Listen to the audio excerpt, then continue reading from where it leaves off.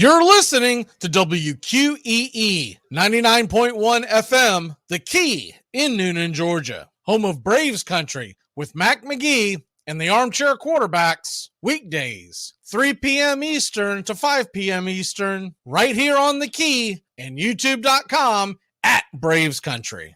Tom has been a teacher for over 40 years. One day, I think one of the students had asked the question and he didn't remember the answer. And I also noticed that he was letting his class out earlier than they were supposed to let out. I was really starting to worry. Levi and I talked about how it would change our lives, but he was there beside me.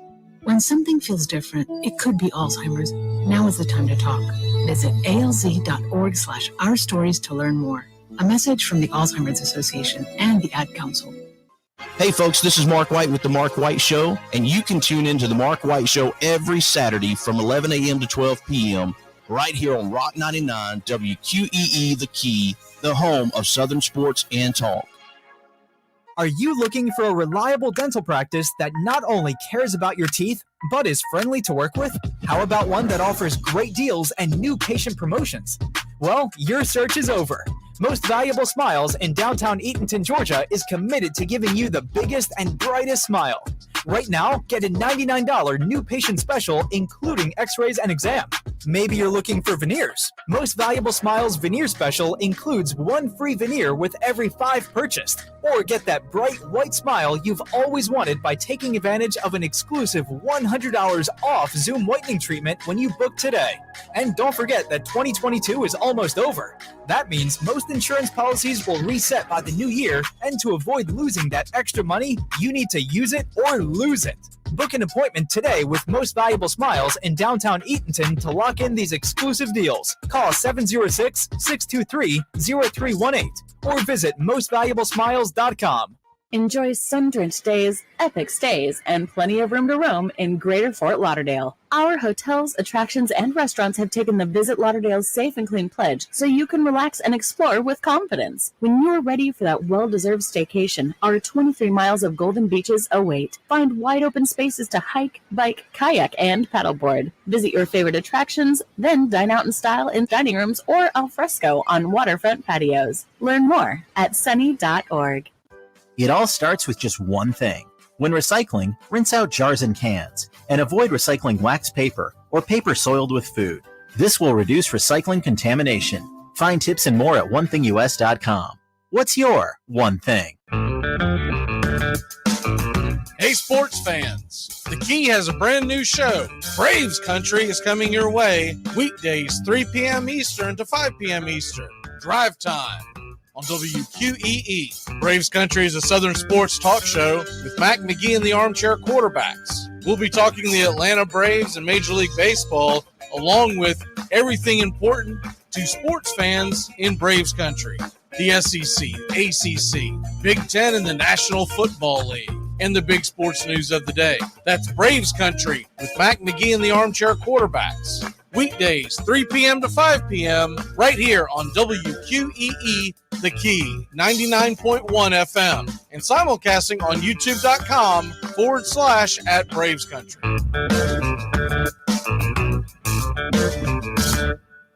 At Shell, we know from the time you get up to the time you wrap up, good night, there's a lot of meetups, eat-ups, and hurry-ups. So come to Shell and get 3 things done at once. Fill up with Shell V-Power Nitro Plus to help keep your engine running like new. Save up with the Fuel Rewards program and never pay full price for gas again. And snack up with in-store rewards to save even more at the pump. Make the most of the stop you need to make with Shell and engines that continuously use Shell V-Power Nitro Plus premium gasoline. See full terms and conditions at fuelrewards.com. That's the sound of NyQuil Severe hard at work. NyQuil Severe is the best sleep with a cold medicine. No tossing and turning, just rest and recovery. So you're ready to take on tomorrow. For powerful relief of your worst cold and flu symptoms, try NyQuil Severe. The nighttime sniffling, sneezing, coughing, aching, stuffy head, best sleep with a cold medicine. Use as directed. Keep out of reach of children. Hey Braves fans, thank you for listening to Braves Country Baseball. Hi, I'm Mac Magee, and we are here to bring you play-by-play, pitch-by-pitch of your Atlanta Braves and bringing you spring training and 2 to 3 games a week all season long. Please like and subscribe today. Braves Country Baseball.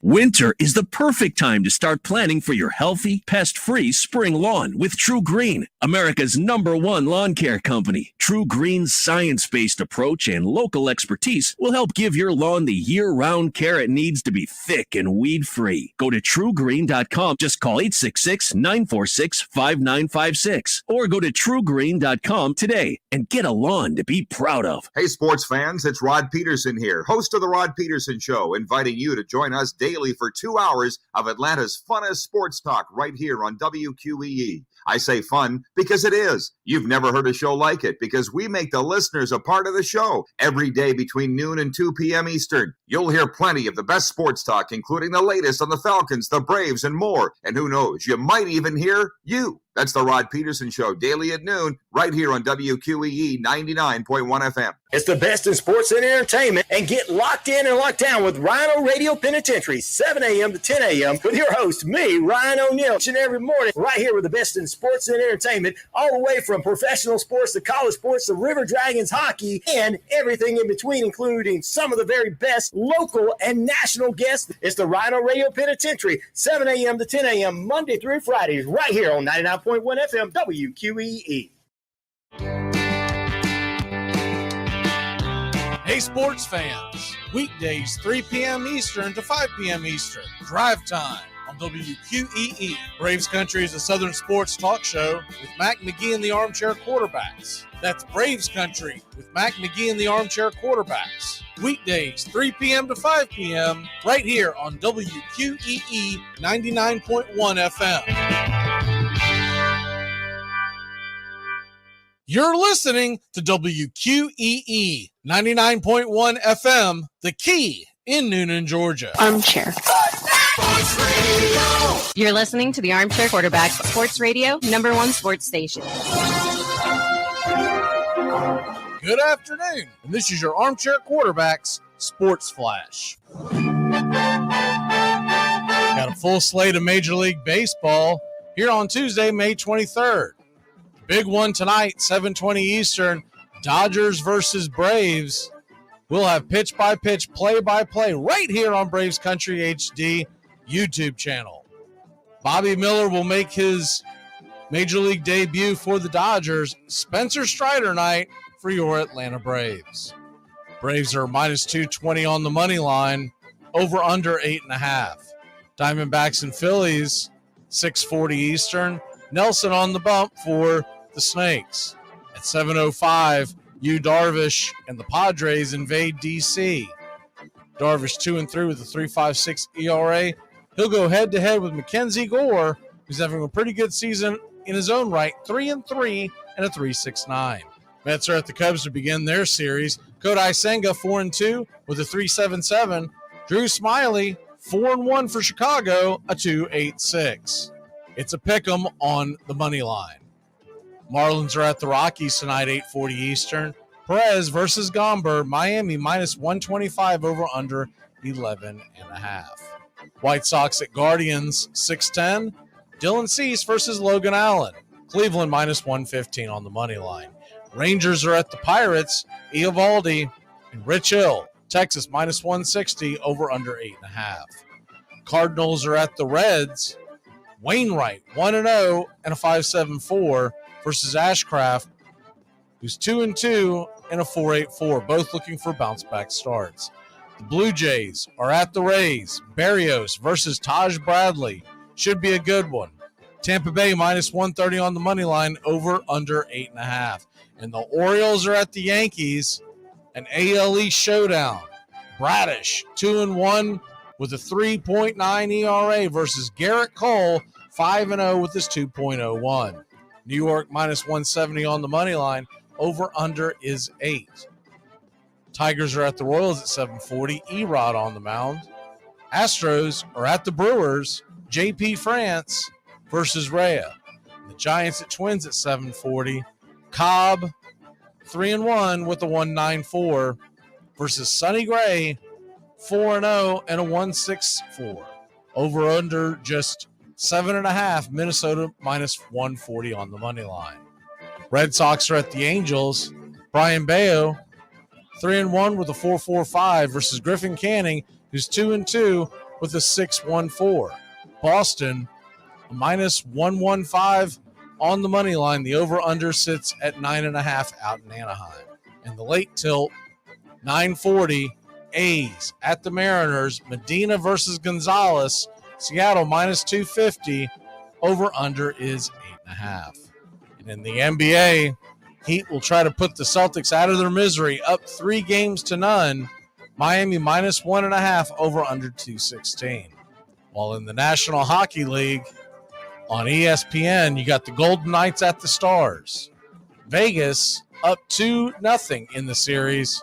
Heading into Dallas, Stars are minus 145 on the money line, over under 5.5.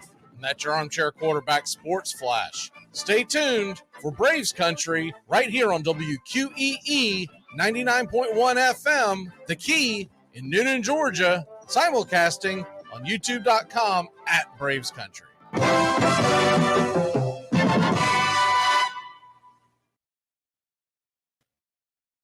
Armchair. There's something kind of about a kid that's never played baseball. We have been hoodwinked, bamboozled, and flat out deceived. Why did you get so drunk? You got drunk. I'm just really exhausted. What's in that cup? Armor Cokes. Do you have any idea how important this is? We're trying to save the pump. Really? This is what you're doing? Chief, what do you want to do tonight? The same thing we do every night. Try to take over the world. 106 miles to Chicago. We got a full tank of gas, half a pack of cigarettes. It's dark, and we're wearing sunglasses. Hit it. Armchair. YouTube Live. Radio station. The radio station you can call your own. Do you know what listeners like about our station? I like everything. It's always on my radio. We never stop the music, except for now, when I talk. You're listening to Braves Country with Mac Magee and the Armchair Quarterbacks. We're here live weekdays, 3 p.m. Eastern to 5 p.m. Eastern, WQEE 99.1 FM, The Key, and simulcasting on youtube.com /at Braves Country. Your first choice for Southern sports. Good afternoon. I'm Mac Magee, and I don't know much, but I know one thing. LeBron James says he is thinking about retiring. Well, I think they said it best in Tombstone. Well, bye. Armchair. Community Access Channel. He's the armchair quarterback. He's full of beer and he's full of snacks. The all-American man. Hey, howdy, hi, and how the hell are you? Getting ready for game number 2, and well, let's hope it goes a hell of a lot better than game number 1. Charlie Morton just didn't have it last night, and won't harp on it too much. He just didn't have it, and offense goes out and gets you 4 runs in the first inning, and you're Charlie Morton. We expect to go home with a victory. That's not what happened. The Dodgers put it on us, and look, they've got a great offense, and it's elite batter after elite batter that you have to deal with. But if you want to bring home a championship, this is the type of team you're going to have to beat in the fall. And when you look at the way they can go up and down the order, righty, lefty, it's a tough task. It really is. I mean, last night we were going Betts to Freddie to Will Smith, who Will Smith didn't do much last night other than flap his gums to Ozuna. Got way out of control with that. I mean, Smith, man, toughen up, Buttercup. The bat barely tapped you on the back of the helmet in the fall through. He apologized, not like he did it and then just said to hell with you. And he got all bent out of shape, made a much bigger deal of that. And then Ozuna comes up the second time and is still apologizing. At one point, if you're on Ozuna, I just say, you know what? How about kiss my ass? How about that one? Because Ozuna could take him to the ground anytime he wants to. Just how about that? How about that? How about I apologize 7 times? If I have to apologize an 8th time, I'm going to be apologizing for a lot more. So, and look, if you're the Braves, you just look at it as if they throw at him, then we'll throw at you. I saw a funny conversation, a video the other day. I'll probably get the audio at some point and share it. But it's Will Clark, the old first baseman of the San Francisco Giants. And what brought it up was the incident with Aaron Judge, where Aaron Judge is sitting there looking off to the side and stealing signs. Everybody remembers that from a couple of days ago. Well, that gets brought up, and Smith starts talking about how when he was playing, and I said Smith, I meant Clark. It's talking about how when he was playing, I'm trying to remember who in the hell the catcher was. It was a fairly well-known catcher. I think it was Gary Carter. I could be wrong on that, but we'll just say Gary Carter, the Expos. And he said he comes up, and Carter liked to, yes, it was Carter, and he really liked to jibber jabber when you came to the plate because he's trying to throw you off. He said the whole time Carter's jibber jabbering, Will Clark was trying to ignore him at first, and then as he continued to talk, he had his arms up like he's in the batting stance, a left-handed batter, and he shows himself peeking through his arms. And finally, Clark looks up at him and goes, "Are you trying to see where I'm at?" And Clark goes, "Yeah," laughing. And Clark said, "You know we're going to have to hit you." He goes, "Well, you know we're going to have to hit you because you won't shut up."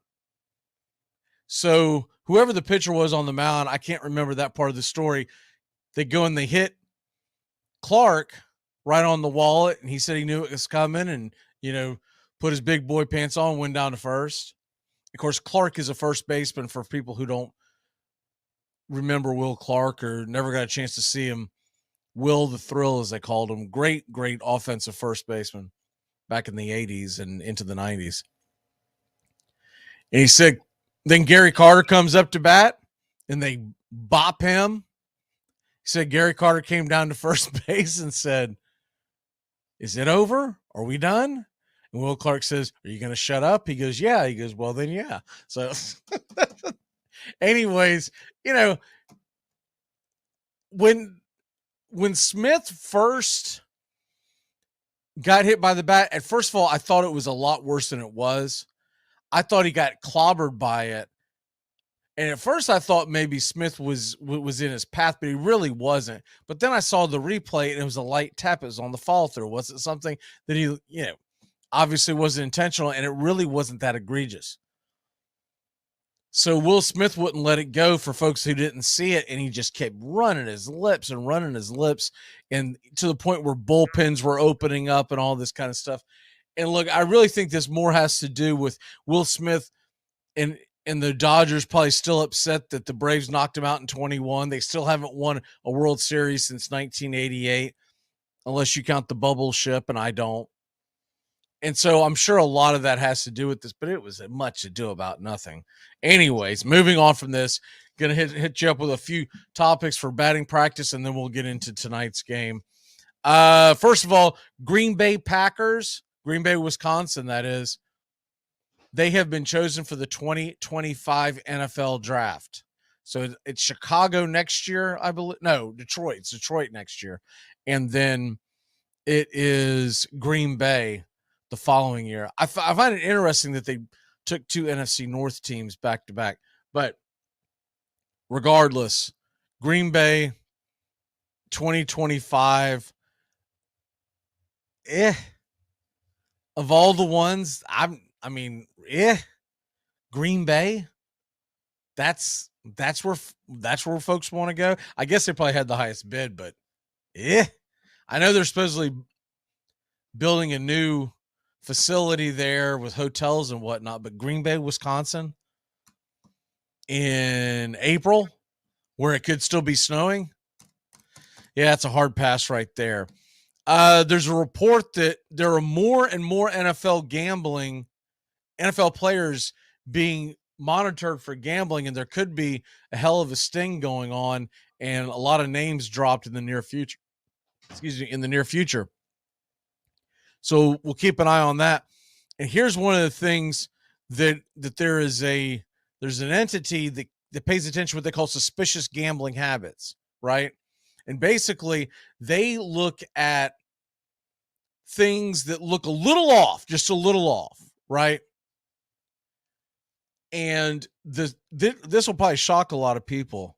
Soccer leads the way in suspicious gambling activity by a 68.7% margin of what they consider suspicious activity. And what they're getting at is games, things that are going on in games that look a little off, that look like someone could be shaving points. If, something to the effect of, let's say you got a basketball team trailing by 8 with 3 seconds left, and no way in hell they're going to win the game, but the guy's hustling up the court to try to drain a 3, and the line was 5.5. So it's stuff like that. But soccer, 68.7%. Now, it doesn't shock me that is the sport that can be easily manipulated, because my God, one goal can make a huge difference, right? But anyway, it's interesting on that front, and we'll continue to monitor that. Some news around the NFL. Look, first of all, I mentioned it at the top. LeBron James says he's considering retiring. First of all, I don't buy that he is retiring.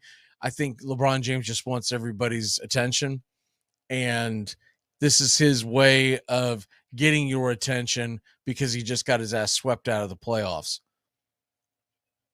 If you notice last night's game, he left the court before shaking hands with Denver and whatnot. A lot of folks made a big deal out of it. I'm not going to. I'm just going to look at it as long season, and he was ready to get out of there. And look, emotions are still high. Even when you get swept, you're still sitting there going, I can't believe I got swept. A close game last night, but Denver did find a way to win. I think we'll get the same tonight. I think Miami will find a way to win. It'll probably be fairly close. This game actually might be a blowout. That would not shock me at all, because I don't believe Boston's heart is in it. If Boston's heart was in it, they win game number 3. Hell, if their heart was in it, they win game 2 or game 1.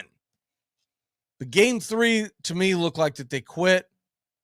If you quit in game 3, you're going to quit in game 4 and say, let's go get on the banana boat. All right.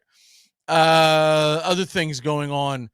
The NFL kickoff, fair catch, that has been changed. It will now, all fair catches in the NFL will be at the 25-yard line. So that's even, doesn't matter where you fair catch it, as long as it's before the 25-yard line. Fair catch it on the kickoff, whether you're in the end zone or you're at your own 10-yard line, et cetera, et cetera, et cetera. And basically what they're trying to do, they're trying to prevent kickoffs. They would love to get rid of them, but I think there's been pushback by the Players Association. So they're going to try to limit it because they're worried about injuries, important guys, high-paying guys getting their leg broken on a kickoff, and also the concussion issue as well, which is raised by, they said 17.3%. 17.3% concussions are raised, or the chance of concussion is raised on kickoff and punt returns. You can't really get rid of punt returns, but they're trying to get it to where you just don't want to return a kickoff. Looks like Roger Goodell is going to get extended through the 2027 season. And let me see, do we have anything else? Oh, and the emergency quarterback finally got approved. I mean, this is long overdue. So you're going to still have your same 53 that you dress, but you're going to have an emergency quarterback that you dress. And the only way he comes into the game is if the first 2 are injured and done for. Now, there is one caveat. If a guy, let's say your starter gets hurt, we'll say a serious injury. He's done for the game. And then the backup comes in, he gets banged up, or possibly he goes into like the concussion protocol, and in between him getting cleared, you can then activate the emergency quarterback at that point. But when you activate the emergency quarterback, one of them is going to have to be deactivated and done for. So there you go. That. And also minor news, Broncos release longtime kicker Brandon McManus, kicked for him for 9 seasons, one of the elite kickers in the National Football League. Be interesting to see who picks him up. All right. Batting practice is done. We're going to take a quick break. And when we come back, we're going to lead off with Braves Dodgers games number 2. What are the keys? We'll be back in a flash here on Braves Country today on 99.1 FM WQEE, Braves Country HD, wherever you stream. Well, don't mind me. I'm just here to install this smoke detector. Smoke detector? Does that detect any kind of smoke? Long live the king. Hey, sports fans, it's Rod Peterson here, host of The Rod Peterson Show, inviting you to join us daily for 2 hours of Atlanta's funnest sports talk right here on WQEE. I say fun because it is. You've never heard a show like it because we make the listeners a part of the show every day between noon and 2 p.m. Eastern. You'll hear plenty of the best sports talk, including the latest on the Falcons, the Braves, and more. And who knows, you might even hear you. That's the Rod Peterson Show, daily at noon, right here on WQEE 99.1 FM. ACC football covered like no other here on the Armchair Quarterback. Against the blitz. Touchdown, Florida State. Rock Preston scores the touchdown. And now it's Bowden's decision. And he sends Maury onto the field right away. Danny Cannell is the holder. Maury ties it. This game is over. A 31-31 tie. A 31-31 tie. A deep throw by Lawrence, a lot of contact. Justin Ross broke free from it. He's down in the end zone. Touchdown, Clemson. Justin Ross, a freshman wide receiver, big, rangy, and Trevor Lawrence knows, throw it up against that single coverage, give him a chance to make a play on a 50-50 ball. If you're a fan of the ACC, pull up an armchair. You're home.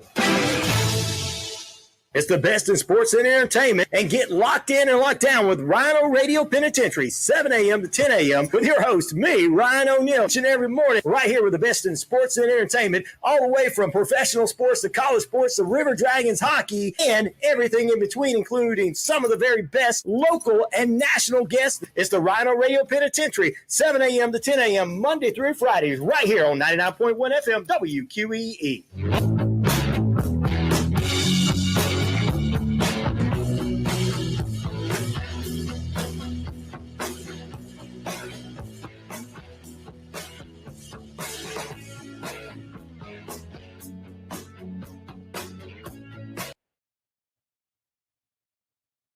You're in Braves country.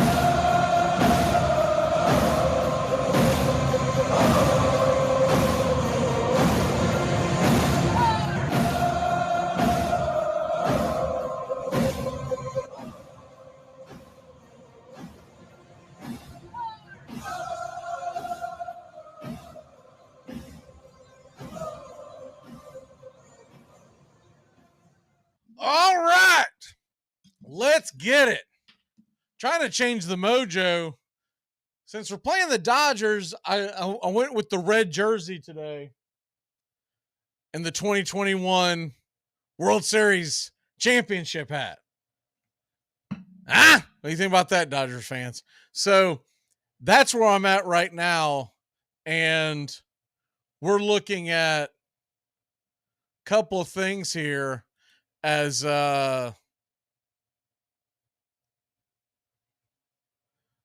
we've got the Atlanta Braves going into this today.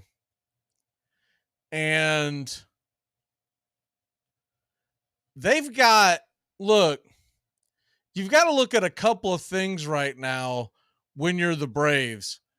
And that is, you got Strider on the mound. You're going up against Miller. And also, with Strider on the mound and going up against Miller, they used Gratterall for 2 innings, right? So for 2 innings or inning and a half, any way you look at it. So when you look at that and you realize that with Gratterall and probably not available tonight, and we're going up against the rookie who really doesn't have that impressive of numbers, we've got a pretty good opportunity tonight. As we're going to be able to, let me go ahead and share the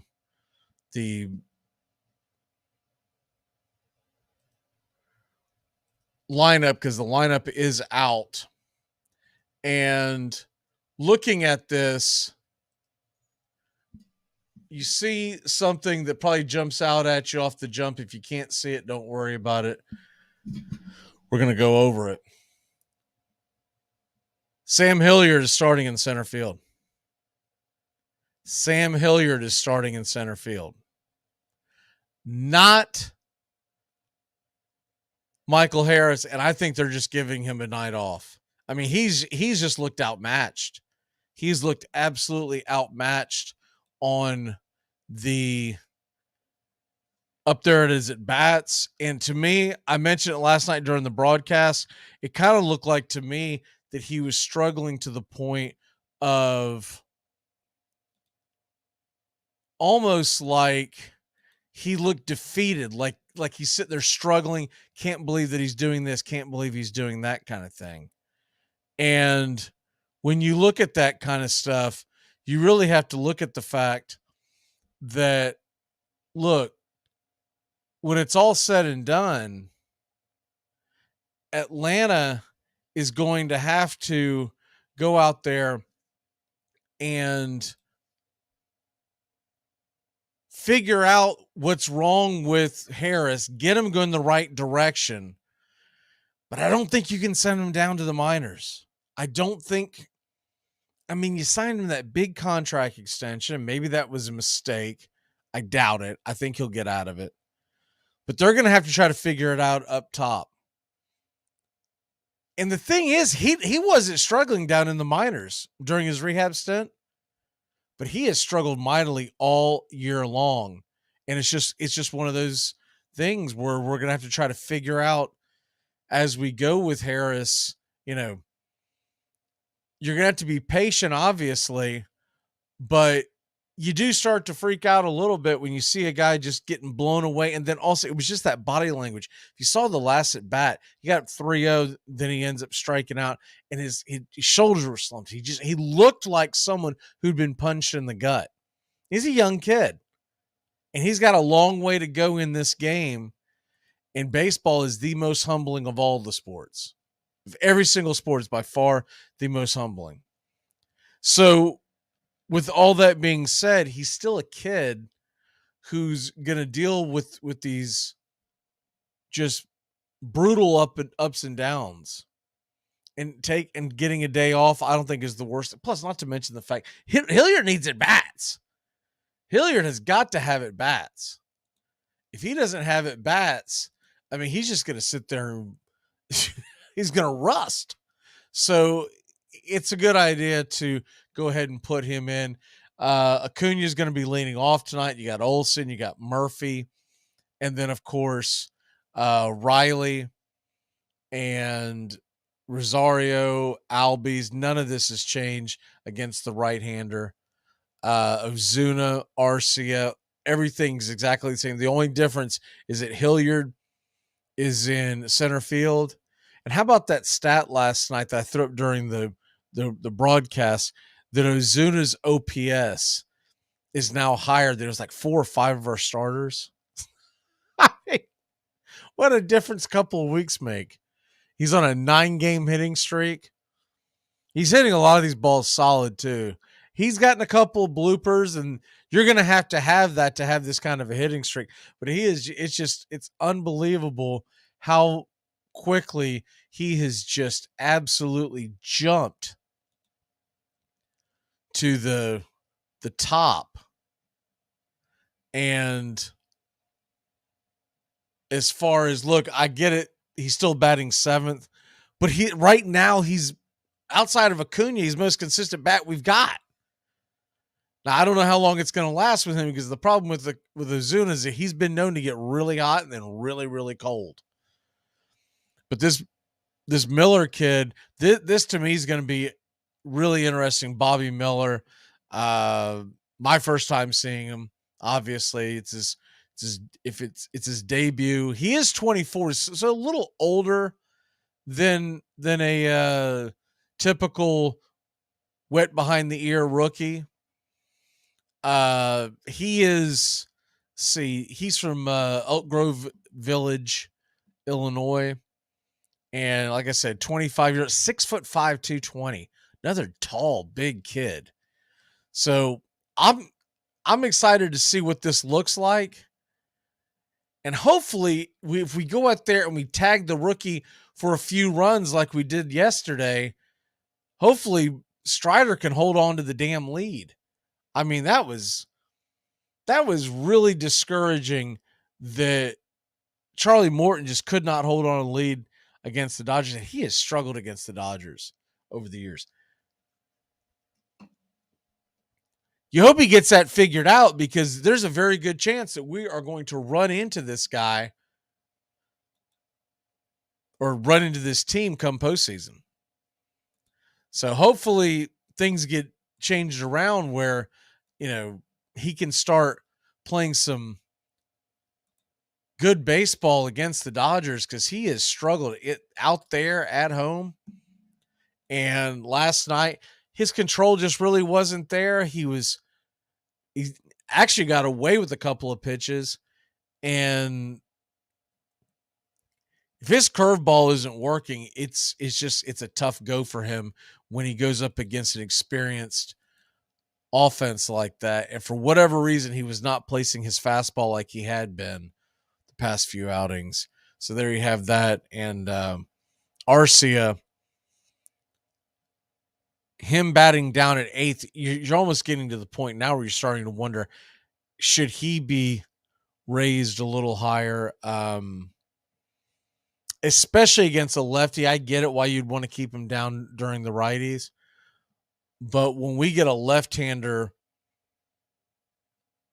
I'll tell you what, when we get a left-hander on the mound, and we've always hit, well, not always, but we've hit left-handers well over the last couple of years, this team is going to absolutely rake against left-handers. A team that goes up against the Atlanta Braves in the postseason, they're going to try like hell to keep left-handers off the mound. Because if you look at what a left-handed lineup would be for the Atlanta Braves, lineup versus lefties, your designated hitter could be Ozuna. You could also put d'Arnaud in there. Your left fielder, assuming you trust him, could be Ozuna when he's hot, or Kevin Pillar, who's been phenomenal. But what you could do if you really wanted to go after him, a left-hander, let's say there's a tough lefty. We're not going to face Kershaw in this go-around, but let's say you were facing a Kershaw. You can put Pillar in center field, and you could put Ozuna in left, and of course Acuna in right. Ozzie hits lefties much better. Arcia, Riley, Murphy, and then DH d'Arnaud. Other than Matt Olson, that would just be an absolute barrage of right-handers. And the question you're going to ask yourself, if you're a manager or a pitcher facing that lineup, if you're a lefties, where am I going to get the outs? I mean, I might be able to pitch around Olson, and he might flail away at a slider and strike him out or whatever, but the rest of them hammering right-handed pitching. It's good to see Riley start to build his average up a little bit, but the power just still isn't there. He's only had one home run over the last few weeks. You'd like to see the power get much, much more so. And as far as it goes right now, I feel like post-game, we're going to get it. I'm sure the question is going to come up and we'll actually get it verified. But right now it's Elder being put in for the Wednesday night game versus Gonsolin, which would be a really good matchup. But I still wonder, is Atlanta going to go with Elder, or will they push him back a day and either go bullpen or bring someone up? Because there's a spot missing there. We don't have a day off, and you're either going to have to bring someone up. Who do you trust at this point? Who are you not worried about wrecking? Or are we going to go with Elder? If we go with Elder, then who pitches Thursday? Because Schuster won't be due back until Friday. So you could, in theory, go Schuster, Charlie, Strider, Elder as you wrap around the weekend into Memorial Day. But then who do you sit into the slot on Thursday? And that's the biggest question. And it's a divisional game against the Phillies. I know they're not really right on our heels right now because they lost as well, so they're still 7 back. But even with that being said, who pitches Thursday?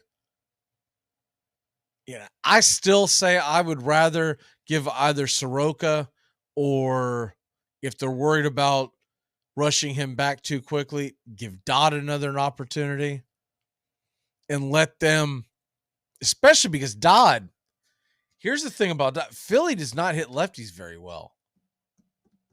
So I kind of would like to see Dodd and Schuster, but do you want to go back to back like that with Schuster and Dodd back to back? That could get a little tricky. But right now we don't have a lot of options. Looking at some of the games tonight that are going to be going on shortly after first pitch, Braves, Dodgers at 7:20, 7:40, Mets and Cubs. And that's going to be Kodai Senga versus Marcus Stroman. Cubs have a very good opportunity to win that game. Very good opportunity. And then you've got Alcantara. Maybe, do I have today's? Give me 1 second. I might have. I'm sorry. Tonight for the Mets, it's McGill and Smiley. I thought that was wrong because I thought I had seen Smiley on the mound. McGill and Smiley tonight. Cubs have an excellent opportunity to win that one. Excellent opportunity. Because you've got a McGill that, you know, every time I see his line, McGill's giving up a ton of runs. I don't know how his ERA is under 4. I really don't. He's 5-2 with a 3.88. Those aren't terrible numbers. But I swear every time Tyler McGill comes up, it looks like he's getting bombed. Drew Smiley, by the way, remember him? 4-1 with the 2.86.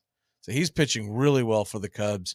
And I kind of suspect the Cubs are going to go out and get the Mets tonight. So hopefully they do, and we can get a W and expand our lead. And then the Phillies are turning to Strahm, who has been up and down. They're going to be going up against Arizona Diamondbacks and Nelson tonight. There's better options out there than Nelson hitting the hill. So I don't have a whole lot of hopes for that. I will say this. I expect that to be a high-scoring game. So maybe the Arizona Bats can prevail. Nationals, by the way, Mackenzie Gore, who's pitching pretty damn well. 3-3 with a 3.69. They're at home against San Diego Padres, who are 2-3, and Yu Darvish and the San Diego Padres. Darvish is 2-3 with the 3.56. So that's a look around the NL East. If you're looking for some of the games that are going on tonight that of note, Barrios and the Blue Jays are in Tampa to take on Bradley. That should be a good matchup. And this is the best one, I think, outside of our division. Orioles and Yankees, Bradish versus Cole. That should be a very good baseball game tonight. Astros and Brewers are at it again tonight. The thing with the Brewers is I never know what the hell to expect from them. They're kind of that old, you're spotting dimes, you're eating onions. I don't know what you're doing. Because there are times where the Brewers will get on a roll and you're thinking, man, that is a good baseball team. And then their ace last night, who had a couple of good outings, he goes out and gets shelled. Absolutely shelled last night. They lost, I think, 12-2. A pretty good pitching matchup in Minnesota tonight. Cobb versus Sonny Gray. Two guys with ERAs under 2. When you're in May and your ERA's under 2, that's pretty impressive. It's pretty darn impressive. How about the Giants? They're slowly but quietly getting themselves back into the mix. They're 23-24. They were, just a few weeks ago, the Giants, man, they were 6-7 games under 500. So they've really turned it on. And Twins still leading the pack in the AL Central. And I still think out west, it's just slowly but surely the Dodgers and the Astros are going to pull away. Two divisions that they've got some good teams, but I think in a 162-game season, there's no way to compete with the Dodgers and Angels. Their bats are too good. The Dodgers pitching is going to be good enough. Houston, once again, is just loaded. It's going to be a very, very interesting game going into, or very, very interesting season. And those two divisions, I think, are probably the two worst as far as looking for races. I think the two best races are actually going to be in the Central, AL Central, NL Central. You look at what Cleveland's doing. They're not going away. Minnesota's playing well. Detroit, Detroit's playing better baseball than I think a lot of folks expected. Tigers tonight, I believe Erod's back on the hill, and he got shelled his last time out. But he should be looking back to, he is back on he's 4-3 with the 206, even after getting bombed his last time out. He's going against Mayers and the Royals. So I saw a couple of folks talking about, taking the Royals. I just don't know how you can do that in good conscience, knowing how good Erod's been.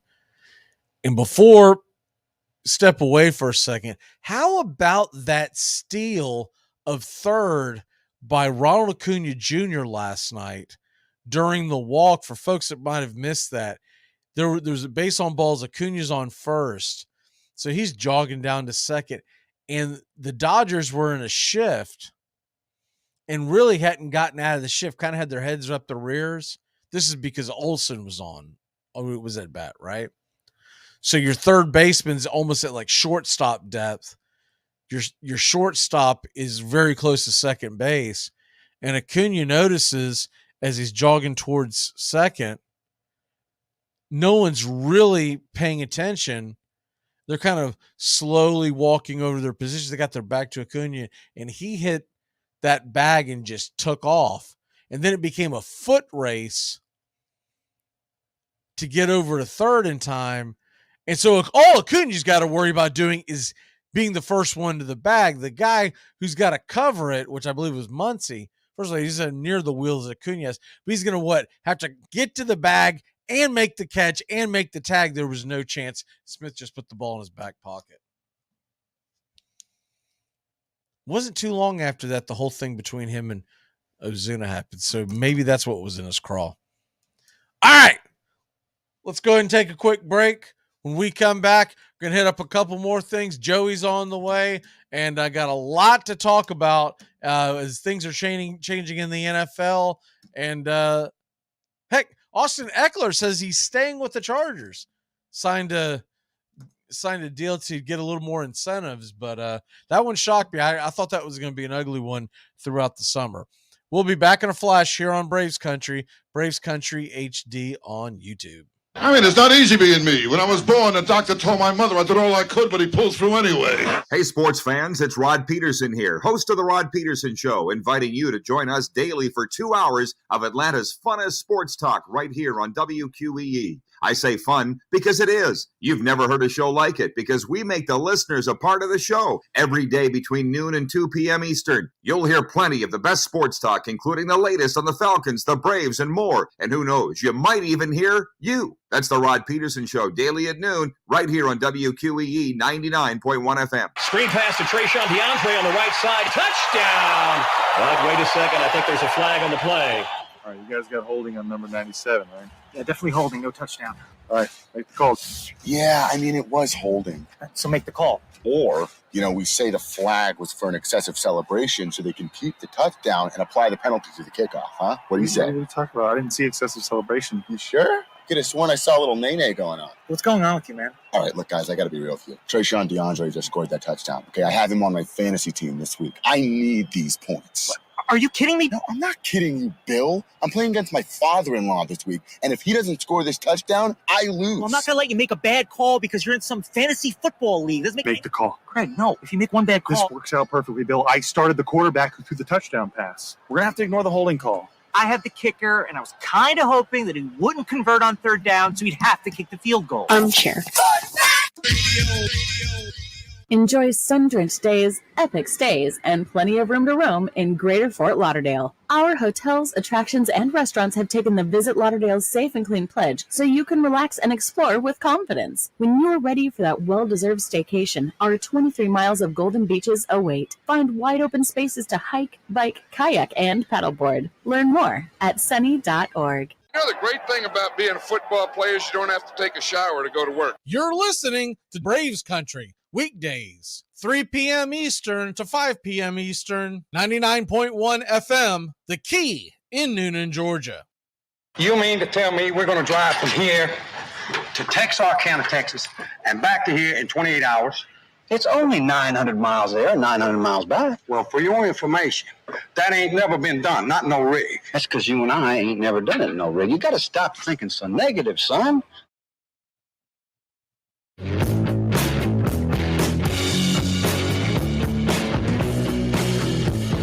All right.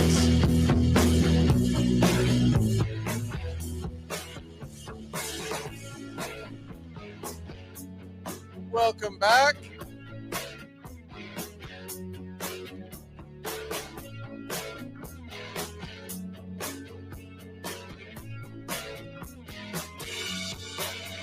As we've got a lot of games tonight, I thought it would be good to jump into some of these lines that are coming across, the updated lines in Vegas as we get set for first pitch Braves and Dodgers.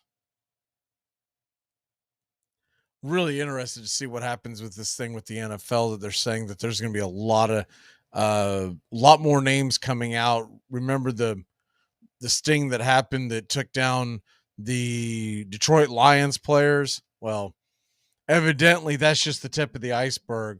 A lot of these guys are getting busted because they're not being smart, because look, with the gambling now legal in all these states, you still can't bet on your phone on NFL property. And that's the problem that's going on. Now, we might find out there's even something worse, but as of right now, that's what's happening. Remember, this whole thing started last year with Calvin Ridley, and he was betting on NFL, so that's why he got the year suspension. These other guys were not betting on NFL per se, but they didn't get into who they were betting on. But considering the time of year. I'm thinking it was either college football and then the other one, I'm thinking that was probably March Madness. But regardless, you're not allowed to do it on the property. The guys that were betting on football, but they said they weren't betting on the NFL, they're the ones that got the stiffer penalty. So I'm thinking that had to have been college football. But the ones that were betting and it just happened to be on the property, they got a lesser deal. But I mean, most of these apps, even the legal ones, they're asking you, well, especially the legal ones, they're asking you to upload your identification. And that's just getting cross-referenced. That's just plain old stupid is what that is. I mean, if they tell you don't do it on our property, I guess maybe these kids think that they can't be tracked, that it wouldn't happen that way, that they'd have to get busted with their phone in their hand, but that's not what's happening. They're popping them from cross-referencing the databases. All right, tonight's action, we'll start with the Braves game. Braves are right now minus 200 on the money line. So for layman's terms, for folks who don't necessarily do a lot of gambling, that just means you have to bet $200 to win $100. That's how heavily they're favored. If you took the Dodgers and bet $100 tonight, you'd win $170. If you took the Dodgers and a run and a half, which means they can lose the game, but as long as they lose by 1 run, then it's a minus 120, which means you'd have to bet 120 to win 100. The Braves, if you really believe in them, but this is a steep one. This is why I won't suggest these. Minus 1.5 runs with Strider and company, you get even bet. But you have to win by 2 runs or more. So those aren't some of the ones that I'm never going to give any kind of pick and tell you to go after one that's over a minus 150, just because that's just kind of, that's the rule of thumb with a lot of bettors. And a lot of them will tell you that even that's too high, but I had to cut it off somewhere because we do a lot of these in the NFL season as well. And I can't have these guys just telling you, hey, I'm going to take so-and-so on the money line, and you're getting a terrible payback. Now, what they tell you with baseball and other sports is that to make money, you have to take risks on games that guys are underdogs to really beat the books, beat the odds. I kind of go back and forth on that. I will use that philosophy from time to time, but the ones I really like, that I might do the run. So, like, for instance, Baltimore and the Yankees. Garrett Cole's on the hill. We know how good Garrett Cole is. But Kyle Bradish has been really good. Now, if you take him plus 145 on the money line, that's obviously a much better payout. You win 100, or you risk 100 to win 145.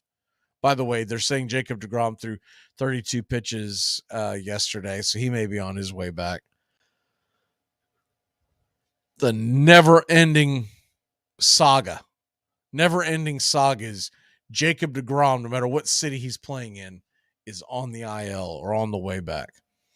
But with Kyle Bradish tonight, I really like the Baltimore Orioles getting the run and a half and a minus 140. That's a pretty good payback. Usually when you get the run and a half, everything being equal, you're talking about, usually it's like a minus 165, minus 170, minus 180, sometimes even worse.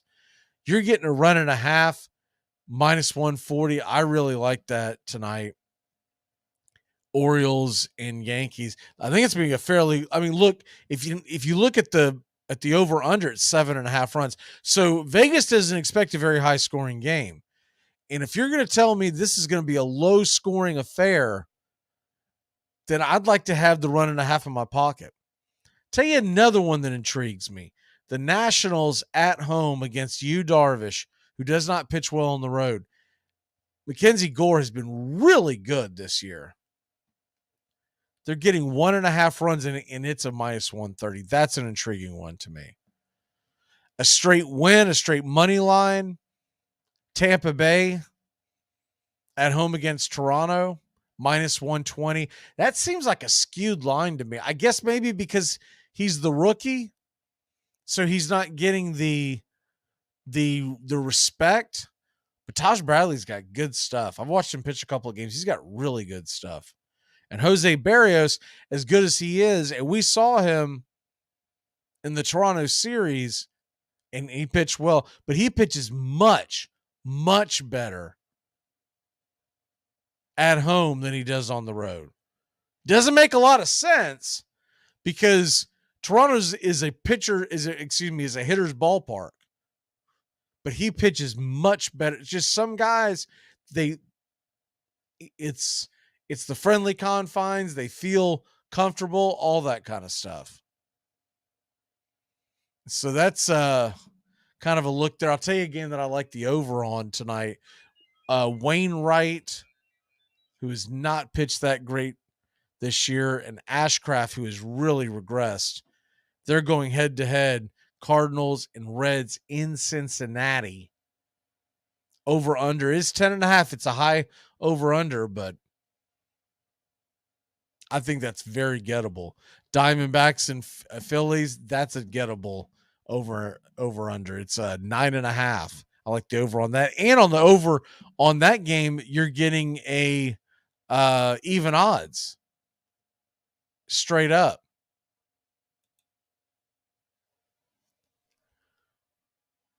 Yeah, Robert, I see the comments. I've kind of kept an eye on the SEC tournament. It's in a rain delay right now. Tennessee trails A&M. South Carolina thumped Georgia today in the SEC tournament, but it's just getting going. It's really hard to dive into these conference tournaments, especially with the baseball early in the week. As it ramps up, we'll ramp up the talk on it too. But right now, Tennessee trails 3-0 in the 9th. And what I was hearing today is that A&M was probably in the tournament, but with a win today over Tennessee, that would definitely punch their ticket. Tennessee started off this season really, really poorly, but they have really poured it on. And the Vols look to be a tough team, a tough knockout when we get to the NCAA tournament, which will start next week. Couple other games real quick as we're about to hit the break, but a couple other games to keep an eye on today. I told you I like Smiley at home against the Mets. Erod, I think he's going to bounce back against the Royals. And the under in that Cobb Gray game is very, very enticing. Over under is 8. That's kind of high. And Rockies Marlins, the first 5 innings, I like the over in that game. I think it's 6 last time I seen it. Perez gives up a lot of fly balls. He's given up 3 home runs already. He's going to Colorado. He's a rookie. And the Marlins hit lefties. Gomber's on the mound. Let's get it. All right, we're going to be back in a flash when we come back. Joey's going to jump on with us. We'll talk a lot more of this and more here on Braves Country today on Braves Country HD YouTube. You're listening to WQEE 99.1 FM, The Key in Noonan, Georgia. Armchair. You're listening to the Armchair Quarterback Sports Radio, #1 sports station. Good afternoon, and this is your Armchair Quarterbacks Sports Flash.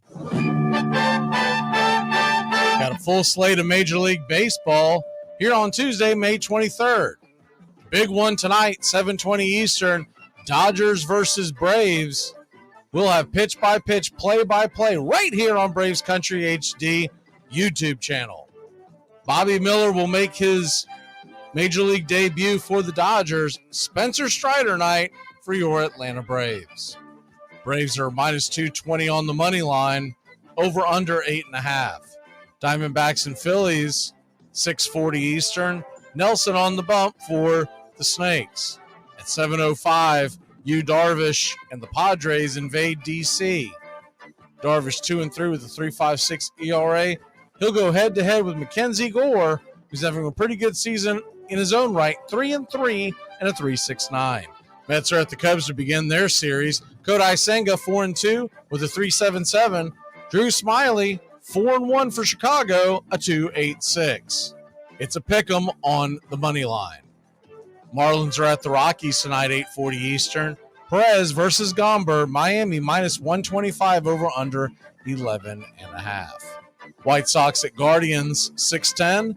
Dylan Cease versus Logan Allen. Cleveland minus 115 on the money line.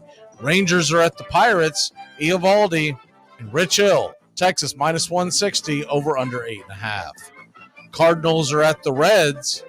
Wainwright, 1-0 and a 5.74 versus Ashcraft, who's 2-2 and a 4.84, both looking for bounce-back starts. The Blue Jays are at the Rays. Berrios versus Taj Bradley. Should be a good one. Tampa Bay minus 130 on the money line, over under 8.5. And the Orioles are at the Yankees, an ALE showdown. Bradish, 2-1 with a 3.9 ERA versus Garrett Cole, 5-0 with his 2.01. New York minus 170 on the money line.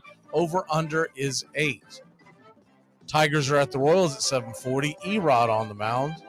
Astros are at the Brewers. JP France versus Rhea. The Giants at Twins at 7:40. Cobb, 3-1 with a 1.94 versus Sonny Gray, 4-0 and a 1.64. Over under just 7.5. Minnesota minus 140 on the money line. Red Sox are at the Angels. Brian Bayo, 3-1 with a 4.45 versus Griffin Canning, who's 2-2 with a 6.14. Boston, minus 115 on the money line. The over-under sits at 9.5 out in Anaheim. And the late tilt, 9:40, A's at the Mariners. Medina versus Gonzalez. Seattle minus 250. Over-under is 8.5. And in the NBA, Heat will try to put the Celtics out of their misery, up 3-0. Miami minus 1.5, over under 216. While in the National Hockey League on ESPN, you got the Golden Knights at the Stars. Vegas up 2-0 in the series, heading into Dallas. Stars are minus 145 on the money line, over under 5.5. And that's your Armchair Quarterback Sports Flash. Stay tuned for Braves Country right here on WQEE 99.1 FM, The Key in Newnan, Georgia, simulcasting on youtube.com at Braves Country.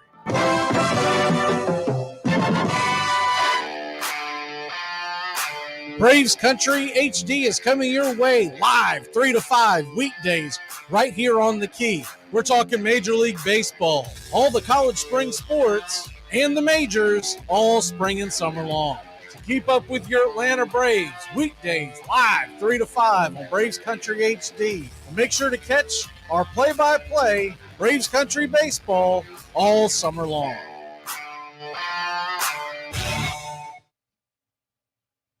I mean, what now between me and you? Oh, that what now? I tell you what now between me and you. There is no me and you. Not no more. Armchair. Community Access Channel. He's the armchair quarterback. He's full of beer and he's full of snacks. The all-American man. Welcome back. Hour number 2, and Joey joins. Joey, how the hell are you? Oh, it's a great week. The weather's turning. We're in for Memorial Day weekend, of course, where we got a lot of good things to talk about baseball-wise. Because I'm glad that's the case because, boy, all the NHL and NBA teams can't seem to pick up a win in any of the series. If Dallas Dallas doesn't take care of business tonight, we're going to be in 4-3-0 series. Sean's all over you, man. What's he doing here in the comments, man? He's all over you. What confuses me, I thought Sean watched wrestling. I know he used to. Yeah, he's making fun of y'all for being wrestling. The comment kind of confuses me because he talking about wrestling, but I thought he was a wrestling fan. I know he used to. Maybe he's sipping early. On that note, we have a special setup for y'all this Friday. Joey and Tones are going to bring you a preview of this weekend's action. What is the name of this particular wrestling event? Night of Champions. Night of Champions. Okay. Yes, sir. I don't know if that had anything to do with what you were wearing. What is that? LWO? Yeah, the more famous, this is a recreated one with the Luchas, who are predominantly Mexican wrestlers. But back in the day, NWO was led by Hulk Hogan and Mr. Nash. So a lot more people know the NWO with Hulk Hogan. Is that anything like the NWA? You're in the well, the NWO, you're in the right. Or the WNBA? Huh? I saw Brittany Griner's new look for the season. That's about all I caught of the WNBA openers. They were trying to force feed it to me on one of these channels the other day, and I was like, you do know I'm looking for the remote as fast as possible, right? Yes. I don't know what the hell y'all are talking about. I'm getting out of here. Check, please. I am out of here. I think it was ESPN. Well, PlayStation's has signed a long-term deal to put a video game together with the WNBA and PlayStation. And I was laughing about that yesterday because I'm like, it's going to be wildly skewed on their abilities when you turn the video game on. They're going to be dunking from the free throw line. They're going to be doing crossovers, fast breaks, draining it from half court. There's no way that they're going to be accurate with what really goes on. Because I know anytime I've turned on a WNBA game, balls clanking off the rim. Even when the Chicago, what? Even when the Chicago Sky won it a couple years ago, until they got to the championship, I didn't even lay an eyeball on the playoff games. I think I literally might have tuned in for a little bit of the championship. Not only did I not know that Chicago Sky won a championship, I did not know that there was a Chicago Sky. Yes, exactly. That's the extent of my. Anytime I see something on the WNBA pop up on the screen, I immediately turn my eyes because I want something important falling out of my head. I don't want to have to get to that point where they're like, you get later on in life and they're like, what's your social security number? You're like, I don't know, man, but Brittany Griner averaged, 6.2 points a game off 47 shots. Is she even any good in the WNBA? I don't even know. I would assume she is. Considered one of their stars is what I'm saying comparatively. I know she's not any good, but I'm saying she ain't good comparatively. I don't know what this means because I don't know all, but she averages 22.5 points a game in her first two games. I would think that's a pretty good spot to be in for her. She played for Chicago? 8 rebounds a game. They played Chicago actually, but she plays for the Phoenix Mercury. This is way too much WNBA talk. But anyways. And that's our coverage. It's our coverage for the year. We are diverse. Tune in next year when we try to find out how many teams are in the WNBA versus how many teams used to be in the WNBA. Versus G League talk. You see this? Aaron Rodgers is already missing OTAs because of his calf strain. Not only him, I saw his old partner in crime, Ellen Lazard, left the field too. So they are you serious? I sent the Elmo gift to my brother, the one where he's on fire, because it's already Aaron Rodgers and Ellen Lazard headed to the locker rooms for both these teams. Jeez. Bears fans are loving it. And here down in Chicago. I mean, I can't imagine he was going to do much in OTAs, but for them to say calf strain, why can't they just say what it was? He's still trying to sweat out all the hippie juice from that darkness retreat. You know what? Aaron Rodgers to me, Aaron Rodgers having LeBron in common. because there were comments yesterday from remind me of it. Even when they're supposed to be out of the scene, like the Lakers just lost, or football, where don't get me wrong, things are notice happening. the Lakers lose and LeBron immediately he can't handle not having the spotlight, so he goes and throws out the "I may retire." That's exactly my point. Like, we shouldn't be hearing about Aaron Rodgers right now. We shouldn't be hearing about LeBron James now that he lost. We don't get any Denver Nuggets coverage. That's why I love when Malone in his press conference the other night said, hey, you guys just keep following the Lakers. We'll do our thing. Well, they're still talking about LeBron James. I guarantee you on ESPN today, it was all about will LeBron James retire. I didn't watch, but that would be my guess. Yeah, I can't tell you. I rushed home from work, and first thing I put on was the SEC tournament to see what was going on with that. And I saw Georgia got thumped, and Tennessee's down by 3. They're in a rain delay. But I have no idea. Like, the only thing I always have one device on ESPN scrolling on the ball line in case any kind of news is breaking. But right now it's got like NFL talk on. So I would imagine, yes, there was probably a 45-minute discussion on LeBron James and his greatness, as they like to put it. It's funny. I saw a video from Stephen A. the other day where he was bragging about how, I guess it came from right after they were swept. So maybe it's from last night. I don't know when it was from, but maybe it was just referring to how they were about to get swept. I'm not sure. But he looked like he was in his radio studio, not in the television, and talking about how Michael Jordan never got swept in the finals and whatnot, and kept referring to how LeBron, and then he really tripped himself up because he kept saying, and Michael Jordan would never get swept in the playoffs like the way LeBron got. Then in that same sentence, he was trying to reference someone else saying that when Jordan played his entire career, no one ever questioned who the best was in the league. And I'm like, that's not true. I was growing up at that point. We used to have those debates.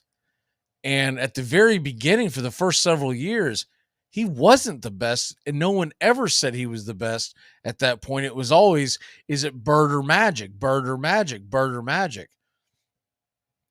And then he makes the reference, and then he goes back to not getting swept. I'm like, Larry Bird swept Michael Jordan in the playoffs. So what the hell are you talking about?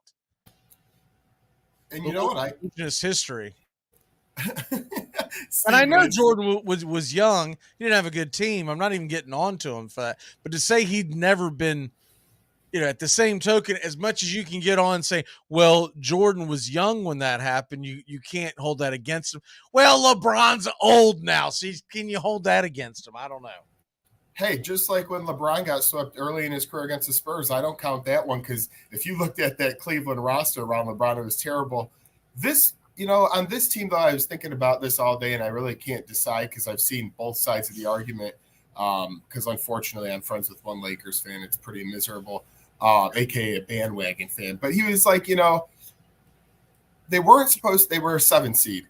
Memphis, it was a toss-up if they were going to win. A lot of people were saying LeBron, him and AD, too hurt, too old. And then they go against the Warriors. People were going with the Warriors mostly. I mean, they did have a pretty decent run, although it just stings to end with a sweep. So I can't decide if it's if they had a more successful season or more of a failure. I kind of go back and forth. I think considering what they did, I think it was successful. You don't want to get swept, and I get that part. But at the same token, getting swept in the Western Conference Finals is better than getting bounced. Yes. In the first round, like Memphis did. It's better than what happened to Golden State. So they had a more successful year than both of those franchises. And 2 months ago, who the hell would have thought that? And I'm not a LeBron guy. I'm not a Lakers guy. But facts are facts.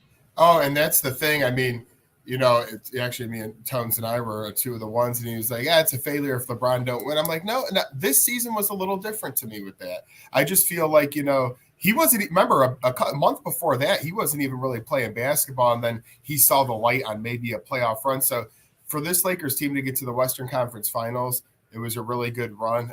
But it's going to be interesting to see what happens going forward. I know LeBron James. I brought it up, and now we're here. The worst thing that could have happened to the NBA is about to happen, and that is a Denver-Miami NBA Finals. I mean, it could be worse. It could be worse, a lot worse. It could be happening what's going on in hockey. Yes. Florida Panthers versus the Golden Knights. My God. Oh my God.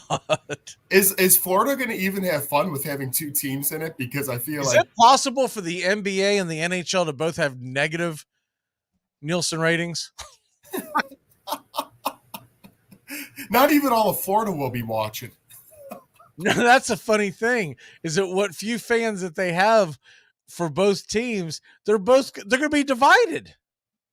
I know they don't necessarily come on at the same night, but you're not going to be able to convince your wife that you're going to watch the NHL playoffs and the NBA playoffs back to back to back to back to back to back. It's just not going to happen. No. 6 weeks. And then the NBA, what are they doing? They're waiting. The NBA's waiting 9 days or whatever the hell it is before the NBA finals to start. Yeah, if Celtics can't come up with a win tonight, we're not getting a game till next Thursday. Oh my goodness! What now with the NHL? I'm assuming that they're just going to go ahead and play, right? Yeah, because I haven't heard nearly even. I know it's a little less of a scale, but I haven't heard the jokes or anything where they screwed up or anything like that. So I think they just continue down the line as usual. I mean, that's what they should do. It makes zero sense to wait that long. First of all, it's going to affect the quality of play. It's got to in the first couple of games. Yeah. At least in the first game. And then the other thing is the fan interest is going to be gone.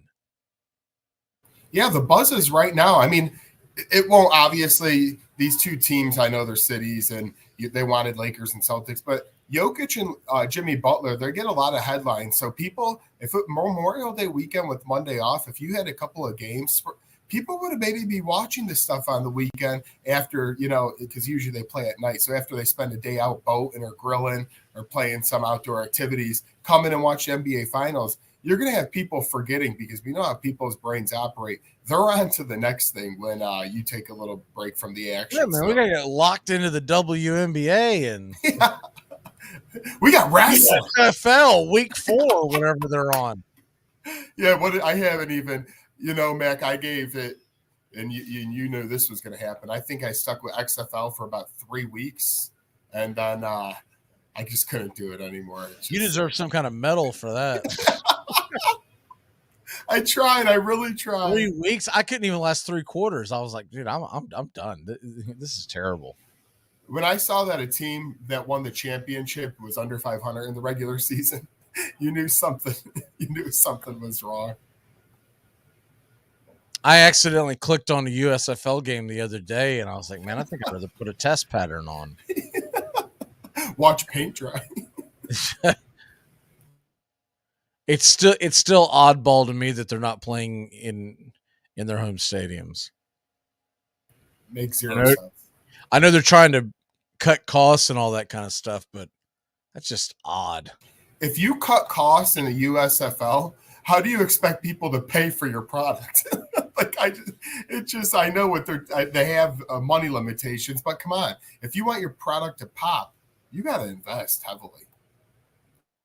The only thing I can tell you is that maybe they've got a long-term plan, and this is just a part of it, and they're willing to take a back seat the first few years to just kind of build the fact that there is a league. I mean, at least this year, they're not all playing every game in Birmingham. Oh. It's weird how they're doing it, though. They'll have like a doubleheader at one site, but I have not watched a single bit of it. And honestly, I probably won't unless there's a reason for me to get interested in it.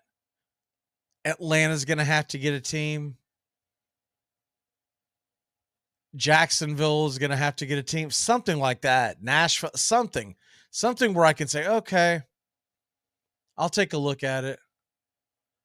But you're not going to convince me to watch the Birmingham Stallions versus the Michigan Panthers for no reason. Right. I mean, damn thing in Philadelphia. There's no person to me in their right mind, and we know a lot of sports people that are picking up the remote at night going, oh, I know exactly what channel and time the USFL game's on. They would have to run into it through that TV guide to even know what channel. I don't even know what channels they. Even better, you wouldn't remember it was on. You just have to scroll and go, oh yeah, that's right. They're trying to play football in the middle of April. Forgot about that. That league came back. Forgot. Yeah. All right, let's take a quick break. Smoke them if you got them. We'll be back in a flash with a lot more. But, I want to say one thing in all seriousness. I feel sorry for you people that don't drink. I mean it, because when you wake up in the morning, that's as good as you're going to feel all day. Armchair.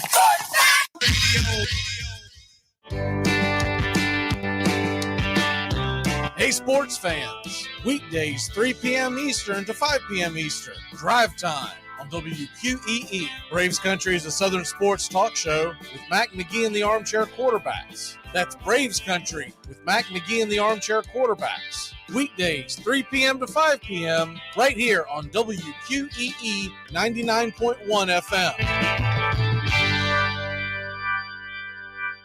Hey, sports fans, it's Rod Peterson here, host of The Rod Peterson Show, inviting you to join us daily for 2 hours of Atlanta's funnest sports talk right here on WQEE. I say fun because it is. You've never heard a show like it because we make the listeners a part of the show every day between noon and 2 p.m. Eastern. You'll hear plenty of the best sports talk, including the latest on the Falcons, the Braves, and more. And who knows, you might even hear you. That's the Rod Peterson Show, daily at noon, right here on WQEE 99.1 FM. You're talking about a bunch of unproven kids who were in the prom. Literally, they were in the prom like 6 months ago at their high school. No, they weren't because they were logged down. Exactly. Okay, they were at a he's probably these from are a Big promless teenagers. If he's from a Big Ten state, they were at if he's from a Big Ten state, he didn't have prom. I can guarantee you that. They were at a virtual prom. Anyway, so it's tough for Wisconsin. That's called porn. That's called porn. Stop it. They get a break this week because I got a mess to clean up, guys. Yeah. Virtual There's prom. my walk off for the day. Thanks, Mac. I gotta dry my keyboard out now. Armchair. You're listening to WQEE 99.1 FM, The Key in Noonan, Georgia, home of Braves Country with Mac Magee and the Armchair Quarterbacks, weekdays, 3 p.m. Eastern to 5 p.m. Eastern, right here on The Key and YouTube.com at Braves Country.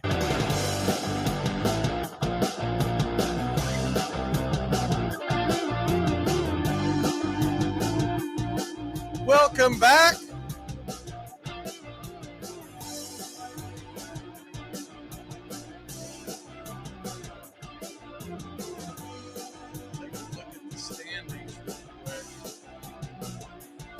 Switch our view to another area of baseball. Let's see if I can talk about little things that I feel like we beat the NL East to death. Let's talk some NL Central baseball, man. You got the Brewers and Pirates neck and neck right now. 25 and 22, and the Cubs right behind them. The Cubs have a big series starting tonight at home against the Mets. And how about the Cardinals? Yes. Here they come. Ever since they swept us a couple weeks ago, that team's been pretty red hot because you might see 21 and 28 and say this team stinks, but the last couple of weeks they've been picking it up a little bit. So only 5 games back because Milwaukee and Pitt haven't really taken too much advantage in this division. It's not a great division, but there's no bottom feeder where you can just clean up on them very easily either to this point in the National League Central. Yeah, they're sitting there, Cincinnati, you got to figure by the end of the season, they're going to be 20 plus games under 500. But I mean, Cincinnati's played pretty good baseball all in all. Yeah, and I mean, that's exactly my point. Is a team like Cincinnati, who record might not show it at the end of the year, has been playing above their means to this point, and they do have some scrappy young talent.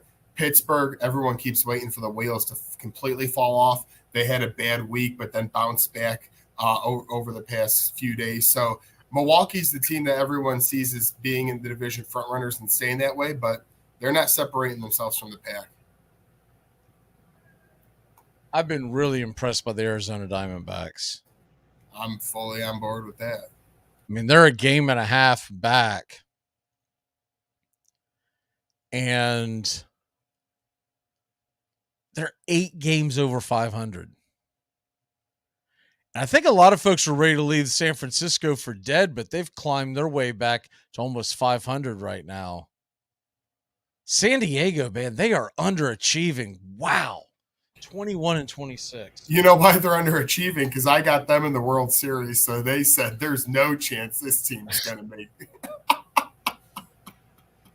It seems like they always do this, and at some point during the summer, they don't ever catch fire, but they end up winning enough games where they're back in the conversation. But man, oh man, if you're a Padres fan, you got to be freaking out. Padres fans have the most time around the trade deadline and the winter meetings because unless they're getting a really good player, they don't show it on the field enough. It's just amazing to me that they can. First of all, they came into Atlanta and pushed us around. They win 3 or 4 against us, I believe. So if they hadn't played Atlanta, they'd really be SOL. And they can pretty much kiss the division goodbye. They're not catching the Dodgers. Oh no, Dodgers after those first couple of weeks, they got really hot. Well, plus you can't bank on the Dodgers going on some long losing streak, right? It won't happen. There's no way that there's going to be the Dodgers go out and lose 18 of 24. It just won't happen. So for San Diego to climb back up in there, the number one thing they're going to have to do is don't get your ass swept by the Dodgers the next time you play them like you did. Was it a week or so ago? But they're going to have to go in there and probably sweep the Dodgers if they want any prayer of winning that division. I think that division is over for them. I'd like to see Arizona hang in there. I just don't know if they're going to have the firepower for an entire season. I agree. The only way I see things maybe falling apart a little bit is they already got May and Urias on the IL. So if another pitcher like Gonsolin or Kershaw, I mean, they don't really got much left in that starting rotation if another arm goes down in terms of, playoff ready talent. Obviously, it's early in the season. Walker Buehler's not there either. Right. So, I mean, their starting rotation's hurting right now. But it doesn't seem to bother him. And the kid Miller tonight, he'll probably go out there and fire 7 scoreless. And what is his name? Gavin Stone threw a couple of times this year for them too, I think. Another young guy. Yeah, he pitched last night. Braves put 4 on him in the first, but then he settled down and actually pitched pretty well. He's got a nice lively fastball, registers around 96 or so, and then a changeup that comes off of that. So he predominantly was about a 96 fast and an 86 change, which is a nice, 10 miles an hour. Anytime you can get anywhere close to 10 miles an hour, you're doing well. And then he threw a slider off of that as well. So I have not seen this kid pitch, Miller, tonight. I've only read things about him. He doesn't have very impressive numbers down on the farm this year, but they're high on him. Well, if he does good, I mean, my goodness, when this pitching staff gets healthy, this could be 7 starters deep. I mean, the Braves, too. I feel like the Braves. Well, when's Soroka going to come back? We got all these kids coming up. Damn it, Soroka. It's only been 4 years. Let's go. But it does amaze me between the Braves and the Dodgers. I mean, you both have good starting pitchers who obviously who are out, and the train just keeps moving for the most part. I know there's hiccups, but you guys, between the farm systems and who you have, I feel like the starting pitching in LA and Atlanta is deep, which is important. Yeah, it is, but at the same token, we've been rushed into bullpen games and all that kind of jazz left and right. So it's as deep as we are. We've got what? Wright is on the 60-day IL. Freed is on the IL. They said that he just started start to work his way back a couple of days ago. So we might see him sometime in June. I watched Schuster on Mother's Day. I thought he looked pretty good. Still looks like All-Star break. Schuster looked really good. Yeah, I enjoyed watching that. He pitched lights out against Seattle, but you don't know how repeatable that is because he struggled his first time out. He didn't pitch terribly against Texas. I thought he looked pretty good, to be honest with you. I felt like they left him in there one turn too many times, but all in all, had to be happy with what he gave us against Texas, and then he was just on it. I mean, his slider was he's just pulling the string on it all night long. 7 strikeouts. Yeah, which is un-Schuster like. Like normally he's like a 2 to 3 strikeout a game guy, even down on the farm. Believe this, Lions 43% chance to win the NFC North according to ESPN FPI. Man, I'm telling you, between that first game they got where they're at the Chiefs, so that week 1 and that 43% rating, man, they're gonna. I don't want to be a hater, but I think they might let a lot of people down this season.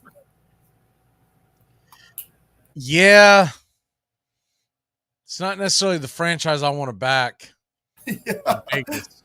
I'm not saying it's going to be the worst thing of all time, but I just don't know if we're going to get. I can't see 11 or 12 wins out of the Detroit Lions. It's just hard to function in my head.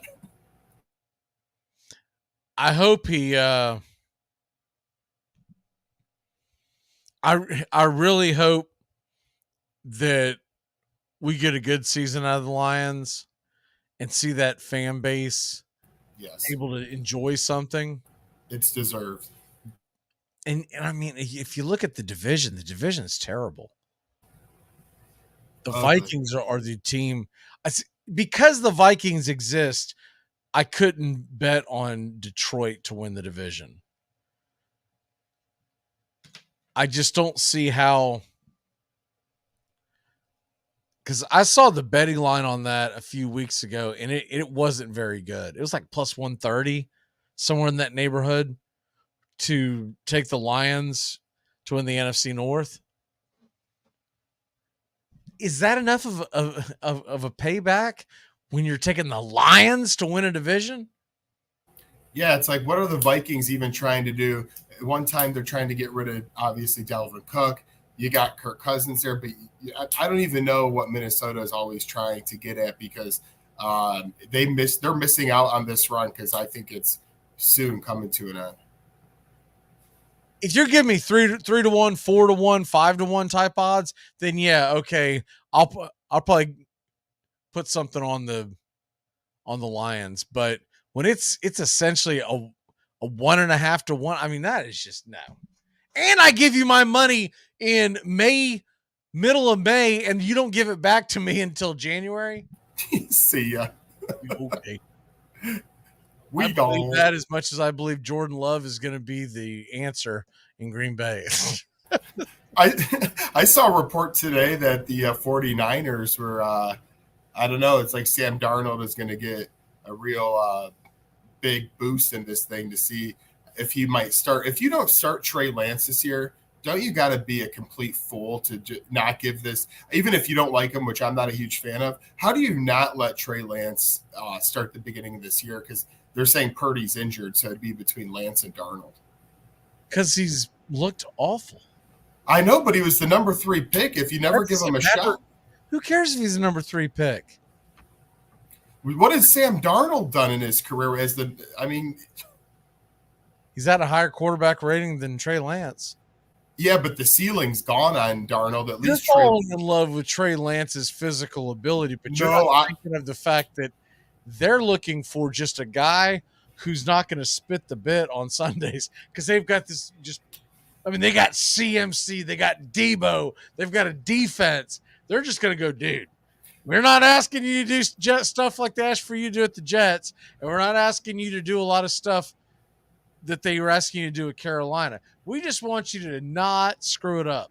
I understand that, and believe me, last year on this show, me and Tones argued because I took Trevor Lawrence. He took Trey Lance. I told him Lawrence would have the better year, and man, was I right by a mile. But I'm just saying it makes no sense to me. Even I don't like him, but to not give him a shot for Sam Darnold would kind of blow my mind. The real question is trading up, giving away all of your picks to draft a guy who only had started, 8 or 9 games in his entire college career? That's the real question. The question I don't think at this point is why is he not starting? The question should be why the hell did you draft him to begin with? Yeah, you might as well you might as well trade him at this point. You won't get much, but and the other thing we don't have a full grasp on is there an underlying thing going on here? So in other words, when Shanahan was told by the front office that they were trading away all his draft picks to go get Trey Lance, was he on board with that or was he not? And if he was not, it is really hard for Lance to crack through that almost like granite wall of, well, I'm going to show you that you were wrong to begin with, and I'll start a Sam Darnold and get W's. Wasn't it kind of similar in Tennessee where the GM more so wanted Malik Willis than Vrabel? Like that wasn't really what blew up the Vrabel John Ross. No, not the whole thing, but I was just saying, I remember a little. No, what really was the sticking point was Vrabel, and for that matter, the entire coaching staff, they were irate when John Robinson, the then general manager, traded away A.J. Brown. Yes. And so he got fired the week after Tennessee played Philadelphia. And A.J. Brown went off. They beat Tennessee like a drum. Granted, Ryan Tannehill wasn't playing, but that just added to it. Exactly. You had Malik Willis in there running around. The ball's bigger than him, and he's fumbling around. He looked like a kid. Yeah, fourth grader running around there playing pee-wee football. Signing guys named Josh Dobbs to play for your playoff hopes and lives. But when that happened, my first thought was, I wonder if they got off that plane and the ownership group is standing there and Vrabel comes off the plane and just goes, I told you not to trade his ass. Something like that. Yes. Because it happened quickly afterwards. Oh, yeah. The Malik Willis draft pick, let's just be honest, that thing was a throwaway. I don't think he's ever going to turn into anything. He looked like he needed 2 more years of high school to be able to play college football. I still could not believe. I remember watching draft shows and people had him going like 15th, 13th, 12th. Oh my goodness. Imagine if you would have wasted a first round pick there. I mean, at least you know what they were doing? They were saying, well, he's going to be this year's Trey Lance. You know what? They're right. He was this year's Trey Lance. He's terrible. Buy one, get one free. So if you go just across the country and we're talking about why is Trey Lance not starting, you get that same argument about Malik Willis. And I don't even know if Malik Willis is going to be on the roster. I don't think he will be. In fact, I'm in shock that they didn't re-sign Hobbs and say, Malik, bye-bye. Bye-bye. You go find somewhere else. Yeah, because the 3rd round pick, I mean, At least they didn't do it. 49ers, that's the number 3 pick, but a 3rd rounder, adios. See ya. As they say, this is the NFL. It means not for long when you play like that.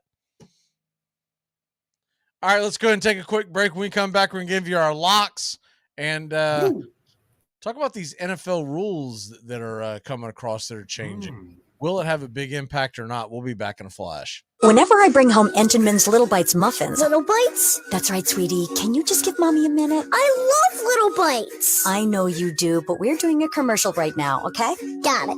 As I was saying, whenever I bring home you know what, you know who gets pretty excited. And so do I. Little Bites muffins are made with real ingredients, no high fructose corn syrup, and are baked moist and delicious. I love Little Bites. Here you go. Yes. Entenmann's Little Bites muffins. The perfect portion of happiness. Hey, Braves fans. Thank you for listening to Braves Country Baseball. Hi, I'm Mac Magee, and we are here to bring you play-by-play, pitch-by-pitch of your Atlanta Braves, bringing you spring training and 2 to 3 games a week all season long. Please like and subscribe today. Braves Country Baseball.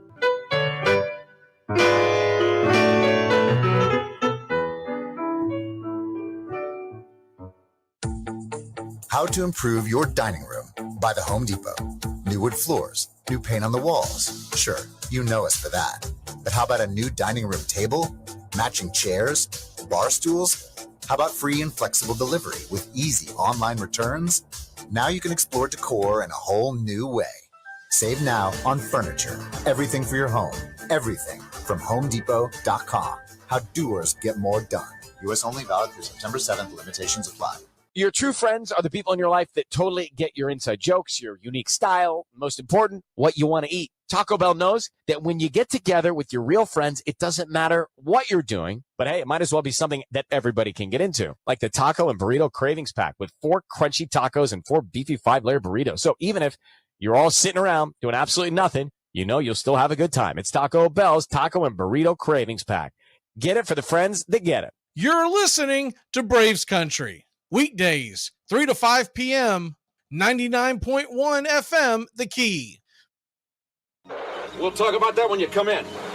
I can't do that, sir. Well, look, John, we can't have you running around out there wasting friendly civilians. There are no friendly civilians. Man, keep pushing, sir. Well, you did some pushing of your own, John. They drew first blood, not me. Look, Johnny, let me come in and get you the hell out of there. They drew first blood.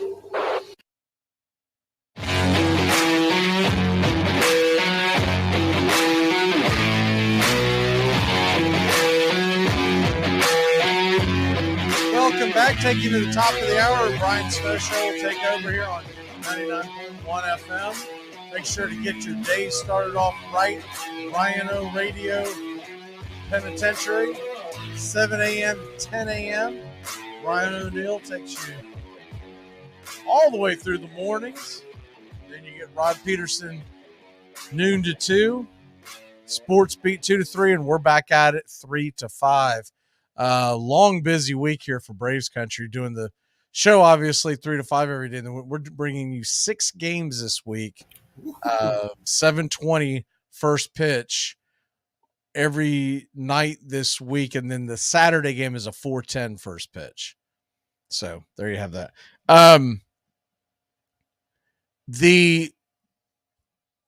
So when you're looking at some of these NFL rules that have come across, you see that they're changing the kickoff rule. Don't like it. I mean, does it really matter? I just think you might as well fully eliminate kickoffs. I mean, we're going to get to that point eventually, I feel like. I mean, they already did the same thing in college. Yeah, and I personally just don't. I mean, kickoff returners are pretty much becoming pointless. Kickoff specialists. It's not a huge part of the game, but to me, they might as well just scrap it. If they truly think it's about the injury rate, and I don't want to one day see it like the XFL does it, where they line up everybody on like one half of the field. I just think we're getting a little bit, we're just draining it fully out slowly. They might as well just scrap it. Yeah, I don't think they'll do it because I think the Players Association would be concerned about jobs being lost, right? So that's why I get what you're saying, and I was against it from the jump.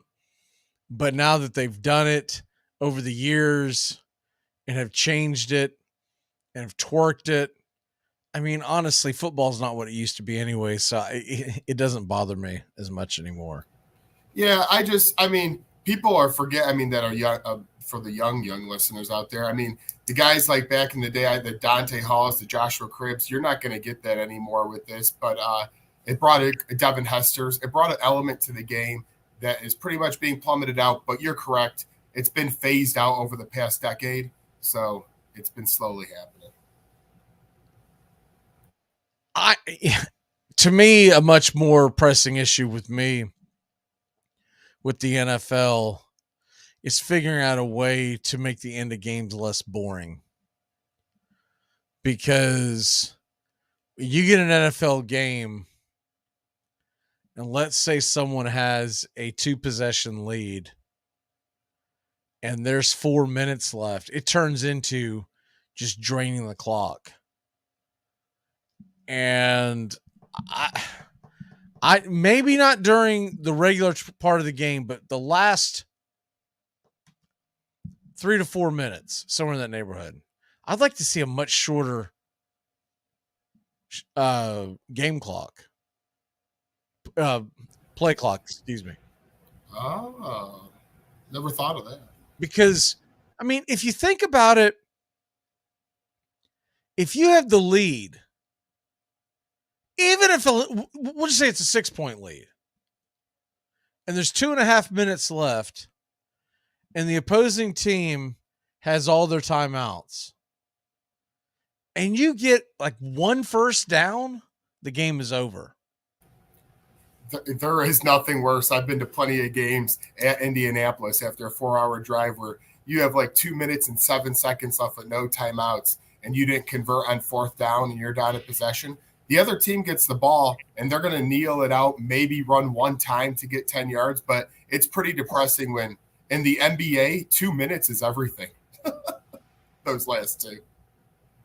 NBA's got to clean theirs up too because no, but I'm saying that's the only. I mean, my God, have to sit there and watch the fouls and the timeouts, and the last 2.5, 3 minutes ends up lasting a half hour in real time.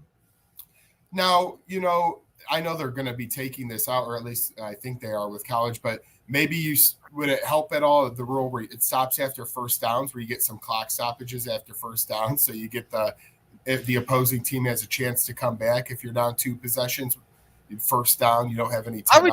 I would like to see them shorten the play clock, honestly. Fair. Just because I would like for it to where you can't mathematically kneel on the ball the last 2 minutes of the game and the game be over. That's all. Maybe even you just do it when you get to the 2-minute period. I would be more in favor of 3 or 4 minute area type of thing, but hey, I'll take 2 minutes, and let's say we go to a 25-second play clock. I was going to say 20 to 25 seconds because I almost wonder if 20 is too fast, but 25 I think would be fair. Good enough. And at that point, let's say you had a couple of timeouts. That's all you had. There's 2 minutes left. The other team has the ball. You burn them. They run a play, et cetera, et cetera. It's 4th and we'll say 7.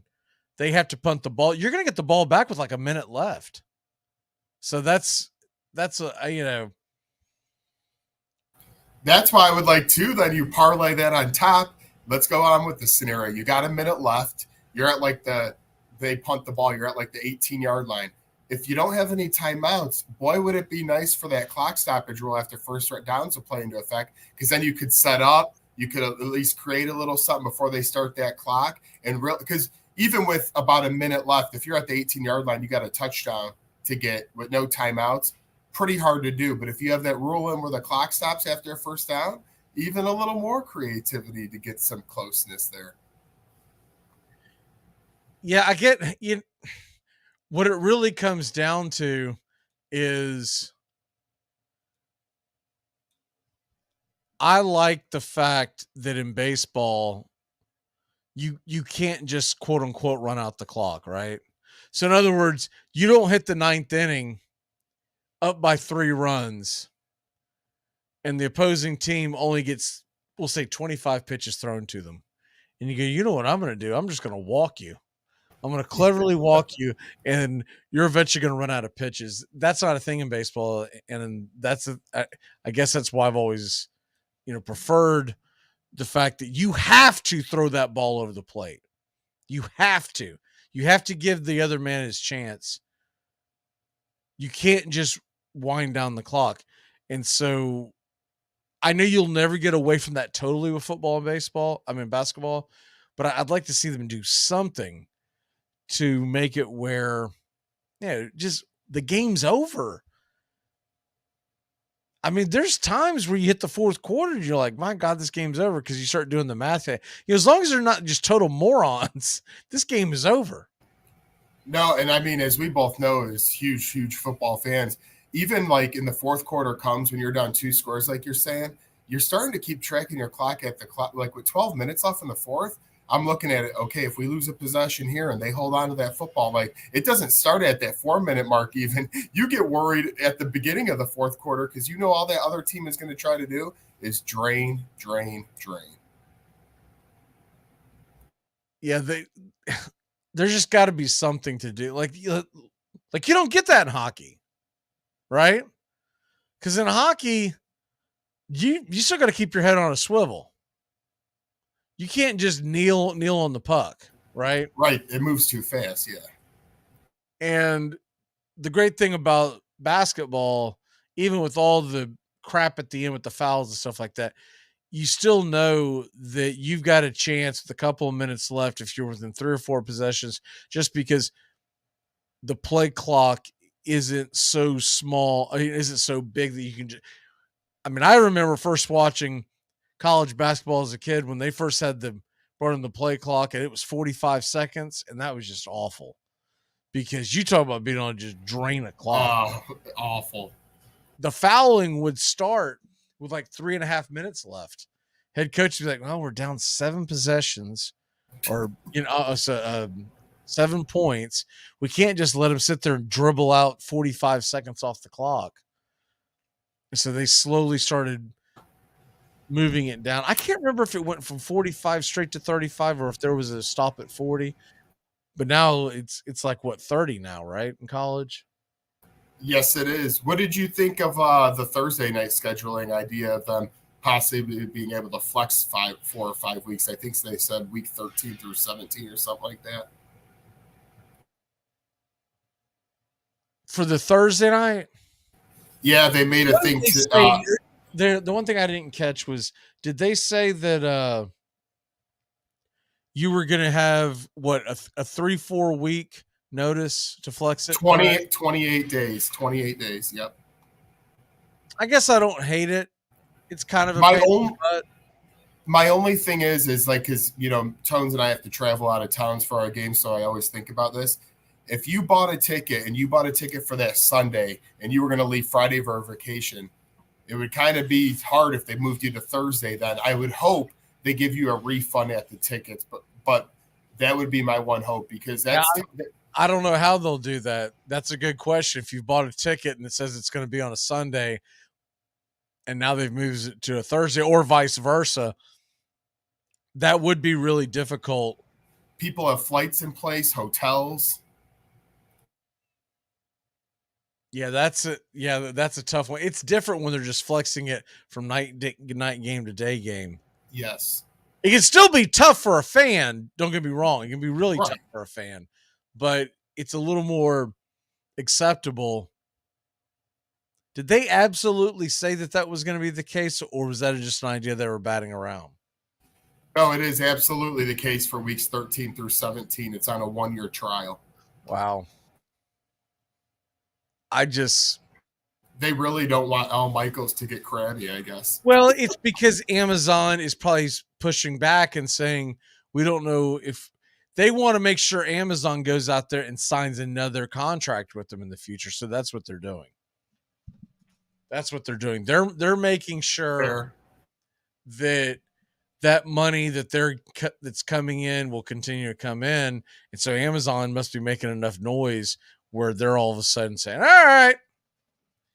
But I'm with you. The pushback from the fan could get loud enough where I mean, I don't like the Thursday night game to begin with. I wish they'd just get rid of the damn thing.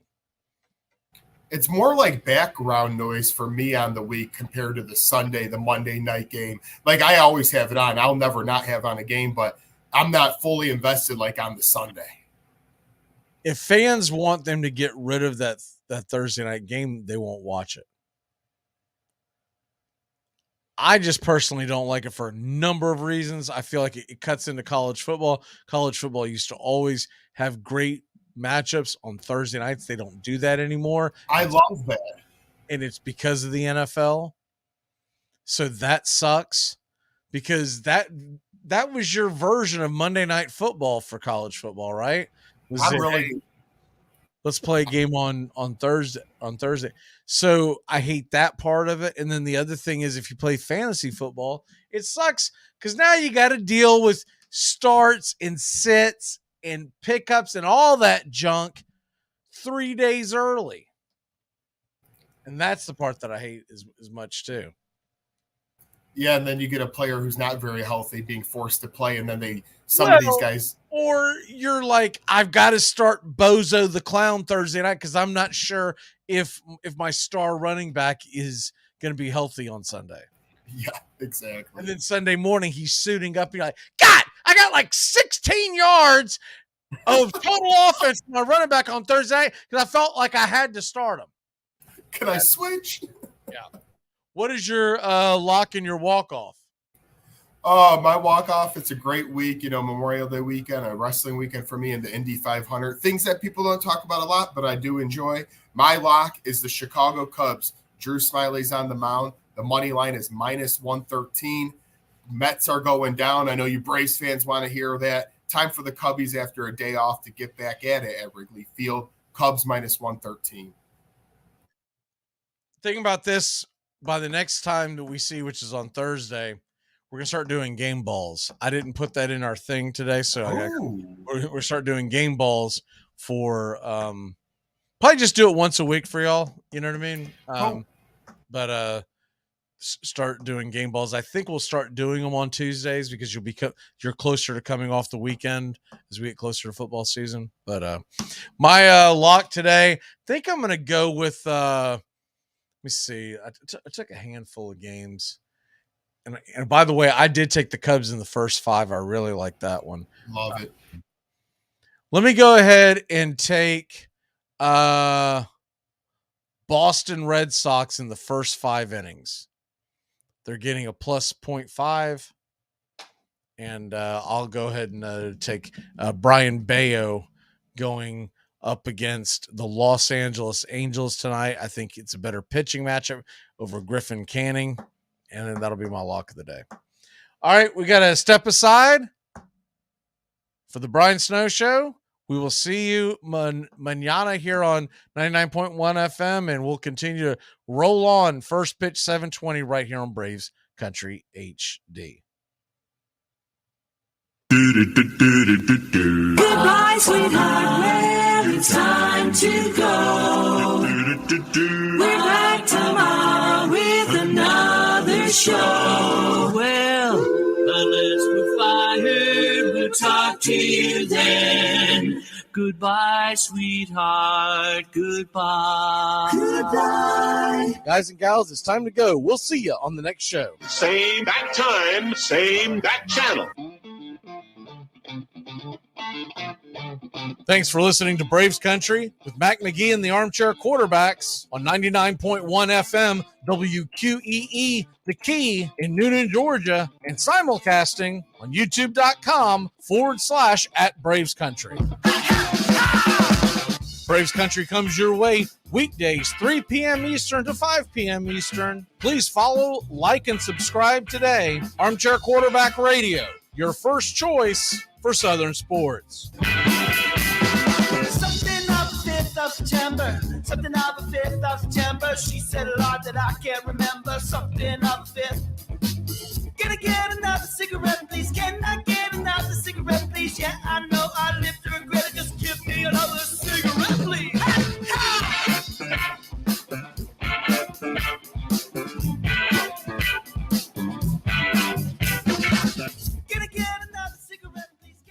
You're listening to WQEE 99.1 FM, The Key in Noonan, Georgia. Are you looking for a reliable dental practice that not only cares about your teeth, but is friendly to work with? How about one that offers great deals and new patient promotions?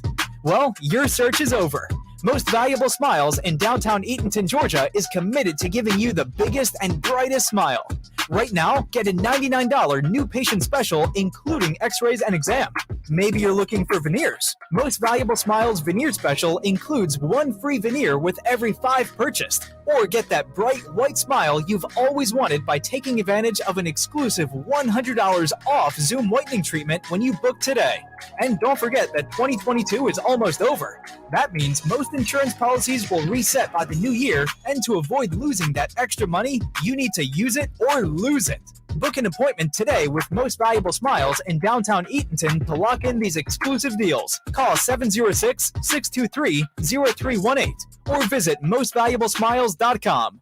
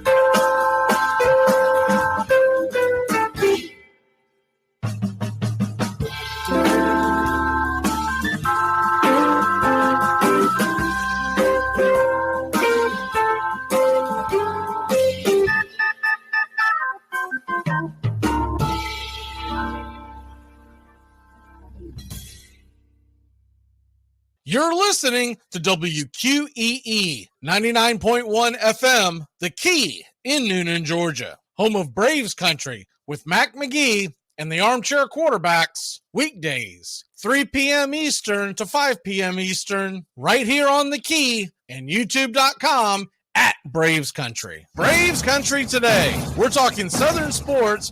We go live 3 to 5 weekdays right here on WQEE. Braves Country today. Southern sports talk with the voice of Braves Country baseball, Mac Magee. Joined every day from sports analysts from all over Braves Country, talking college football, the NFL, Major League Baseball, and what's trending in the world of sports. Braves Country today. We go live 3 to 5 weekdays right here on WQEE. Hey, Braves fans, I'm Mac Magee with Braves Country. We'll be right here on The Key all year long, giving you Braves Country baseball, pitch by pitch, inning by inning of your Atlanta Braves. Make sure to catch Braves Country right here on The Key. We go live 3 to 5, and we'll keep you up to date on the upcoming schedule for Braves Country. That's Braves Country HD and Braves Country baseball right here on The Key.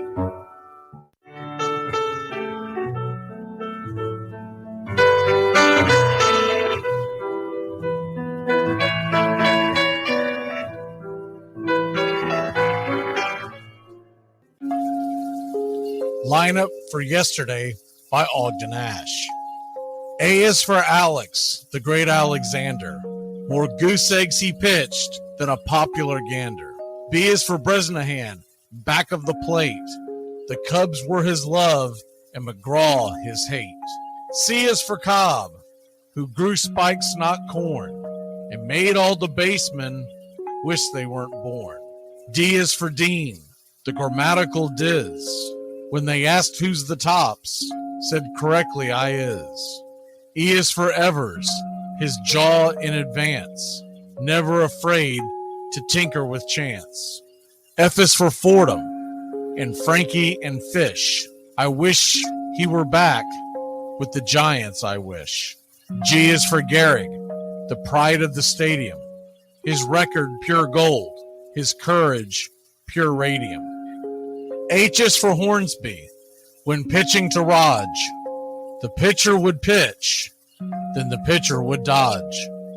I is for me, not a hard-hitting man, but an outstanding all-time, incurable fan. J is for Johnson, the big train in his prime, was so fast he could throw 3 strikes at a time. K is for Keeler, as fresh as green paint, the fastest and mostest to hit where they ain't. L is for LaHoy, whom Clevelanders love, Napoleon himself with glue in his glove. M is for Matty, who carried a charm in the form of an extra brain in his arm. N is for Newsom, Bobo's favorite Ken. You ask how he's here, he talked himself in. O is for Ott, of the restless right foot. When he leaned on the pellet stay put. P is for Plank, the arm of the A's. When he tangled with Matty, games lasted for days. Q is for Don Quixote, Cornelius Mack. Neither Yankees nor years can halt his attack. R is for Ruth, to tell you the truth. There's no more to be said, just R is for Ruth. S is for Speaker, swift center field tender. When the ball saw him coming, it yelled, I surrender. T is for Terry, the giant from Memphis, whose 400 average you can't overemphasize. U would be Ubel if Carl wore a cockney, but we say Hubble in baseball like football in Rockney. V is for Vance, the Dodgers' very own Dazzy. None of his rivals could throw as fast as he. W, Wagner, the bow-legged beauty, short, close to all traffic with Honus on duty. X is the first of 2 X's in Fox, who was right behind Ruth with his powerful socks. Y is for Young, the magnificent sigh. People battled against him, but I never knew why. Z is for Zenith, the summit of fame. These men are up there. The lineup for yesterday, Ogden Ash, January 1949, Sport Magazine.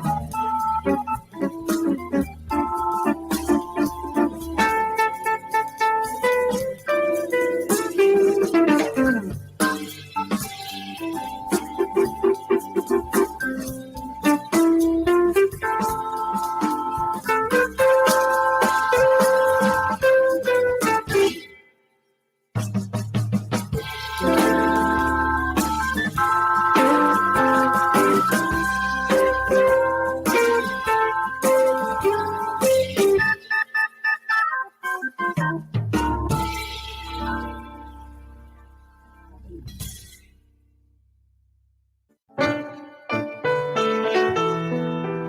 Braves Country! Braves Country HD is bringing you Braves Country Baseball all year long. Hi, I'm Mac Magee. We'll be bringing you play-by-play, pitch-by-pitch, inning-by-inning of your Atlanta Braves. Braves Country comes to you every Tuesday night and Friday night, and 2 bonus games every week. Please like and subscribe to youtube.com/@BravesCountry. Casey at the Bat by Ernest Lawrence Thayer.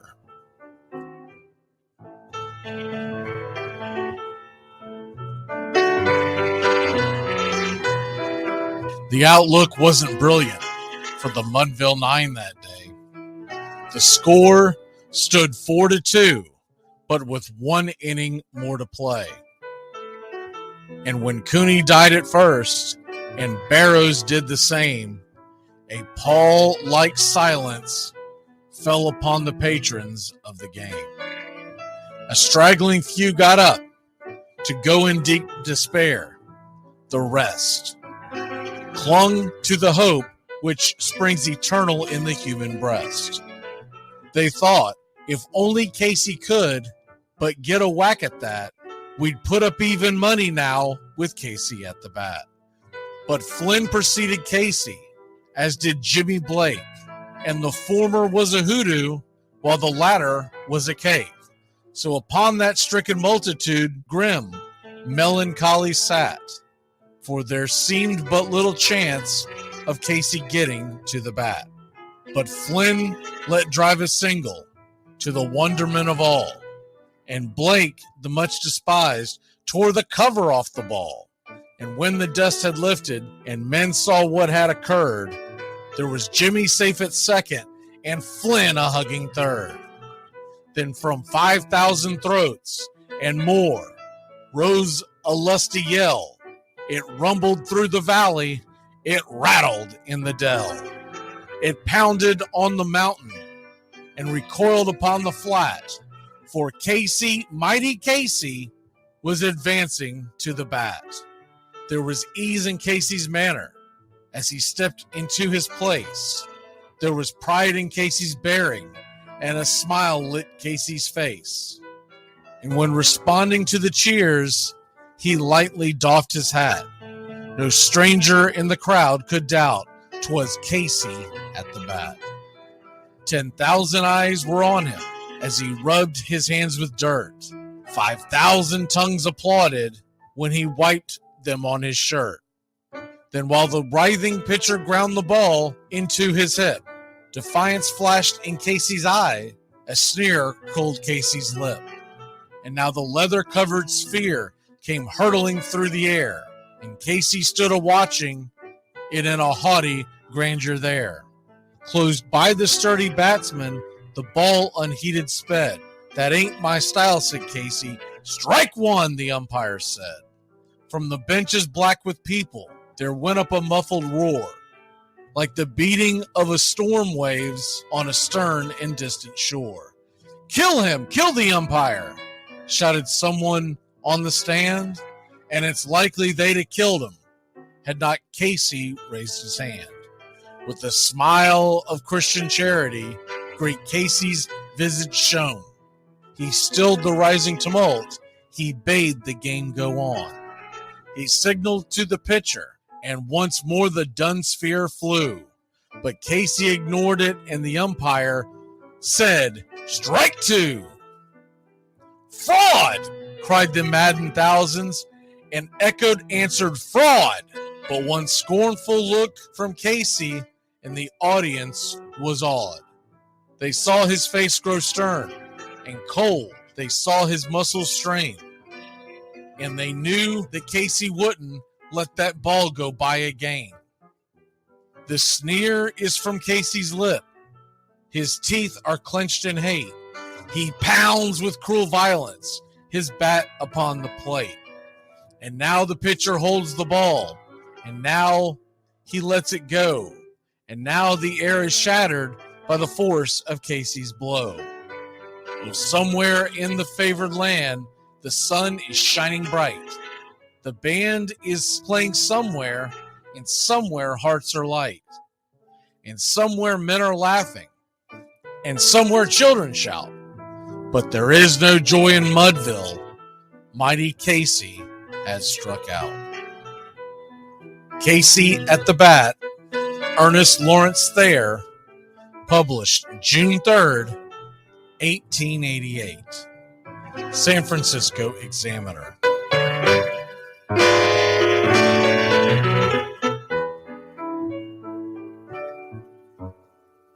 Braves Country today. We're talking Southern sports. We go live 3 to 5 weekdays right here on WQEE. Braves Country today. Southern sports talk with the voice of Braves Country baseball, Mac Magee. Joined every day from sports analysts from all over Braves Country, talking college football, the NFL, Major League Baseball, and what's trending in the world of sports. Braves Country today. We go live 3 to 5 weekdays right here on WQEE. Hey, Braves Country. Braves Country HD is bringing you Braves Country Baseball. Braves Country comes to you every Tuesday night and Friday night, and 2 bonus games every week. Hi, I'm Mac Magee, and we'll be bringing you play-by-play, pitch-by-pitch of your Atlanta Braves. It's free to listen. Please like and subscribe. YouTube.com/@Braves Country. Braves Country Baseball for the fans, by the fans.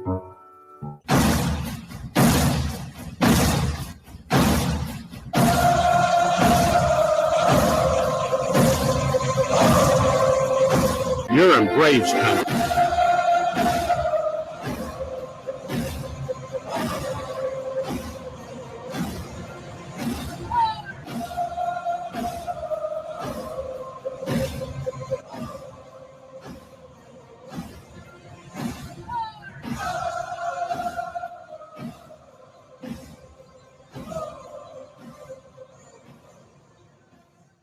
All right, let's get it.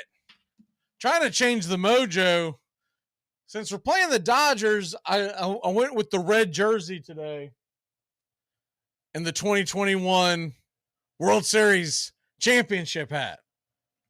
What do you think about that, Dodgers fans? So that's where I'm at right now, and we're looking at a couple of things here as we've got the Atlanta Braves going into this today, and they've got, you've got to look at a couple of things right now when you're the Braves, and that is you got Strider on the mound, you're going up against Miller, and also with Strider on the mound and going up against Miller, they use Gratterall for 2 innings, right? So for 2 innings or inning and a half, any way you look at it. So when you look at that and you realize that with Gratterall and probably not available tonight, and we're going up against the rookie, who really doesn't have that impressive of numbers, we've got a pretty good opportunity tonight. As we're going to be able to, let me go ahead and share the lineup, because the lineup is out. And looking at this, you see something that probably jumps out at you off the jump. If you can't see it, don't worry about it.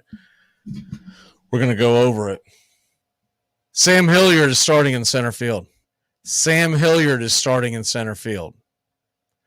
Not Michael Harris, and I think they're just giving him a night off.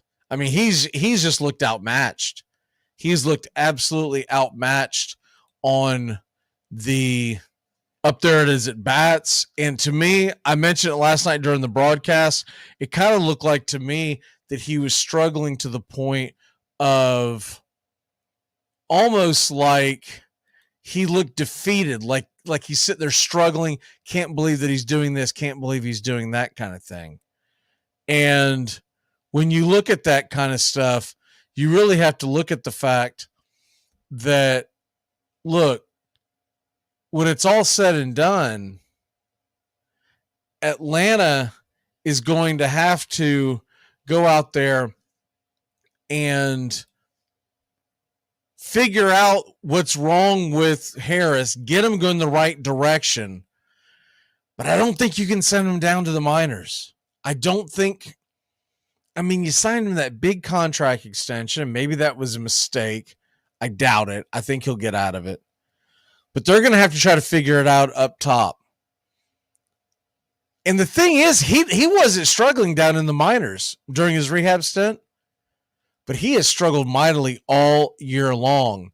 And it's just one of those things where we're going to have to try to figure out as we go with Harris. You know, you're going to have to be patient, obviously, but you do start to freak out a little bit when you see a guy just getting blown away. And then also, it was just that body language. If you saw the last at bat, he got 3-0, then he ends up striking out, and his shoulders were slumped. He looked like someone who'd been punched in the gut.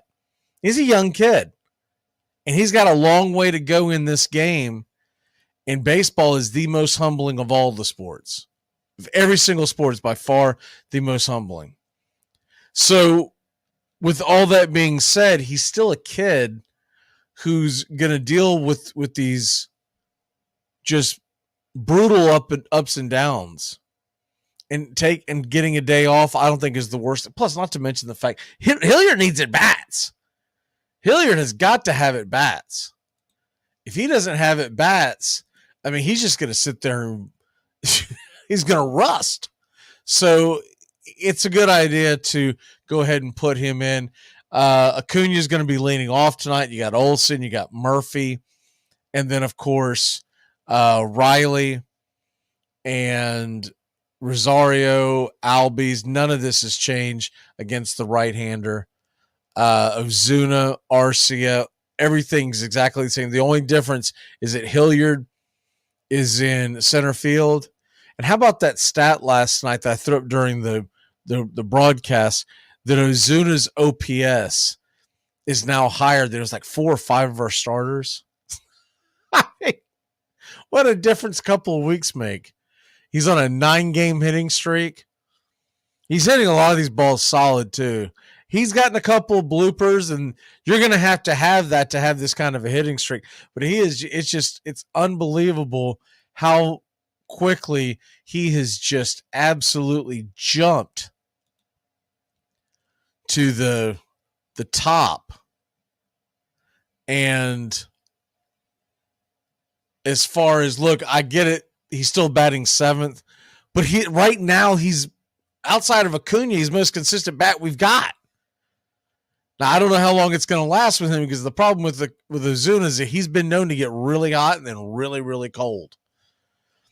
But this Miller kid, this to me is going to be really interesting. Bobby Miller, my first time seeing him. Obviously, it's his debut. He is 24, so a little older than a typical wet behind the ear rookie. He's from Elk Grove Village, Illinois. And like I said, 25 years, 6'5", 220. Another tall, big kid. So I'm excited to see what this looks like. And hopefully, if we go out there and we tag the rookie for a few runs like we did yesterday, hopefully Strider can hold on to the damn lead. I mean, that was really discouraging that Charlie Morton just could not hold on to the lead against the Dodgers. And he has struggled against the Dodgers over the years. You hope he gets that figured out, because there's a very good chance that we are going to run into this guy or run into this team come postseason. So hopefully things get changed around where, he can start playing some good baseball against the Dodgers because he has struggled out there at home. And last night, his control just really wasn't there. He actually got away with a couple of pitches. And if his curveball isn't working, it's a tough go for him when he goes up against an experienced offense like that. And for whatever reason, he was not placing his fastball like he had been the past few outings. So there you have that. And Arcia, him batting down at 8th, you're almost getting to the point now where you're starting to wonder, should he be raised a little higher? Especially against a lefty. I get it why you'd want to keep him down during the righties. But when we get a left-hander, I'll tell you what, when we get a left-hander on the mound, and we've always hit, well, not always, but we've hit left-handers well over the last couple of years, this team is going to absolutely rake against left-handers.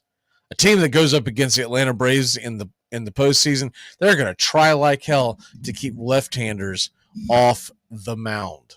Because if you look at what a left-handed lineup would be for the Atlanta Braves, lineup versus lefties, your designated hitter could be Ozuna. You could also put Darnold in there. Your left fielder, assuming you trust him, could be Ozuna when he's hot, or Kevin Pillar, who's been phenomenal. But what you could do if you really wanted to go after him, a left-hander, let's say there's a tough lefty. We're not going to face Kershaw in this go-around, but let's say you were facing a Kershaw. You can put Pillar in center field, and you could put Ozuna in left, and of course Acuna in right. Ozzie hits lefties much better. Arcia, Riley, Murphy, and then DH Darnold. Other than Matt Olson, that would just be an absolute barrage of right-handers. And the question you're going to ask yourself, if you're a manager or a pitcher facing that lineup, if you're a lefties, where am I going to get the outs? I mean, I might be able to pitch around Olsen, and he might flail away at a slider and strike him out or whatever, but the rest of them hammering right-handed pitching. It's good to see Riley start to build his average up a little bit, but the power just still isn't there. He's only had one home run over the last few weeks. You'd like to see the power get much, much more so. And as far as it goes right now, I feel like post-game, we're going to get it. I'm sure the question is going to come up, and we'll actually get it verified. But right now, it's Elder being put in for the Wednesday night game versus Gonsolin, which would be a really good matchup. But I still wonder, is Atlanta going to go with Elder, or will they push him back a day and either go bullpen or bring someone up? Because there's a spot missing there. We don't have a day off, and you're either going to have to bring someone up. Who do you trust at this point? Who are you not worried about wrecking? Or are we going to go with Elder? If we go with Elder, then who pitches Thursday? Because Schuster won't be due back until Friday. So you could, in theory, go Schuster, Charlie, Strider, Elder as you wrap around the weekend into Memorial Day. But then who do you sit into the slot on Thursday? And that's the biggest question. And it's a divisional game against the Phillies. I know they're not really right on our heels right now because they lost as well, so they're still 7 back. But even with that being said, who pitches Thursday? Yeah, I still say I would rather give either Soroka, or if they're worried about rushing him back too quickly. Give Dodd another opportunity and let them, especially because Dodd, here's the thing about Dodd. Philly does not hit lefties very well. So I kind of would like to see Dodd and Schuster, but do you want to go back to back like that with Schuster and Dodd back to back? That could get a little tricky. But right now we don't have a lot of options.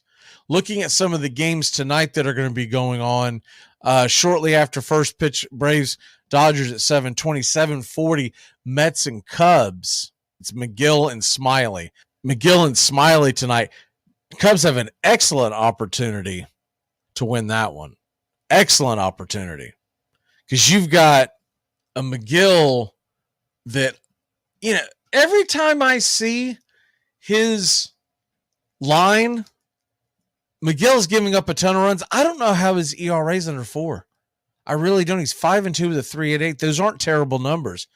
But I swear every time Tyler McGill comes up, it looks like he's getting bombed. Drew Smiley, by the way, remember him? 4-1 with the 2.86. So he's pitching really well for the Cubs.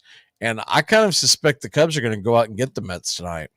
So hopefully they do, and we can get a W and expand our lead. And then the Phillies are turning to Strom, who has been up and down.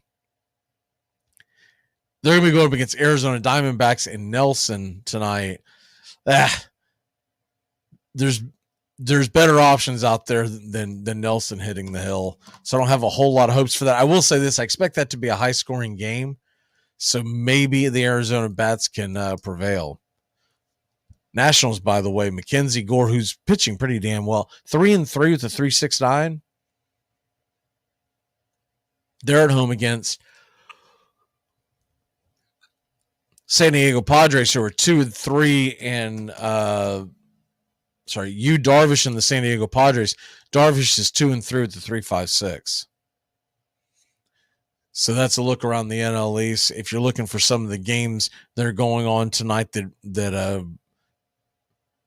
of note, Barrios and the Blue Jays are in Tampa to take on Bradley. That should be a good matchup.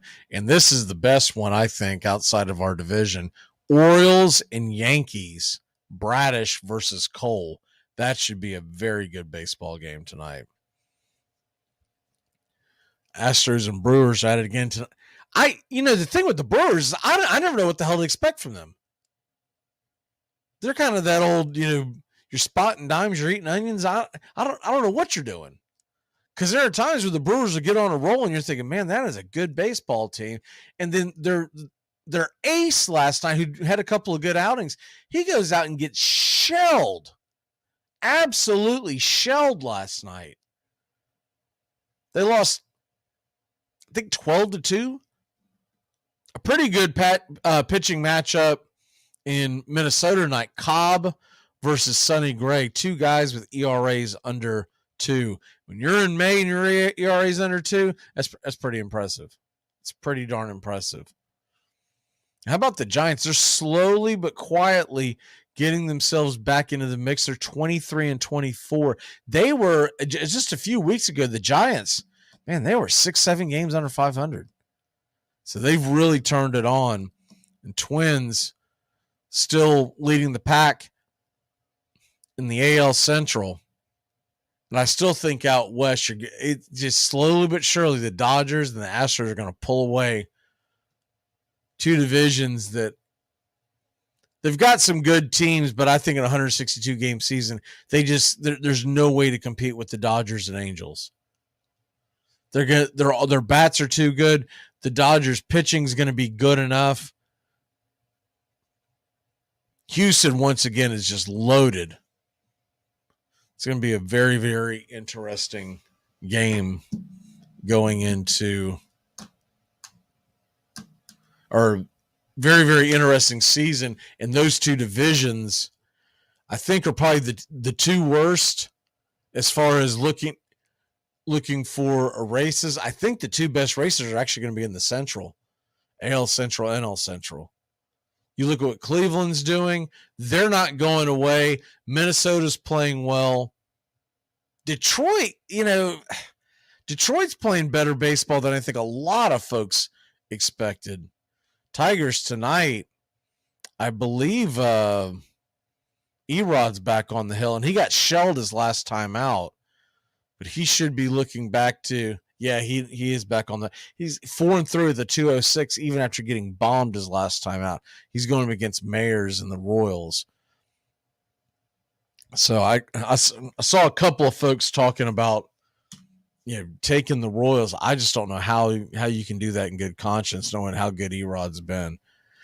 And before, step away for a second, how about that steal of third by Ronald Acuna Jr. last night during the walk? For folks that might have missed that, there's a base on balls. Acuna's on first, so he's jogging down to second, and the Dodgers were in a shift and really hadn't gotten out of the shift, kind of had their heads up their rears. This is because Olsen was on. Oh, it was at bat, right? So your third baseman's almost at like shortstop depth. Your shortstop is very close to second base. And Acuna notices as he's jogging towards second, no one's really paying attention. They're kind of slowly walking over their positions. They got their back to Acuna, and he hit that bag and just took off. And then it became a foot race to get over to third in time. And so all Acuna's got to worry about doing is being the first one to the bag. The guy who's got to cover it, which I believe was Muncy, first of all, he's near the wheels that Acuna has, but he's going to have to get to the bag and make the catch and make the tag. There was no chance. Smith just put the ball in his back pocket. Wasn't too long after that, the whole thing between him and Ozuna happened. So maybe that's what was in his crawl. All right, let's go ahead and take a quick break. Get your lineups, get you set, get your game face on, Braves country. Let's go.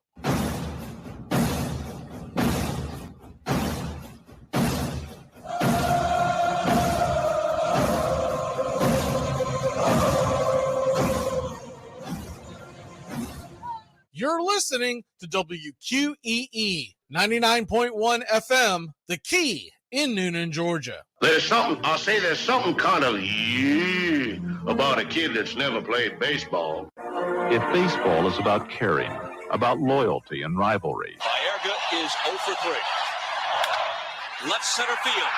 Grissom on the run. The team of the 90s has its world championship.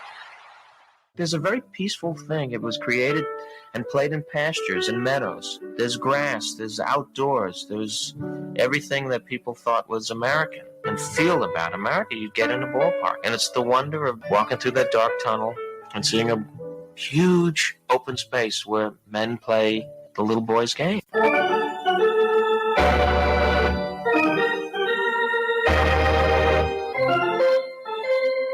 I believe in the Church of Baseball. I've tried all the major religions and most of the minor ones. I know things. For instance, there are 108 beads in a Catholic rosary, and there are 108 stitches in a baseball. I prefer metaphysics to theology. You see, there's no guilt in baseball, and it's never boring. It's a long season, and you gotta trust it. I've tried them all, I really have, and the only church that truly feeds the soul day in, day out is the Church of Baseball. Touch them all, Joe. You'll never hit a bigger home run in your life. A room in right center. If he hits one there, we can dance in the streets. The 2-1. Swung line drive left field. 1 run is in. Here comes Brave. He's the throw to the plate. He is safe. Braves win. Braves win. Braves win. Braves win. you're in Braves country.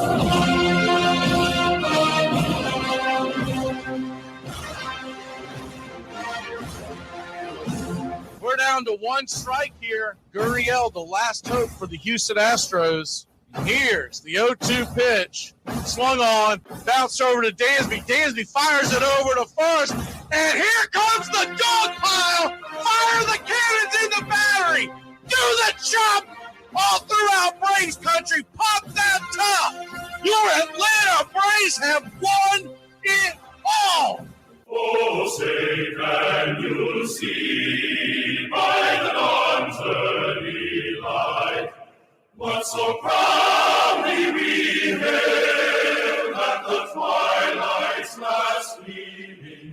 Whose what stripes and bright stars through the perilous fight.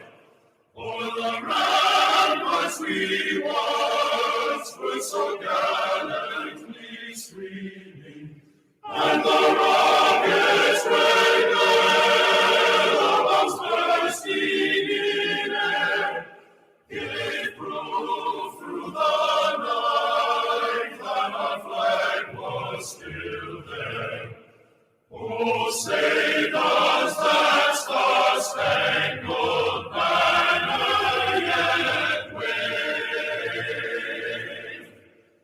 o'er the land of the free and the home of the brave?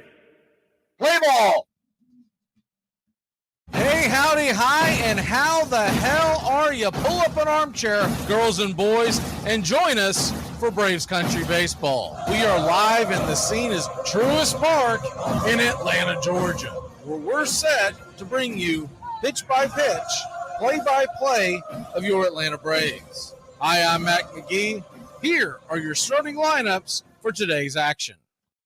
And on the mound for the Los Angeles Dodgers, Bobby Miller, right-handed top prospect in the Dodgers organization, 6'5", 220 pounds, 24 years old. The right-hander hails from Elk Grove Village, Illinois. This is his major league debut. He'll be going head-to-head with Spencer Strider, who's 4-1 with a 2.96 ERA, 101 whip, 51 2/3 innings pitched, 34 hits allowed, 86 strikeouts, 18 walks, and 4 home runs given up. Miller will be facing, in the bottom of the first, leading off and playing right field, Ronald Acuna Jr., 11 home runs, 27 RBI, 19 stolen bases, and a .342 average. Matt Olson, batting second and playing first, 13 homers, 35 RBI, a .239 average.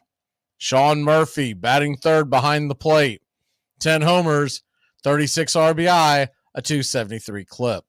Austin Riley, batting cleanup at .256, 7 home runs, 22 RBI. Eddie Rosario will follow him up from left field, batting .243, 5 home runs, 17 RBI, and a stolen base. Ozzie Albies, 10 home runs, 31 RBI, 1 stolen base, a .251 average. And Marcell Ozuna, 8 home runs on the year, 18 RBI, a 9-game hitting streak, raising his average to .216. Orlando Arcia, 4 home runs, 13 RBI, and a .319 average. And Sam Hilliard will be patrolling center field, giving Michael Harris II the night off.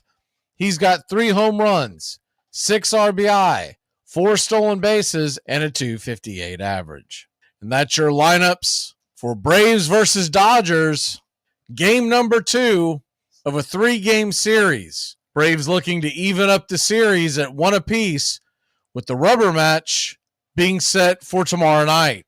Doesn't get much bigger than this during the regular season. So get you a cold one. Grab you an armchair. It's Braves Dodgers in Truist Park. Get your game face on, Braves Country.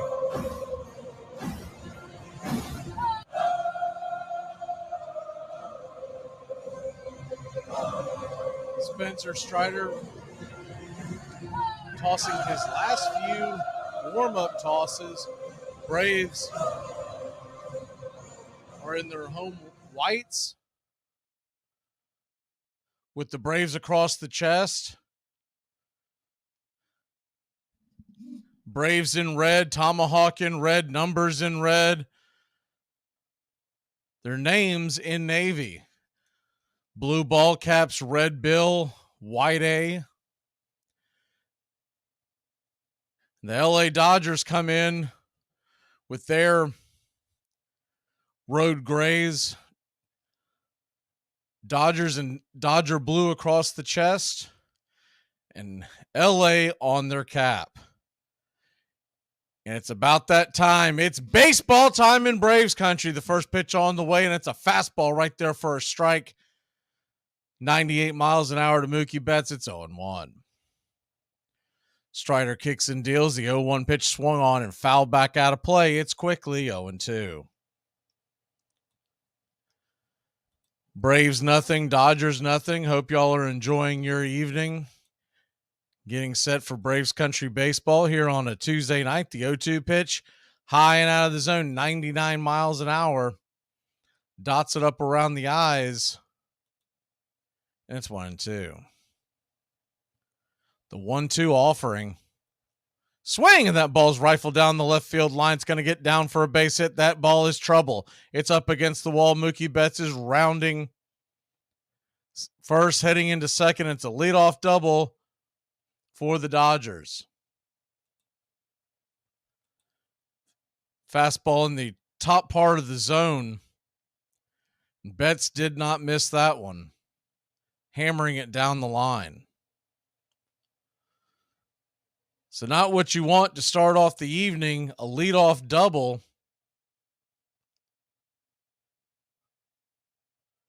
And Freddie Freeman coming to the plate.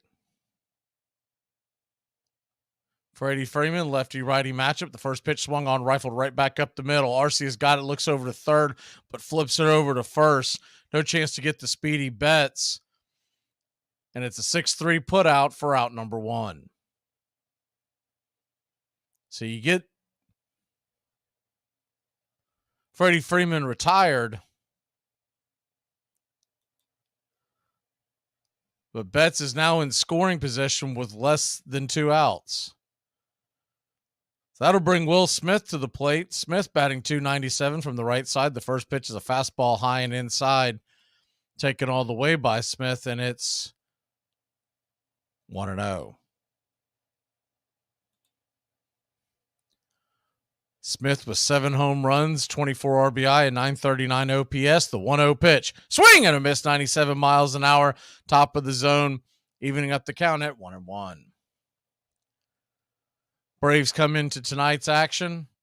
4.5 in front of the Mets, 5.5 in front of Miami, 7 in front of Philly, and 9 in front of Washington. Time called for a second.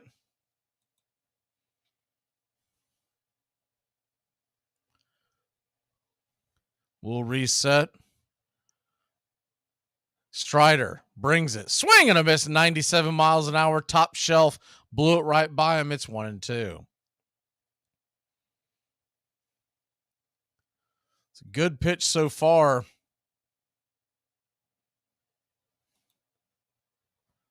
The 1-2 pitch. Strider rocks and deals. Swung on, and that ball's grounded up the middle. The Braves had the infield in, and it's a single and an RBI, and it's 1-0 LA. Something you don't see, you never used to see, that you see all the time now, and it's really just got to do with the analytics. They think it gives you a better chance to have the infield in. But typically that would have been an easy grounder to short, and Arcia might have even been able to keep Betts at bay. First pitch is swung on by Max Magee from the left side. He hammers that into the upper deck, but it's plenty foul. It's 0-1.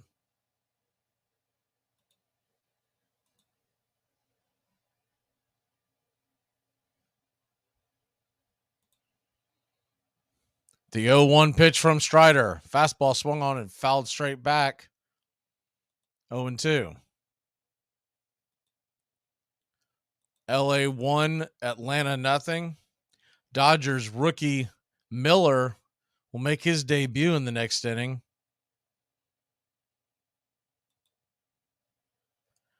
The 0-2 delivery from Strider. Swing, and that ball's popped up. Foul back out of play. Do it again at 0-2.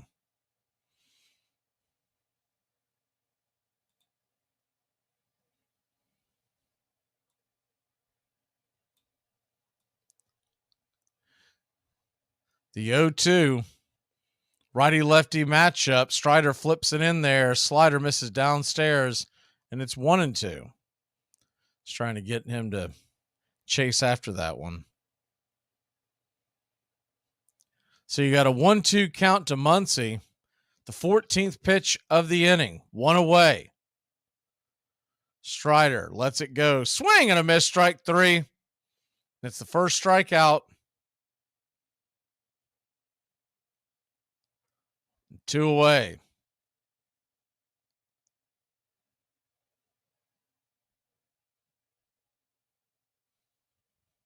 Good pitch by Strider. Looked like the slider that he just pulled the string on that one, got him way out in front.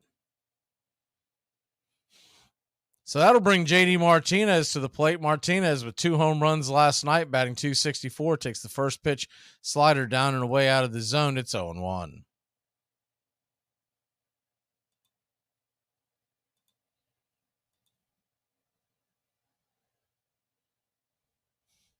The 1-0 from Strider. Lets it fly. Slider right there about belt high. JD taking it, evening up the count at 1-1.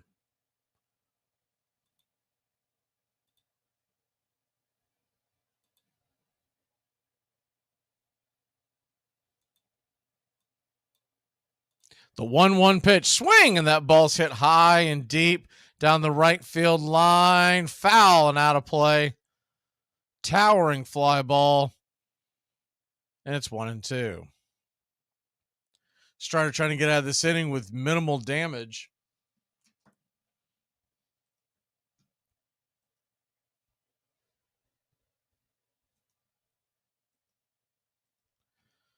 The 1-2, 1 on, 2 out. Strider looks in. Lee lets it go. Swing and a miss, strike 3. Slider got him, and that'll end the inning. Says 2 strikeouts, but they cough up a run. We'll be back in a flash. Acuna in the top of the order coming to the plate. Pretty cool. Pretty cool. Wow! Make sure to keep it locked in here on Armchair Quarterback Radio. We're not one-trick ponies. We cover the entire NFL, past and present. 3rd down and 6 at the 9.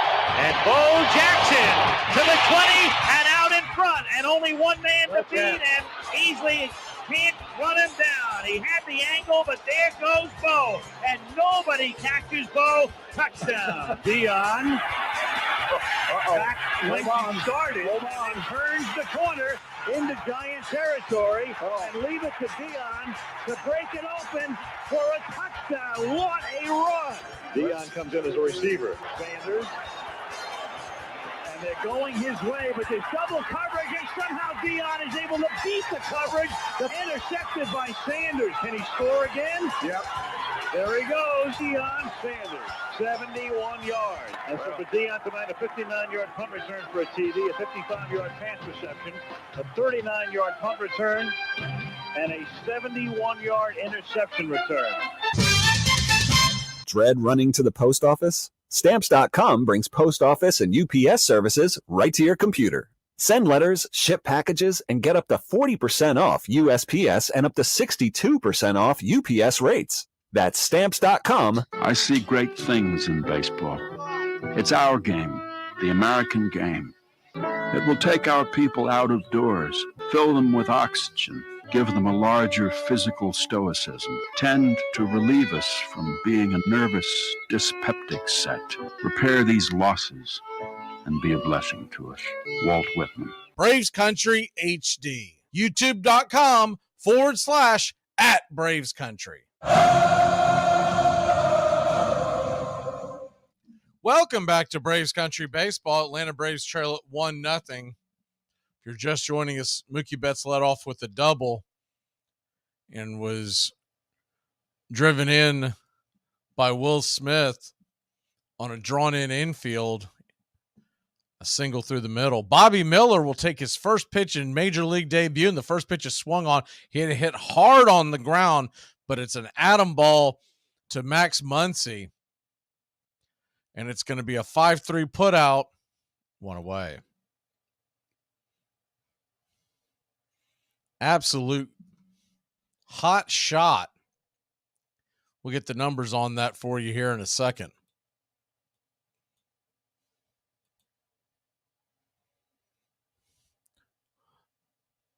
Matt Olson will come to the plate, righty-lefty matchup. The first pitch on the way is 100 miles an hour, top shelf, and it's called for a strike. It's 0-1. Bobby Miller, 6'5", 220. The 0-1 pitch, swing, and that ball's rifled foul and out of play. It's 0-2. 24 years old. Big, tall right-hander. The 0-2 pitch. Check swing. Did he go around? He did not. Said Alan Porter down the third base line. And Olson avoids the strikeout. It's 1-2.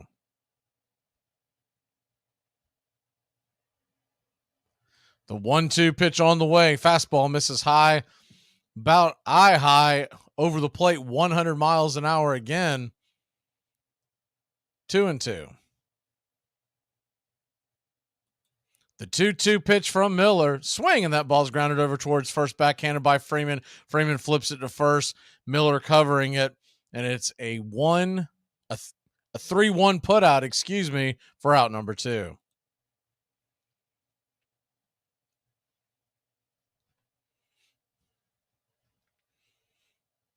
The young pitcher like this, you'd like to jump on him early.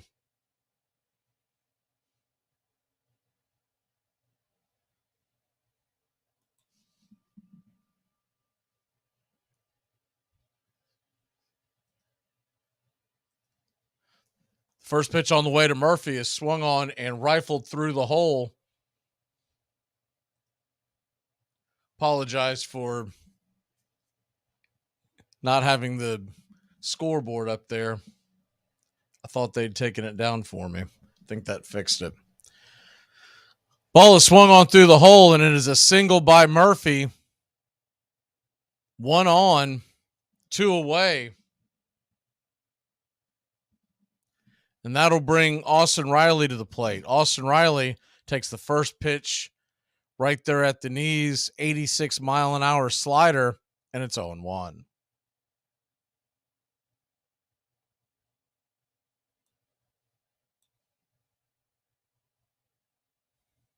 The 0-1 pitch misses the plate, but home plate umpire Jim Wolf calls it a wide strike, and it's quickly 0-2.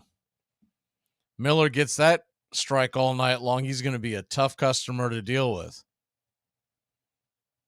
The 0-2 from Miller winds up and lets it go. Swung on, and that ball is rifled into the gap. It's going to get down where the green grass grows, up against the wall. Here comes Murphy. He's chugging and chugging and chugging. Here's the throw. He's safe with a head-first slide, and it's 1-1. Atlanta ties it up.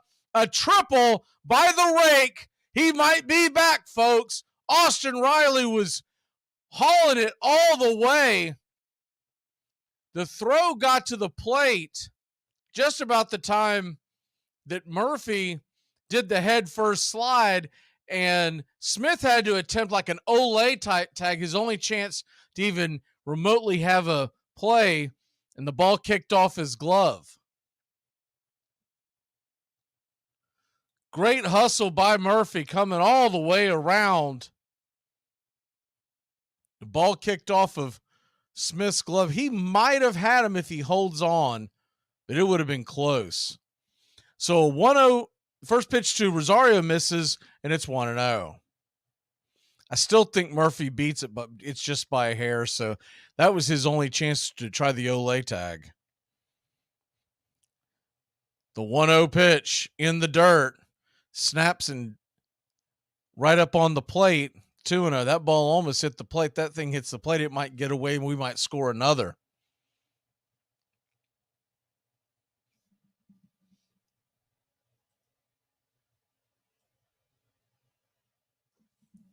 The 2-0 pitch to Rosario. Swing, and that ball's fouled back out of plate, 100 miles an hour. You don't see many starters bringing it at 100 miles an hour in the first inning.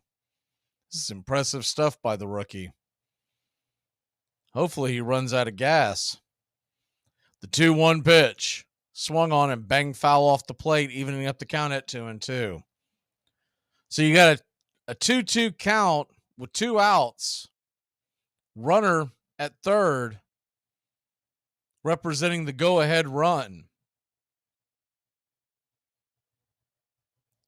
Miller kicks and deals, swing, and that ball's banged on the ground over towards first. Freeman's got it. Him and Rosario in a foot race. Freeman just beats him by about a half step, and that's out number 3. But not before your Atlanta Braves tie it up. It's 1-1. We'll head to the top of the second. Hayward, Peralta, and Outman coming to the plate. They've given me less than 1 year to turn this place around. Forget about the way it used to be. This is not a damn democracy. We are in a state of emergency, and my word is law.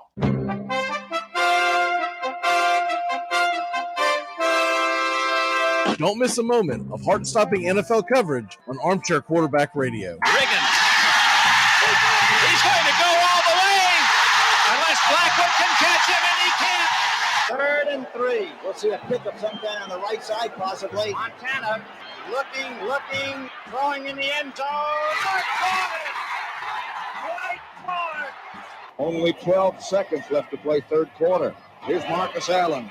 Cutting back upfield, and Marcus Allen could be gone. 74 yards for Marcus Allen. The quiet man of this football team, Scott Norwood. He can fire the shot heard round the world now. Here we go with 8 seconds to play. High drama here on the Super Bowl. But in the air, it's got the distance. Go, go! 2 last questions. The combine, what was that experience like for you? You don't know me, do you? Huh? You don't know me, do you?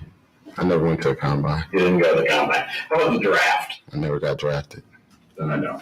I'm sorry. Yeah. Armchair.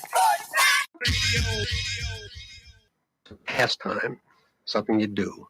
It's entertainment, something you watch. And it's a shared experience, something you talk about and read about.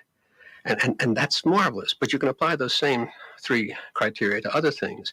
What makes baseball special is that it's the best game that's ever been devised. You're listening to Braves Country Baseball on Braves Country HD.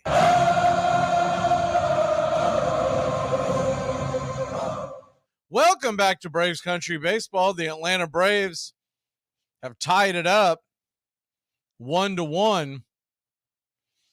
And an old familiar face again comes to the plate in the form of a Dodger uniform. Jason Hayward will step in as he gets the start tonight.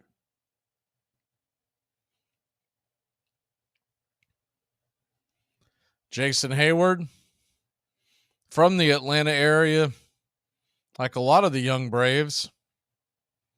The first pitch on the way from Strider's a fastball swung on. He belts that thing high and deep into right field going back, and that's gone. He was headhunting that fastball, and he got it. A solo shot, jammed it right back where it came from, and it's the 5th home run of the year for Jason Hayward, and it's 2-1 LA. One thing Hayward could always do was hit the fastball. 380 feet.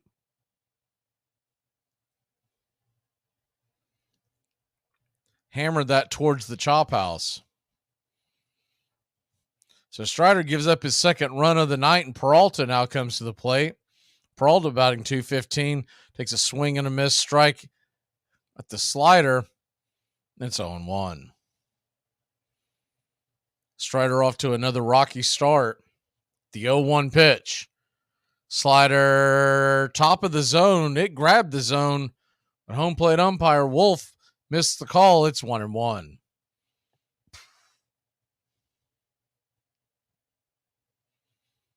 Peralta .215, 2 home runs, 18 RBI, a .595 OPS. The 1-1 pitch. Fastball right there at the knees on the outer edge. It's 1-2.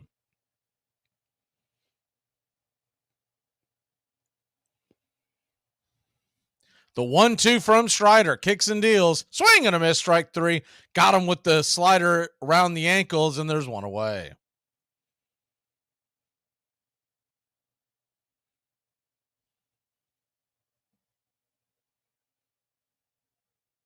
Good pitch by Strider. The slider didn't start breaking till it was just a few feet away from the plate, and then it took a nosedive. First pitch to Outman is a 97-mile-an-hour fastball, and the inner cut called for a strike, and it's 0-1. San Diego leads Washington 2-0 in the second. San Fran and Minnesota scoreless in the first. The 0-1 misses just inside 98 miles an hour, and it's 1-1. The 1-1 pitch swung on and missed out in front of the 87-mile-an-hour slider, and it's 1-2. Outman 252, 9 home runs, 28 RBI, and 850 OPS. The young center fielder from the left side of the plate digs in on the 1-2 count. On deck is Miguel Rojas, the number 9 hitter. The 1-2 pitch, swing and a miss, strike 3, 98 miles an hour on the outer edge, blew it right by him, and there's 2 away. Strikeout number 3 for Spencer Strider. So he's got the strikeout pitch working, but he's had a couple of balls that have been ripped. Righty-righty matchup. Rojas comes to the plate and misses a 98-mile-an-hour fastball up around the letters. Swing and a miss, strike 1. Rojas with a 527 OPS, 2 RBI, 216 average.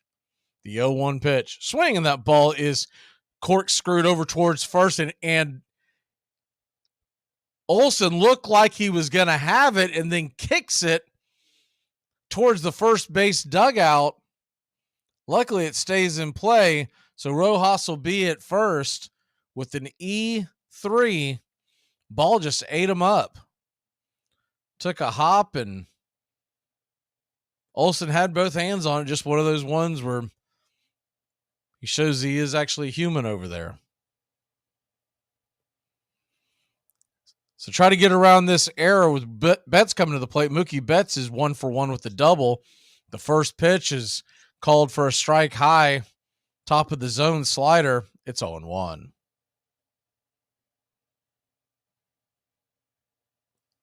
The 0-1 from Spencer. They set up outside. Strider turns and flips it over to first to keep Rojas close by. We'll do it again at 0-1.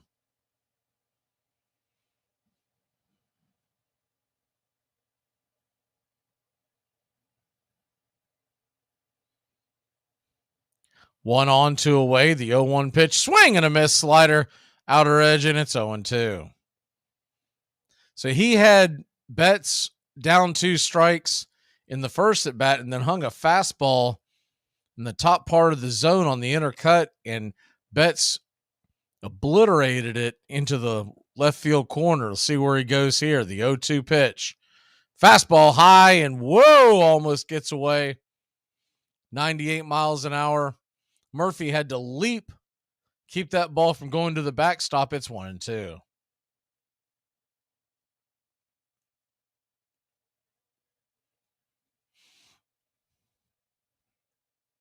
LA 2, Atlanta 1, top of 2, the 1-2 pitch right there. And did he go around? They're going to say he didn't go around, but it looked like he might have caught the zone. Pitch track is going to show that he caught the bottom of the zone. Can't believe he didn't get the call there. Strider and Murphy couldn't believe it either. Murphy with a good frame as well.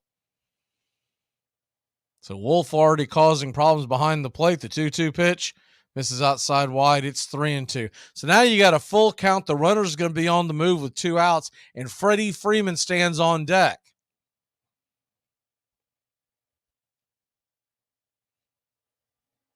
Strider trying to work around this error. The 3-2 pitch turns and flips it over to first again. Rojas safely back. We'll do it again at 3-2. Once again, Rojas will be on the move. Full count with 2 outs. And he's got speed. Anything in the gap's going to be a run.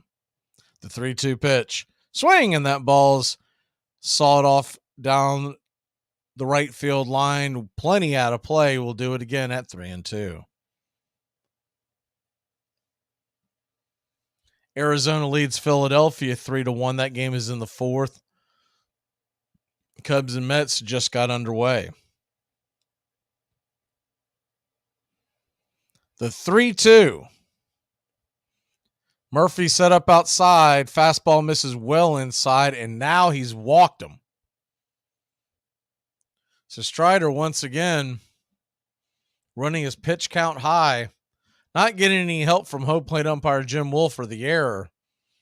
But he'll be at 37 pitches on the first offering to Freeman here. We know how tough of an out Freeman is.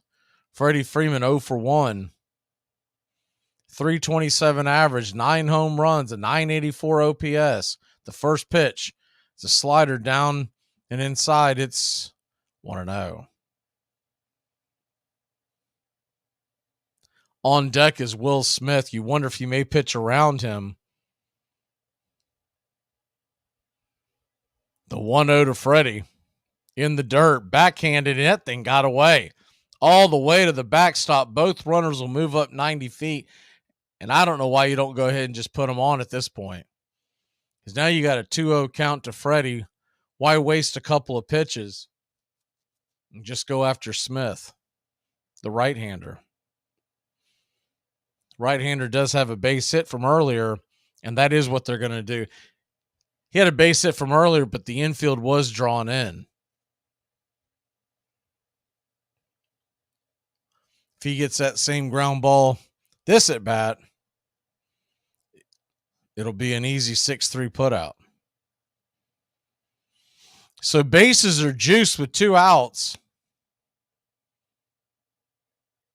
The intentional walk sends Freeman down to first.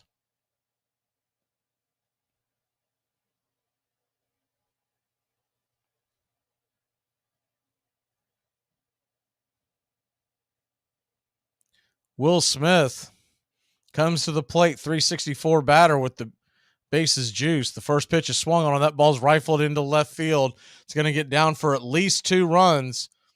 Coming around to score, and it is 4-1 LA. Strider hung that slider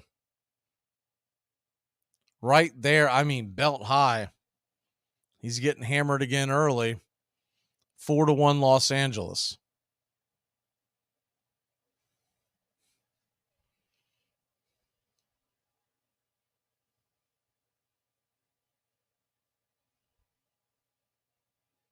So trailing 4-1, but still very early on. Max Muncy comes to the plate with runners on second and third and 2 away. And the first pitch is a 97-mile-an-hour fastball way outside. It's 1-0.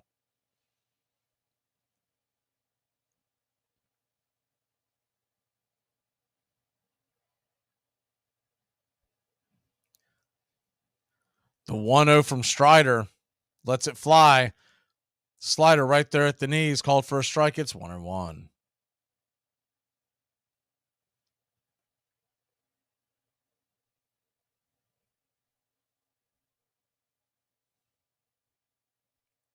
The 1-1 pitch. Fastball swung on and fouled back out of play. Up against the screen behind home plate. It's 1-2. 96 miles an hour right there on the fists.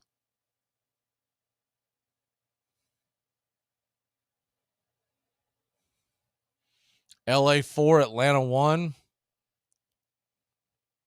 Top of the second. The 1-2. Fastball misses high. It's 2-2. Standing on deck is JD Martinez.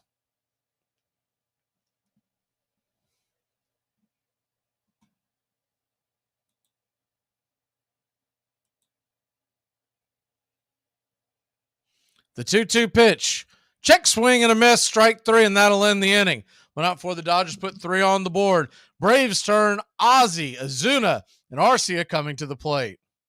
Hi, I'm going to be your waitress because my mother drank.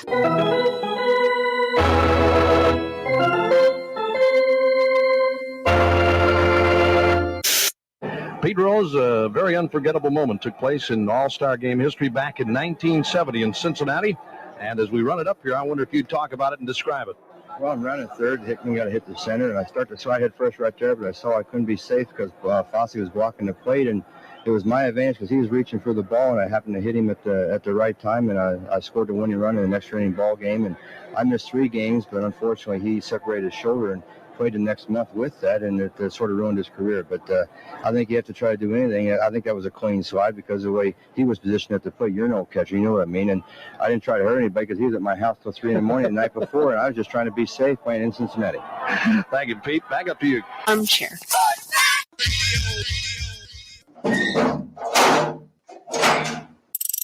Must be sitting on the slider. The Braves standing room only now. Matzik trying to deliver in the biggest moment of his career so far. Runners on second and third, 2 away. The Braves lead by 2. Fastball swung on and missed. Sit down, baby. Matzik comes in and absolutely yaks the whole side. Because we've been playing it fundamentally the same way for so long, the way that we can find the benchmarks that cross generations and cross decades is to be able to use these statistics as if they were labels. They aren't numbers. 300 hitter is not a number. The 300 hitter is a tag that means something today, as it did in 1930, as it did in 1890. So the statistics become a means by which we can connect to the permanence. I can make that comparison with my father, who could have made it with his father. Welcome back to Braves Country Baseball. The Atlanta Braves trail the Dodgers 4-1, heading to the bottom of the second. That's the bad news. The good news is they are facing a rookie pitcher who just had to have one really long half inning. We'll see if that affects him at all. Ozzie Albies will come to the plate. Righty-lefty matchup. Open stance for Ozzie. The first pitch is a fastball right there, taken all the way 99, about belt high over the plate, and it's 0-1.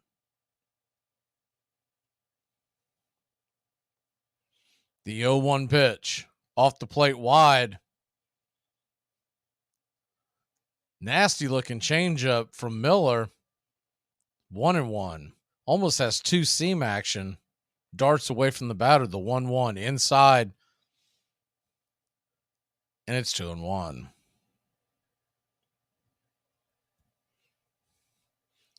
This pitch almost dances. The 2-1 delivery from Miller. Swing, and that ball is going to be dropped into left field. It's going to get down for a base hit. And a leadoff single for your Atlanta Braves to get things going here in the bottom of the second.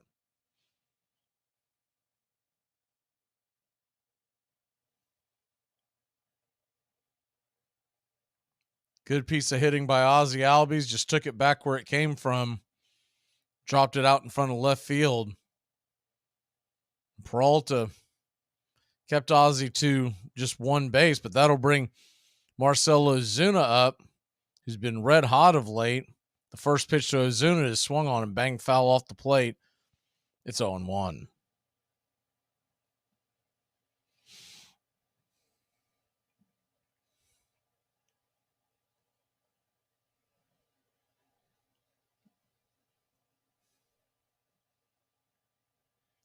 Ozuna, 8 home runs, 18 RBI, 759 OPS. The 0-1 pitch, top of the zone, called for a strike. Called that one for a strike, and it's 0-2.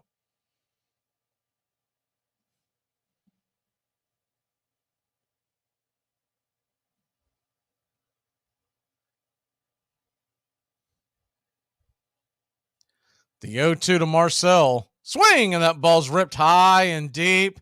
Will it stay in the park? It's going to die right there at the warning track. A high towering out, number 1. Gave it a ride, but it kind of died right before the warning track. Peralta was able to camp underneath it for the first out.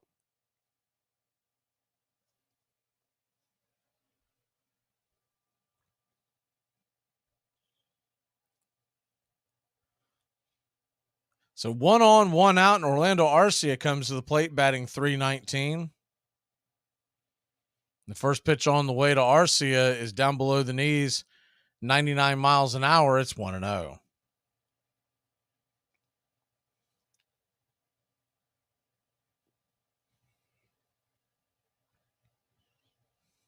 Ozzie leaning off of first base. The 1-0 from Miller. Top of the zone, misses high again. It's 2-0.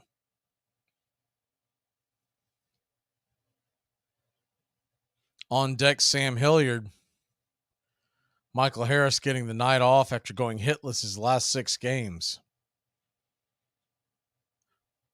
Ozzie on first, 1 away. The 2-0 pitch. Swing, and that ball is grounded foul off the home plate, dragged over towards third. And it's 2-1.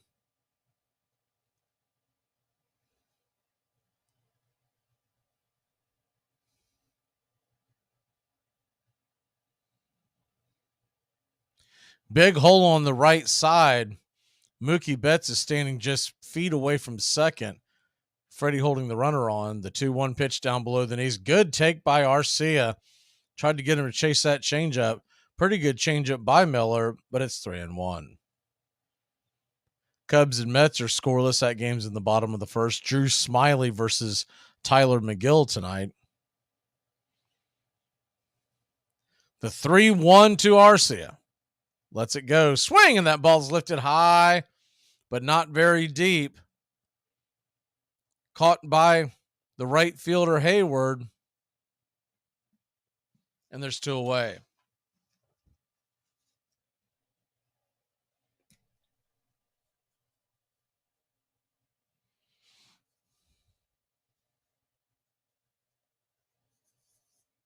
So 2 outs, and Sam Hilliard comes to the plate. He's batting .258, 3 home runs, 6 RBI, a .789 OPS. See how his bat responds after being on the bench for so many days. The first pitch is swung on, and that ball is belted high and deep and foul into the upper deck. Man, he did not miss it, just could not keep it straight. And it's a loud strike number 1. That was a skyscraper if he could have just kept that straight. 4-seam fastball. The 0-1 pitch swung on and banged foul off the plate. Changeup out in front. It's 0-2.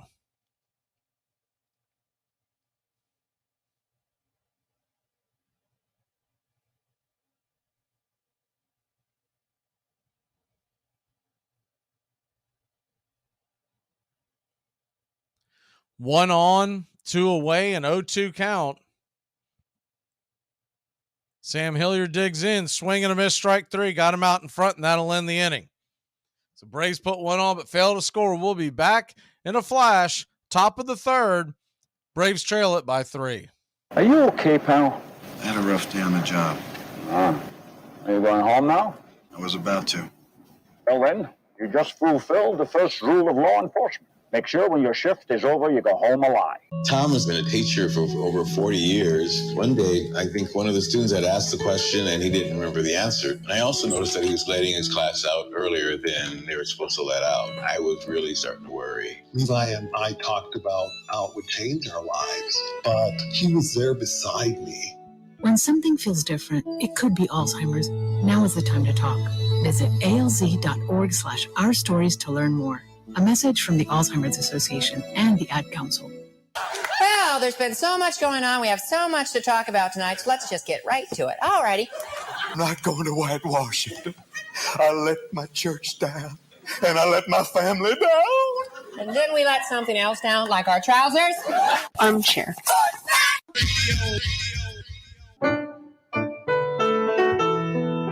Hey, Braves Country. Braves Country HD is bringing you Braves Country Baseball all year long. Hi, I'm Mac Magee. We'll be bringing you play-by-play, pitch-by-pitch, inning-by-inning of your Atlanta Braves. Braves Country comes to you every Tuesday night and Friday night, and 2 bonus games every week. Please like and subscribe to youtube.com/@BravesCountry.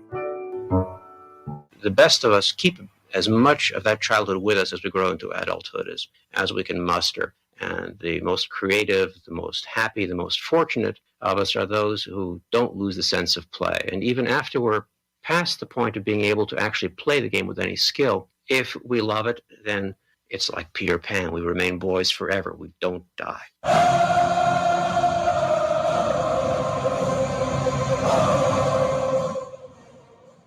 Welcome back to Braves Country Baseball. The Atlanta Braves, Los Angeles Dodgers, 4-1. We head the top of the third. Dodgers lead the Braves by 1 game in the win-loss column.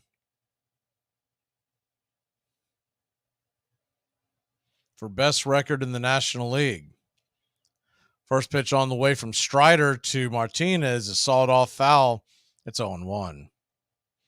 Martinez is 0 for 1 with a strikeout in the first.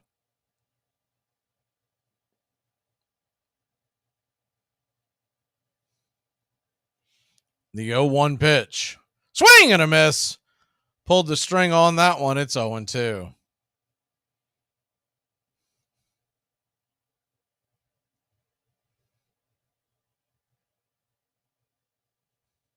The 0-2 pitch from Strider. Swung on and missed. Strike 3. Got him.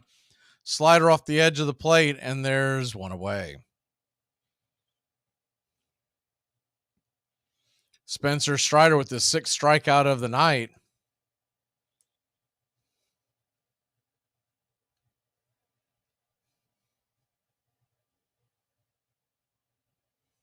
So that'll bring Jason Hayward to the plate. He swung at a fastball first pitch and took it to the house. First pitch on the way this time is a changeup below the knees. Outside, it's 1-0.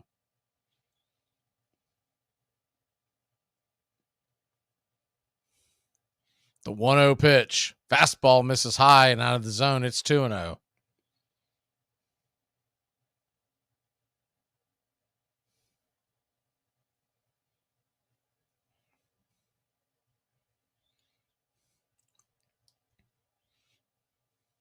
Hayward batting .224, an .819 OPS. The 2-0 misses well inside. Ball 3, 3-0.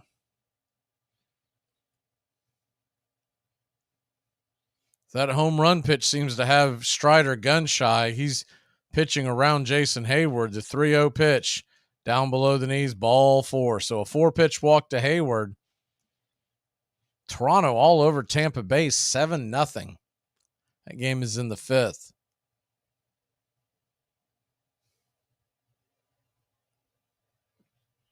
Baltimore 3-0 over the Yankees in the 3rd. San Diego 3-0 over Washington in the 4th. That'll bring Peralta to the plate, and Peralta takes a hack at the first pitch, 96-mile-an-hour fastball, fouls it straight back. It's 0-1.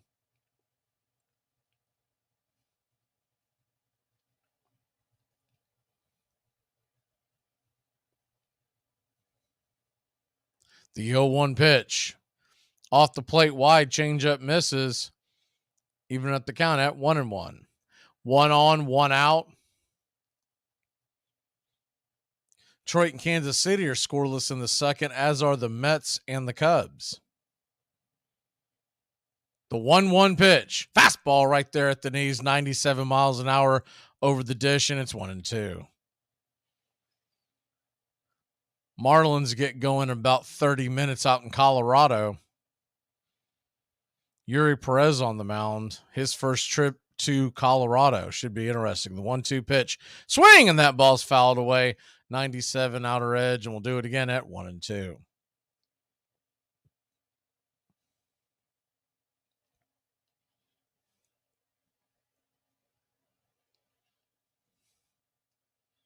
The 1-2 from Strider, his 56th of the night. Swung on and bang foul down the line. It's 1-2.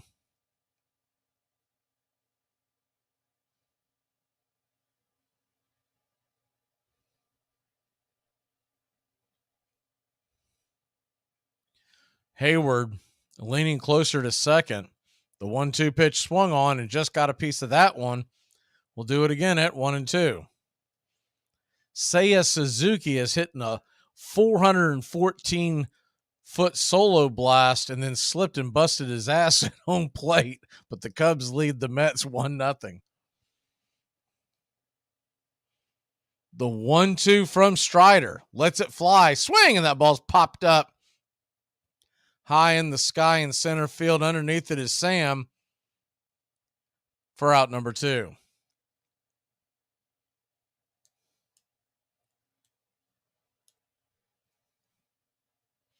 Suzuki's getting a big laugh in the dugout there in Chicago. I mean, you would have thought there was a banana peel on that plate the way he slid. James Outman comes to the plate. He's 0 for 1. Strikeout in the second.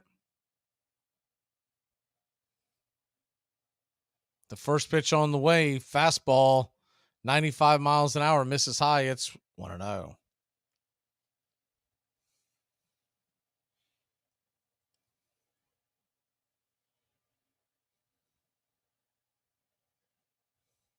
The 1-0. Swing and a miss. Slider down around the ankles, and it's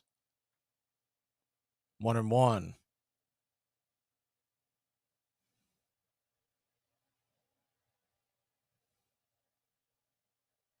The 1-1 pitch. Good take. It's 2-1. Pitch was down below the knees. Looking ahead to the Braves' third inning, Ronald Acuna Jr. will be leading off. Hayward looks like he's about to take off. The 2-1 pitch swung on and popped up high. Will it stay in play? It will not. Bends foul over the first base dugout. We'll do it again at 2-2.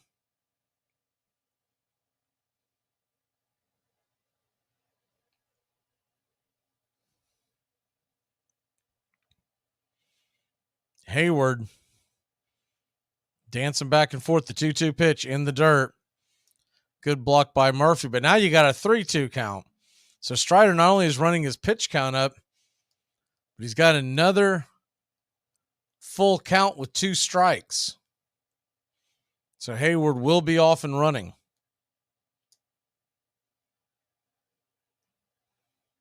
The 3-2 from Strider. Swing and a miss, strike 3. That'll end the inning. His 64th pitch of the night. We'll head to the bottom of the third, top of the order, coming to the dish.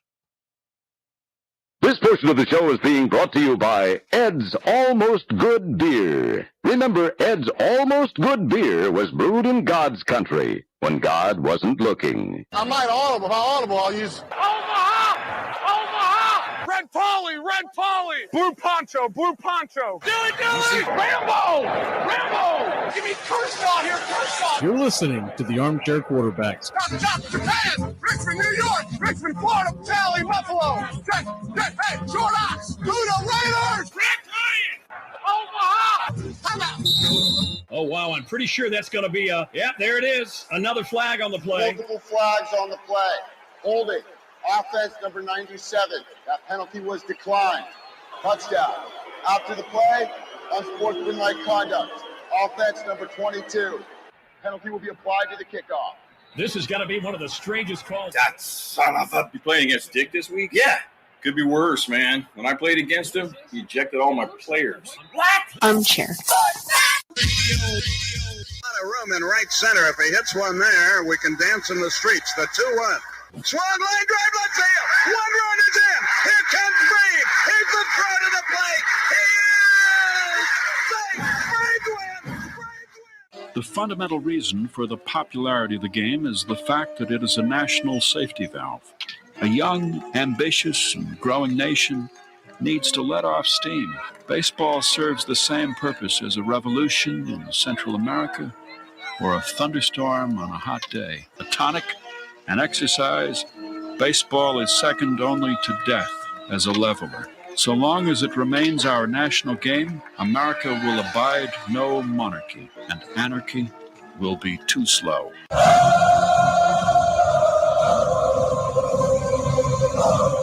Braves trail at 4-1. Ronald Acuna Jr. will come to the plate.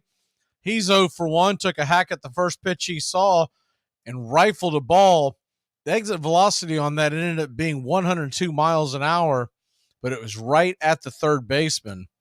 See if he has better fortunes this at bat.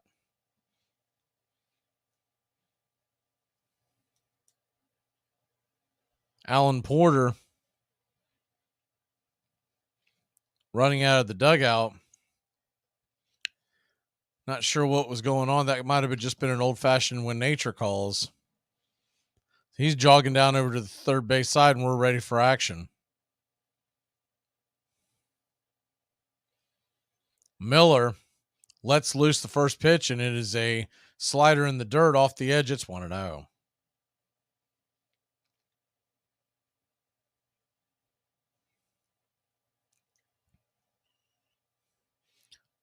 The 1-0 pitch.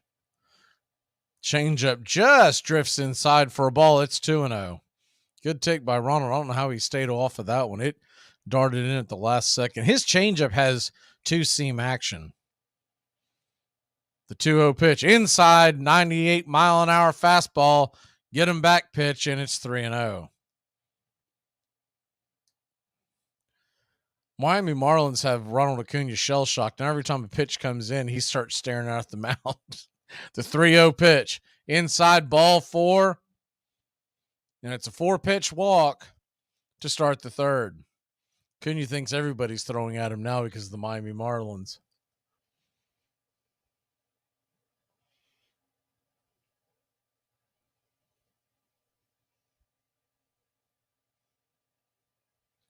One on, nobody out.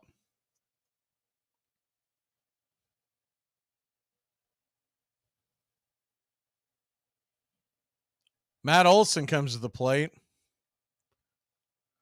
They'll flip it over to first to keep Acuna close by with his 19 stolen bases. If you missed the game last night, he stole third off of a walk. No one was covering the bag, and he just kept jogging over there. The first pitch on the way. Acuna's off and running. Here comes the throw, and just under the tag. Acuna's safe. I thought they were going to get him because that was a perfect pitch for Smith to throw on. It was 100 miles an hour, almost pitch out territory. He got a good jump, but not a great jump. But the ball, the throw, was a one-hopper, and I think that bought him just enough time to get under the tag. So Acuna in stolen base number 20. Acuna now in scoring position. The 0-1 by Olson. Off the plate wide, it's 1-1. Changeup missing.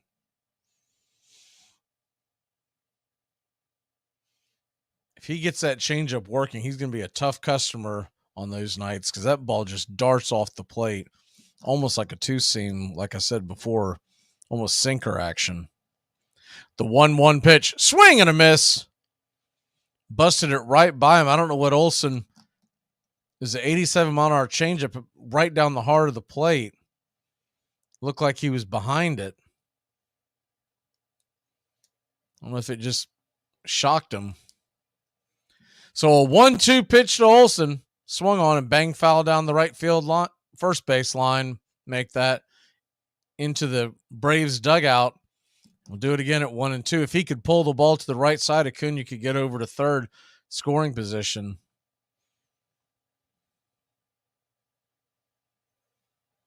Cut the lead down. The 1-2 to Olson. Swing and fouls it back out of play. 100 miles an hour. And it's 1-2. Chicago Cubs have just gone yard. Matt Mervis has hit his second home run, and they lead 4-0. That game is in the second in Chicago. The 1-2 pitch. Inside. Good eye. It's 2-2.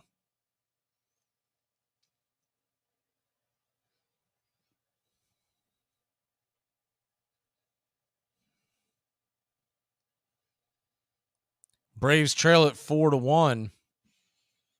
Acuna on second. The 2-2 pitch swung on and popped up. Just got a piece of that to stay alive, and thankfully that ball got backwards and out of play. We'll do it again at 2-2.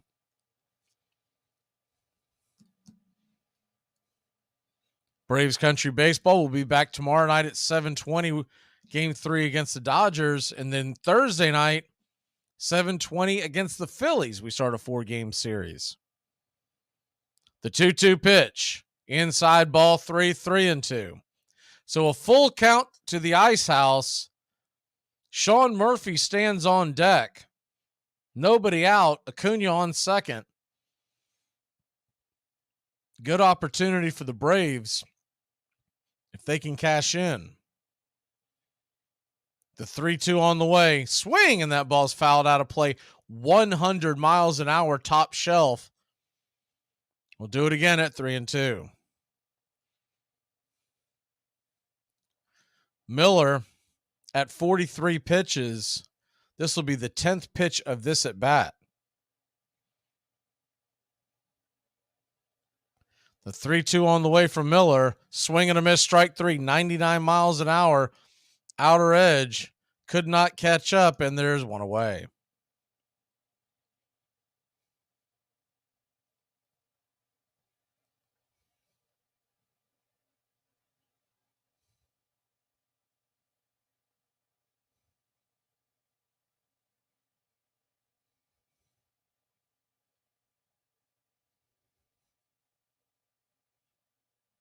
So 1 on, 1 out. The first pitch on the way to Murphy is down below the knees for a ball. It's 1-0.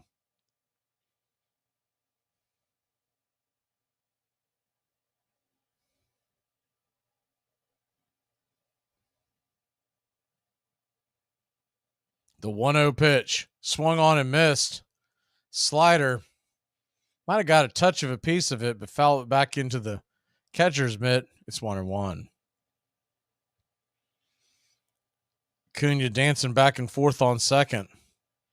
Wonder if he might try to take a hold of third. The 1-1 pitch. Swing, and that ball's rifled down the right field line, but foul up against the screen, and it's 1-2.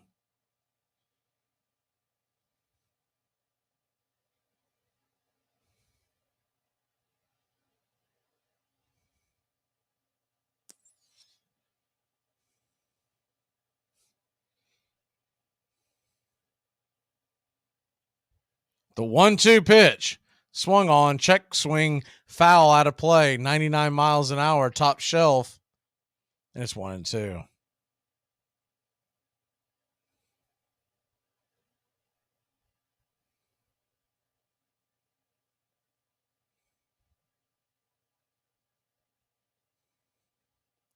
One-two count to Murphy.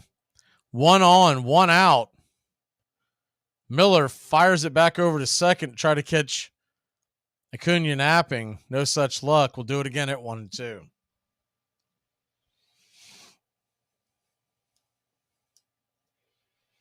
Braves would love to cash in this run standing on second. The 1-2 pitch in the dirt. Ball 2, 2-2. Standing on deck, Austin Riley hit a triple his last time up. Driving in a run.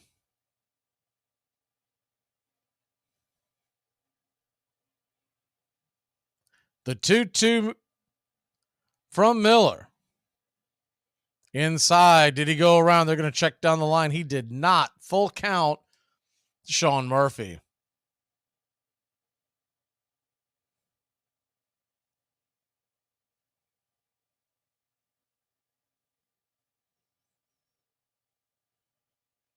The 3-2 pitch to Murphy. Swing, and that ball's banged foul down towards the dugout. We'll do it again at 3-2.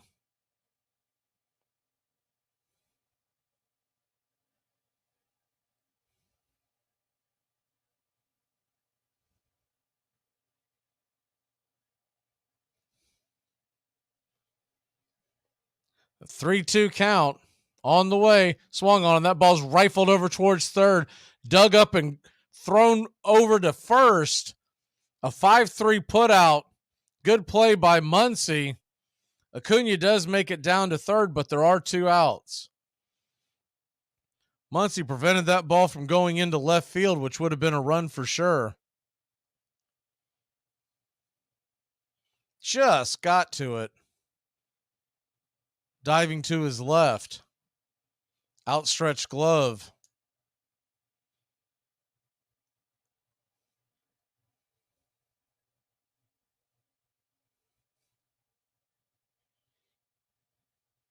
Smith going out to talk to Miller, and it's probably just to go over strategy and also give him a breather. Austin Riley coming to the plate 1 for 1 with an RBI on deck.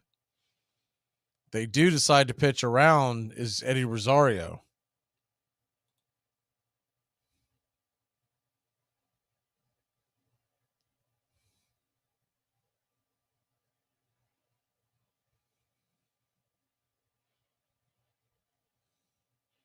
Runner on third, 2 away. The first pitch on the way. Swing, and that ball is hit into center field, but right at Outman for out number 3. So the Braves threaten but fail to score. We'll be back in a flash here on Braves Country. Look at that! The Hendersons are getting a new fence. Ah, who cares? They're swingers. I want a new fence. That's it! We're never having sex again! Need a home loan fast? At the American Bank of Los Santos, we'll help you get the debt you need to make life easier. We'll show you how to look richer and be poorer. You need to impress people fast. Not in 20 years. It's only a risk if you get into money troubles or the economy changes. Call American Bank of Los Santos. Now that the kids have moved out and have drug problems of their own, maybe it's time to install a luxury marble wet bar so you can get drunk in private. American Bank of Los Santos. Why worry about tomorrow if you look inadequate today? Armchair. Braves Country today. We're talking Southern sports. We go live 3 to 5 weekdays right here on WQEE. Braves Country today. Southern sports talk with the voice of Braves Country baseball, Mac Magee. Joined every day from sports analysts from all over Braves Country, talking college football, the NFL, Major League Baseball, and what's trending in the world of sports. Braves Country today. We go live 3 to 5 weekdays right here on WQEE. Oh, come on, Quigley. Will you don't give me that? Look at me, 92, and I still enjoy swimming and golfing, and biking, all sports. Whoopee. That too. Come on, after all at your age, must be down to a handshake, huh? Yep, before and after. There's a lot of wonderful stillness in baseball that I love. Many seconds of stillness. When the pitcher has got the sign, the batter is crouched, the ball players all lean forward with their hands on their knees, and then very shortly the ball is delivered. But in that tiny period when the pitch and the fever of the crowd is tangible, there's a moment of absolute stillness that I treasure. Welcome back to Braves Country Baseball. The Atlanta Braves trail at 4 to 1 as we head to the 4th. Heading towards Memorial Day weekend. Showing Tim Hudson in the crowd. Man, he looks like he could still pitch. One of my favorite Braves of all time right there, Tim Hudson. I used to love to watch that cat spin the rawhide. So Spencer Strider will go back to work. The first pitch on the way from Strider's a 96-mile-an-hour fastball, a little inside. Rojas doesn't like it. I can't say I blame him on that one. It's 0-1. The 0-1 pitch. High and out of the zone. It's 1-1.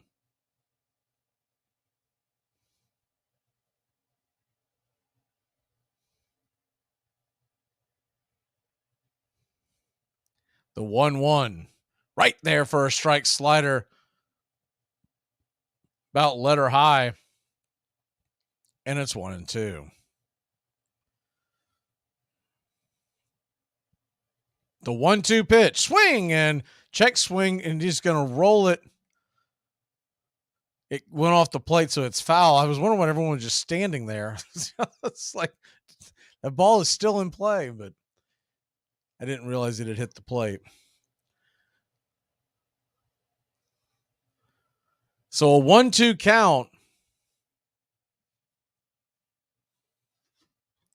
Strider kicks and deals. Swing, and that ball's hit into right field. Running and making the catch is Ronald Acuna Jr., making it look easy for out number 1.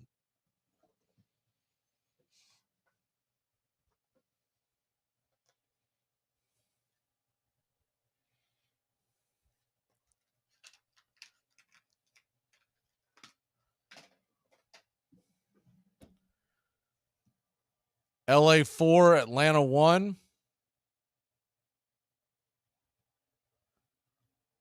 The first pitch on the way to Mookie Betts is a fastball, misses high over the plate. It's 1-0. The 1-0. Right there for a strike slider outer edge. It's 1-1.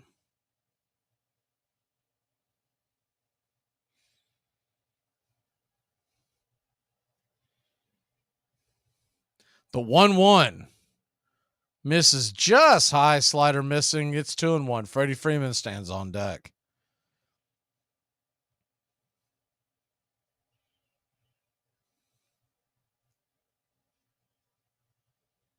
The 2-1 delivery, swing, and fouled it back out of play, 97 miles an hour. Do it again at 2-2.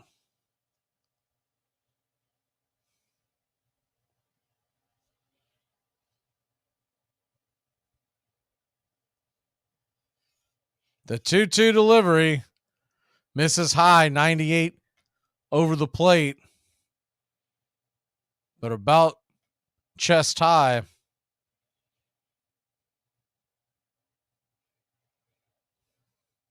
So a 3-2 pitch right there called strike 3.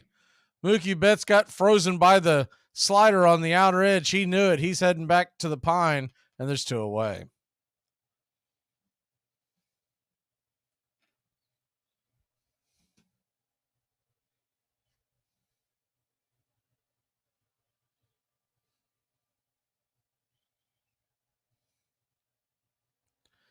First pitch on the way to Freddie Freeman is bounced up to the plate for a ball. It's 1-0.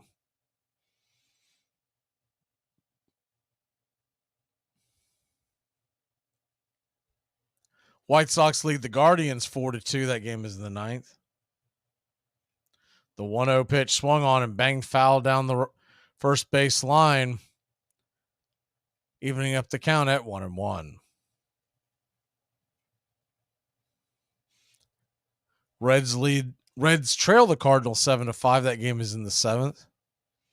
The 1-1 pitch, fastball swung on, fisted high, but not very deep. Shallow left field, making the catch is Arcia, and that'll end the inning. So 3 up, 3 down. Nice change of pace. Rosario will come to the plate when we come back. Guess what? Lena found out how I got her number. Really? How'd you do that? A friend of Susan's. My Susan? Why'd you tell her? You just robbed a house. You have all this great stuff that now belongs to you, but you got this annoying pang of guilt nagging at you. Well, worry no more, because your friends at Cell Block Greeting Cards have the answer for you. Introducing our new line of petty crime thank you cards. Before you smash and grab one of our cards and leave it behind on your next heist. Choose from any of these fine heartfelt cards like, thank you for the plasma TV. Or, thanks for the PlayStation, alcohol, and penny jar. And, don't use your toothbrush. For a limited time, introducing, I'm still in the house. And many more sentimental petty crime thank you cards. Available at any back alley, shadowy parking lot, or Armchair. To protect his family from disaster, Steve used his camera phone. By taking pictures of his important documents, Steve can always have them stored online. Learn more simple disaster prep tips at ready.gov. A message from FEMA and the Ad Council. Between 1900 and 1910, country boys and immigrant sons and factory workers and streetwise toughs played on thousands of teams in hundreds of leagues from Maine to California. For the first time, big league scouts began to travel the countryside on the lookout for future stars. Sports writers called them ivory hunters. It would be an era that placed a premium on pitching and speed, in which runs were assembled slowly, one base at a time. It would see one pitcher win 41 games in a single season, and the hardest hitting team hit just 16 home runs. You're listening to Braves Country Baseball on Braves Country HD. Please like and subscribe today, youtube.com/@Braves Country. Welcome back to Braves Country Baseball. The Atlanta Braves trail at 4-1. Eddie Rosario due up. I think he had an equipment problem, so home plate umpire Jim Wolf gave him extra time.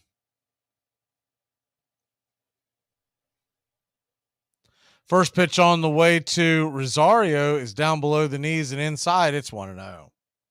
Don't we all, LJ?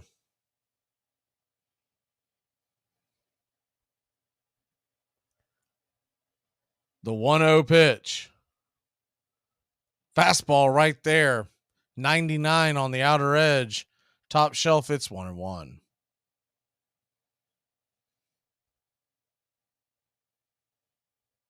The 1-1 swing and bangs it foul off the plate. It's 1-2.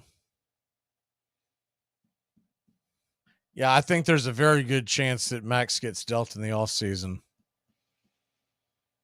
You don't want to wait till the middle of the season on a team that's trying to compete. The 1-2 pitch swung on and grounded over to third. Muncie's got it, fires it over to first, and it's a 5-3 put out for out number 1.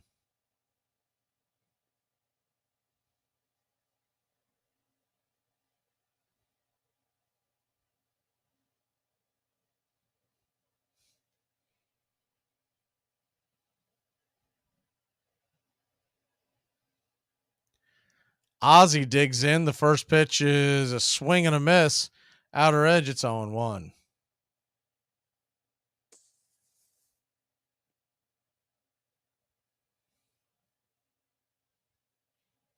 The 0-1 pitch on the way. Right there for a strike. Top shelf, it's 0-2. So he's gone curve, changeup to get him to 0-2. The 0-2 pitch. Swing. 100 miles an hour, top shelf, fouled out of play. Do it again at 0-2.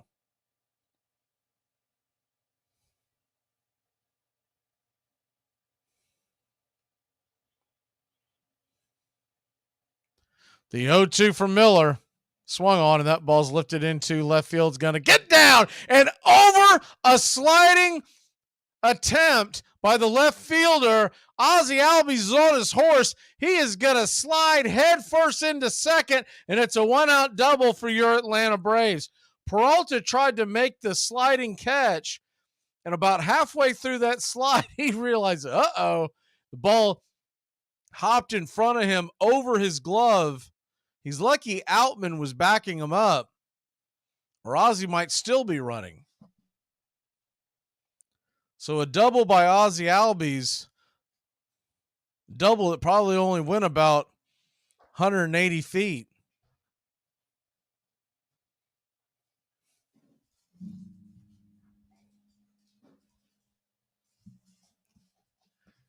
And the first pitch on the way to Ozuna is fouled back out of play. It's 0-1.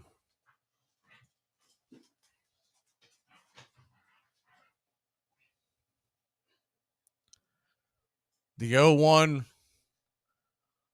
from Miller swung on and banged foul off the plate. It's 0-2.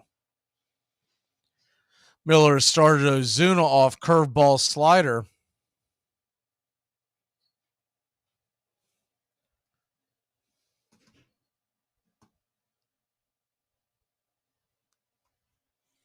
The 0-2 pitch swung on and fouled back out of play. Do it again at 0-2.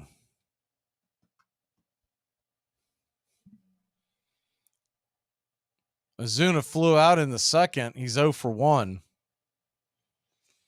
Ozzie on second base, one away. The 0-2 pitch. Fastball misses high and out of the zone. It's 1-2. Pete Alonso just planted one into downtown Chicago. It's 4-1 Cubs right now. Drew Smiley pitching for Chicago. The 1-2 pitch off the plate. Ball gets away and bounces around, and Ozzie's going to make it all the way down to third. That ball caromed and shot back towards the catcher. What a funny hop that took.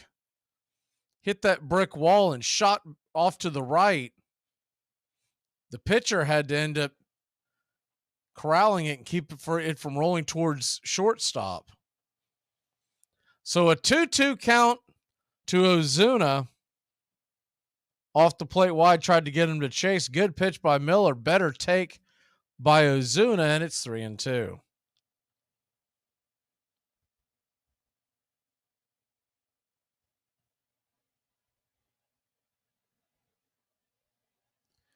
Full count to Ozuna. Runner on third. The pitch on the way. Swing and a miss.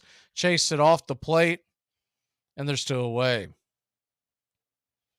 Miller throwing one of those veteran type pitches, willing to walk Ozuna. It's a nasty pitch. Got Ozuna to chase it. Now there's 2 outs. So 2 outs.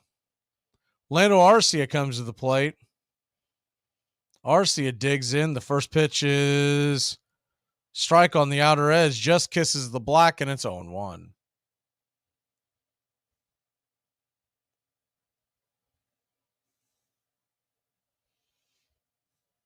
The 0-1 from Miller. On the way. Swing, and that ball's fouled back out of play. Do it again. It's 0-2.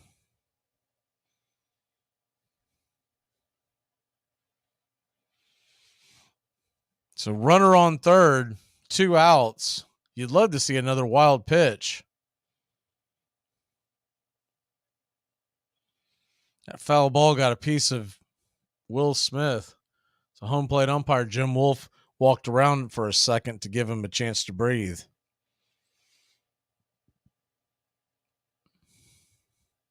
The 0-2 pitch down below the knees. Good take by Orlando.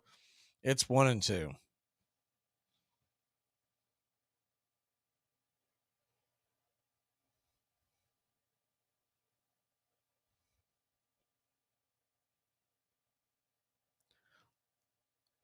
The 1-2 pitch swung on and fouled back 100 miles an hour, top shelf.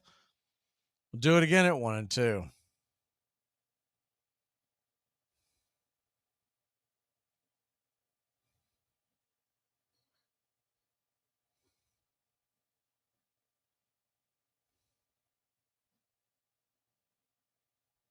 The 1-2 pitch off the plate wide. Smith started to head towards the dugout, showing up home plate umpire Jim Wolf. We'll see if he takes kindly to that. He thought it was a strike and started dancing towards the dugout, as did Miller. But instead, you got a 2-2 count to Orlando. Pitch on the way, swung on, and fouled back out of play. We'll do it again at 2-2. Meanwhile, Miller is up to 74 pitches. This will be 75 here in the bottom of the fourth.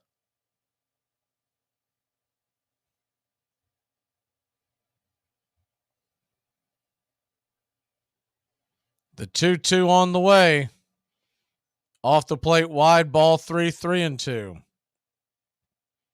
They're hoping to get that same call they got earlier in the game, which was not a strike, but Wolf gave it to them. They keep going back to that well.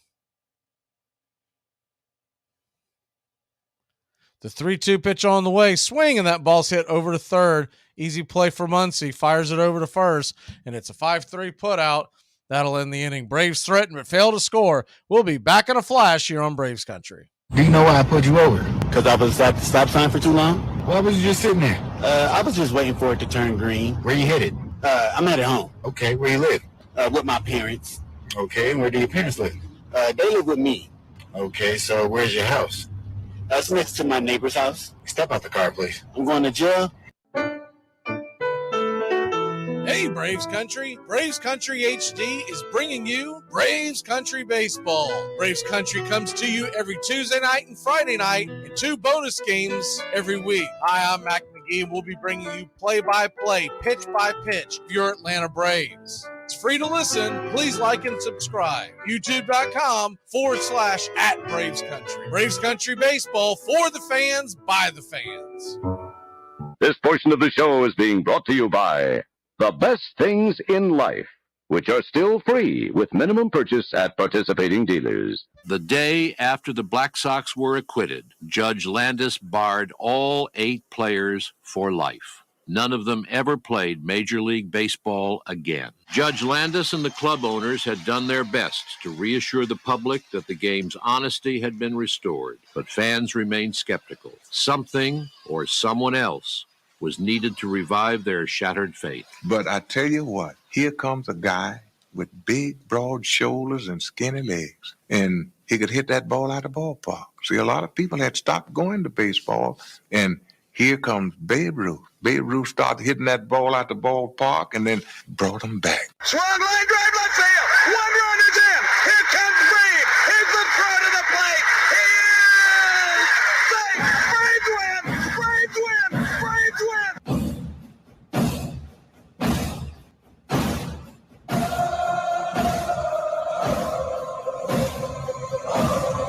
Welcome back to Braves Country Baseball. Top of the fifth inning.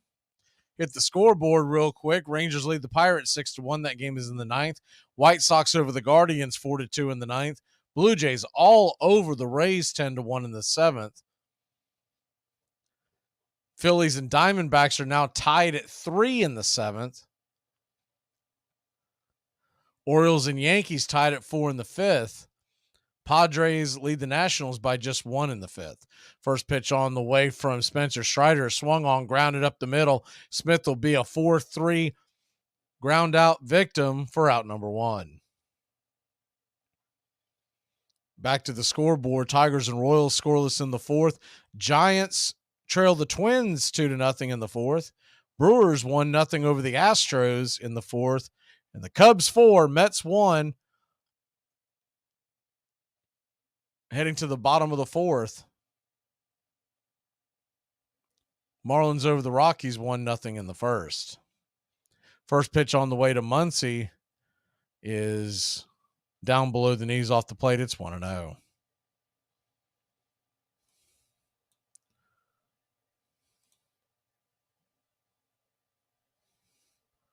Muncie 0 for 2 with 2 strikeouts, but has made a couple of great defensive plays over there at the third base, the hot corner.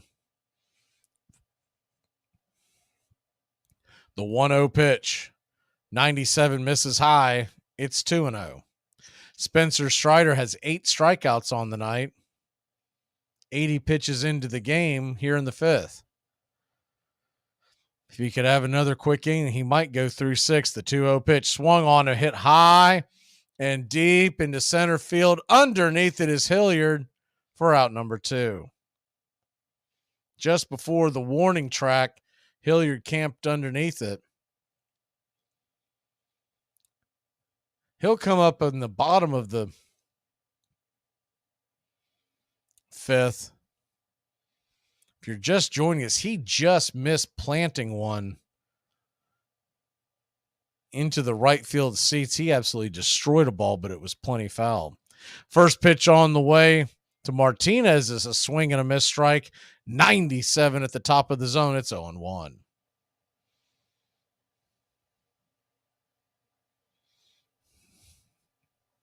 The 0-1 pitch.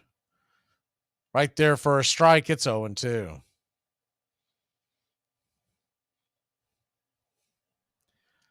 The go to Dodgers fans since 2023. Way to hang in there.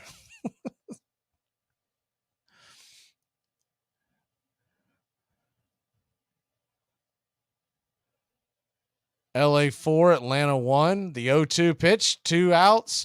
Swung on, and that ball is hit into center field, but right at Sam I Am, and that'll be out number 3. When we come back, Sam will grab the bat, and Acuna and Olsen will follow. Why did you get so drunk? You got drunk. I'm just really exhausted. What's in that cup? Rum and Cokes? Do you have any idea how important this is? You're trying to save the pump, though. Really? This is what you're doing? ACC football covered like no other here on the Armchair Quarterback. Randy Gillespie dives into the end zone. The winning points for North Carolina State. And the teams come together in the end zone, pushing, shoving between the pack and the heels as Gillespie has scored the winning points. His 5th rushing TD, but these teams need to be separated. The emotion boils over on the last play of the game as Gillespie goes to the end zone. And Carruthers gets into it, and they've doused him, and now we've got a big brawl out on the field, marring would have been the 200th victories for Bobby Bowden. Look at this. That's an ugly mess down there. This is ugly. Starting to get it cleared up down there, although there's still some bodies flying around. ACC football, backyard brawls all year long. I'm up. Biggest pick of the draft. 5th pick, 6th round. TJ Hoshimazode. Yes, lock it up. Who? What? TJ, how's the vanilla? All right. TJ, who's your mama? Fantasy Rule 17. Know how to pronounce your draft picks. You mean TJ Houshmandzadeh from the Bengals? Put him on the board. Hoshimazole. Got it. Championship. Fantasy football time. At the turn of the century, Major League veterans often refused even to speak to new players. Once, early in his career, A shy young outfielder dared compliment a New York Giant for hitting a home run. "Nice hit," he said. The veteran answered, "Go to hell." The young player was Honus Wagner, on his way to becoming the greatest player in the National League. Welcome back to Braves Country Baseball. Atlanta Braves trail at 4-1. Sam Hilliard's coming to the plate and then followed by the top of the order. Still a lot of time left in this one. Braves bats have had some opportunities in this one with 4 hits. A couple of guys have been left in scoring position. First pitch on the way to Sam is high and out of the zone. Changeup missing. It's 1-0. The 1-0 right there for a strike. Sinker on the outer edge. It's 1-1.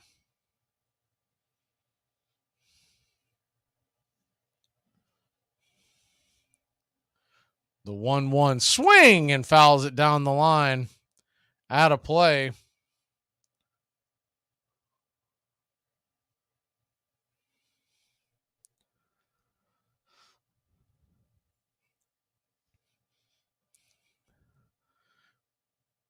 Braves back at it tomorrow night. Not another day off until next Thursday.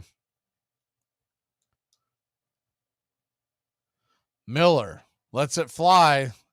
The 1-2 swing and a miss. Strike 3. 100 miles an hour on the outer edge.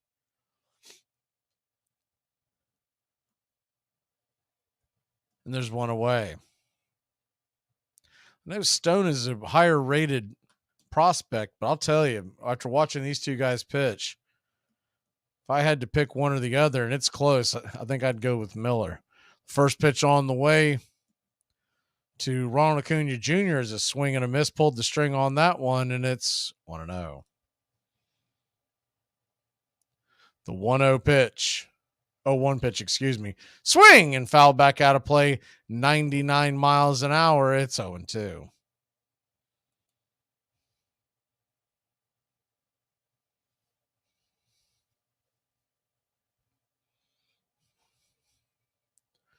The 0-2 pitch on the way. Off the plate wide. Good take by Acuna. It's 1-2. Cubs now lead at 5-1. That game is in the bottom of the 4th. Cubs are still batting. The 1-2 pitch. Swing and fouls it back 100 miles an hour. Top shelf, straight back and out of play. It's 1-2. Miami leads Colorado 1-0 in the first. Out in Denver. The 1-2 pitch. Down below the knees. Good take by Ronnie. Tried to get him to chase that change, and it's 2-2.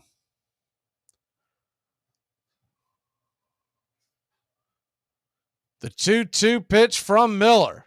Swing, and that ball's fouled off. Bounces around off of Acuna and out in front of the plate. Miller now at 86 pitches here in the 5th. You got to figure his first outing, they'll probably pull him after this inning. The 2-2 pitch. Down and away. Ball 3 and a full count to Ronald Acuna Jr.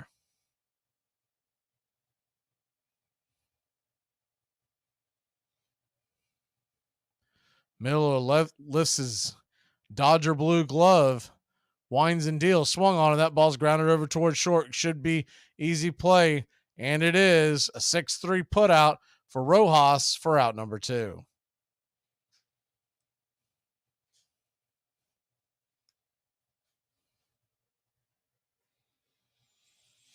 So Matt Olson will come to the plate. Olson 0 for 2. Grounded out and struck out. The first pitch is swung on and rifled off the helmet of Will Smith. 99-mile-an-hour fastball that went straight back and hit his helmet. Olson better go back there and apologize to him. It's 0-1.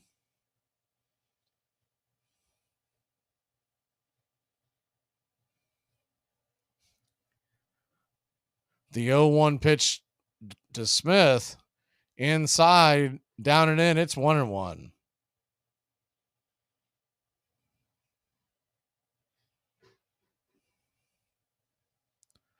Dodgers do have the right-hander warming up in the pen. The 1-1 pitch. Swing and a miss. 100 miles an hour on the outer edge. It's 1-2. I'd say this is definitely Miller's last inning. I don't think they'd run him back out there on his first outing over 90 pitches for the 6th. So a 1-2 pitch to Olsen. The wind up, the delivery, swing, and fouls it back 100 miles an hour, top shelf, out of play. We'll do it again at 1-2. Impressive outing for this youngster from L.A. Don't think this is the last time we will hear the name Bobby Miller. The 1-2 delivery, swing, and fouls it down the line. We'll do it again at 1-2. Kansas City has taken a 3-0 lead over Detroit. Erod was on the mound tonight for Detroit. The 1-2 pitch, high and out of the zone. Ball 2-2. Cubs have added a run at 6-1 in the bottom of the 4th. They're still batting.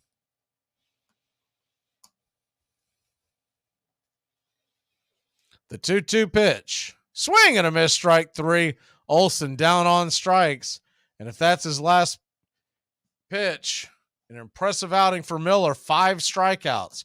We'll be back in a flash here on Braves Country. What kind of names were these kids calling you at the pool? Meathead, Fatso, Wide Butt, Wally the Whale. Porky, Hog, Fat Ass, Double Wide, Butterball, those sorts of things, right? In right field, the crowd is tormenting Strawberries, singing, Darryl, Darryl. It's a tough time for any kid, and especially now as he stands naked under the world out there in right field, and they taunt him and they chant his name. He takes his cap off and reacts to it. It's just been a tough time.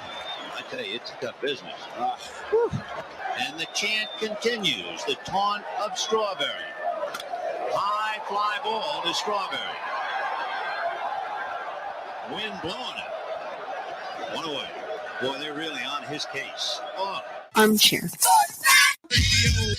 No one ever saw anything graceful or picturesque about Wagner on the diamond. His movements have been likened to the gambols of a caracoling elephant. He's so ungainly and so bow-legged that when he runs, his limbs seem to be moving in a circle after the fashion of a propeller.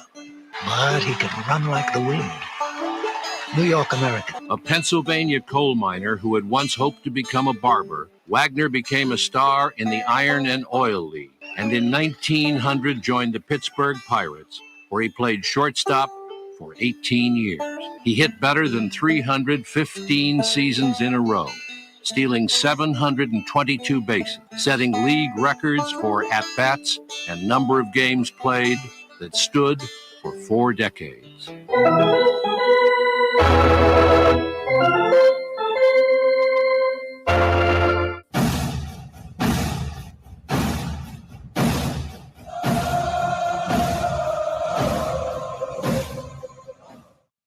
Welcome back to Braves Country Baseball.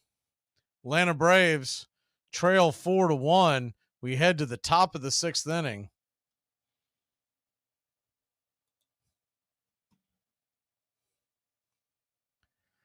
And Spencer Strider will go back out there on the mound to face Jason Hayward. Hayward 1-for-1 with the walk, a solo shot. The first pitch is a slider, top shelf inside for a called strike. It's 0-1. The 0-1 delivery swung on and grounded foul into the third base dugout. We'll do it again at 0-2. Arizona has the bases loaded in the 8th against Philadelphia, leading by a run. The 0-2 from Strider. Swing and fouls it away. 99 on the outer edge. It's 0-2.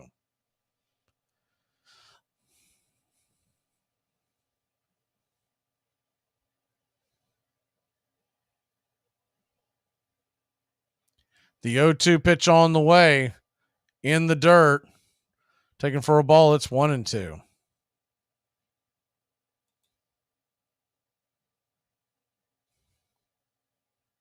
Peralta on deck. The 1-2 pitch. Swing and fouls it straight back 98 miles an hour. Top of the zone. We'll do it again at 1-2.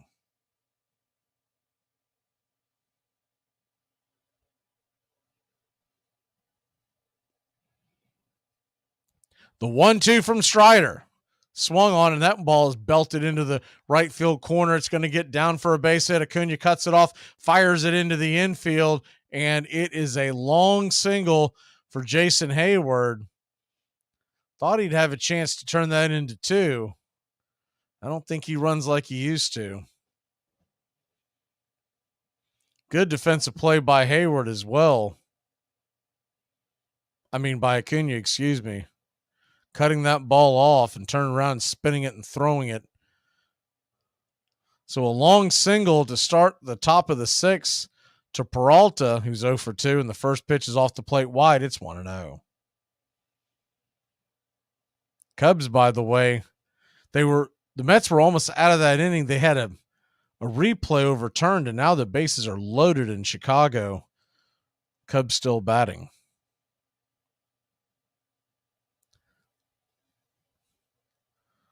1-0 swung on a foul back. It's 1-1. 95 on the outer edge. Just got a piece of it, Peralta. The 1-1 from Strider. Down below, off wide, 96. It's 2-1.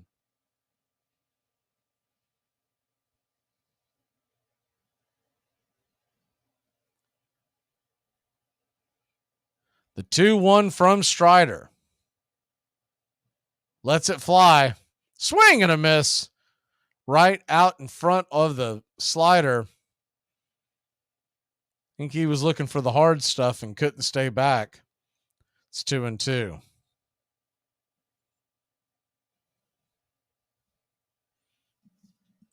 The 2-2 pitch on the way. Swing and a miss. Strike 3. Got him with the slider once again for out number 1.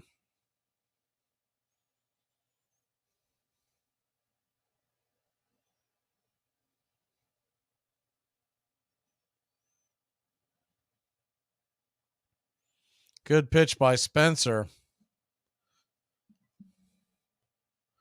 So that'll bring Outman to the plate.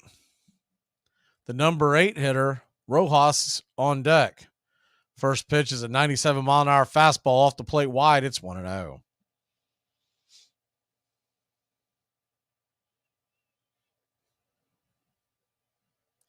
Outman 0 for 2 with 2 strikeouts.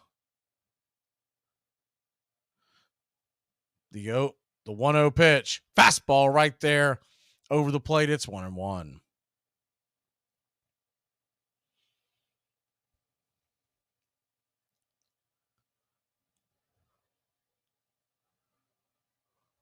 The 1-1. Fastball right there on the outer edge. 97 miles an hour. Top shelf. It's 1-2.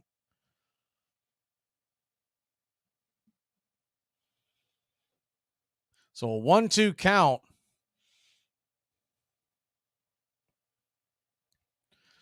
Strider kicks and deals. Swing and a miss. Strike 3. 99 at the top of the zone. Couldn't catch up, and there's 2 away. Outman with the hat trick. He was nowhere close to that one.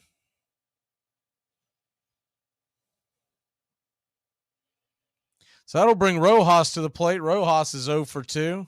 First pitch on the way is a 98-mile-an-hour fastball fouled straight back, and it's 0-1.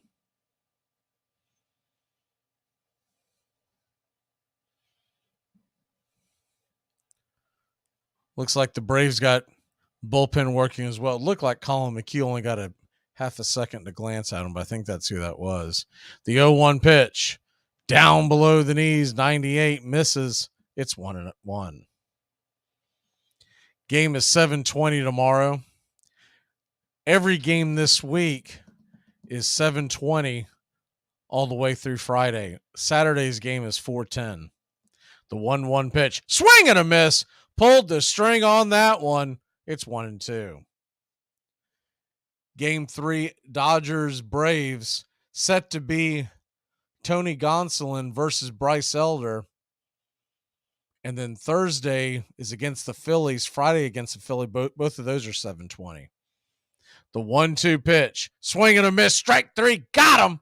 And if that's the last of it, 11 strikeouts for Spencer Strider tonight, though he's given up 2 earned runs. We'll be back in a flash here on Braves Country, and grab the bats. Look, you got to get it through your head. It's not coming back to you. Why? Because you slept with someone else. Yeah, like a month ago. God! Here are some baseball facts you might not have known.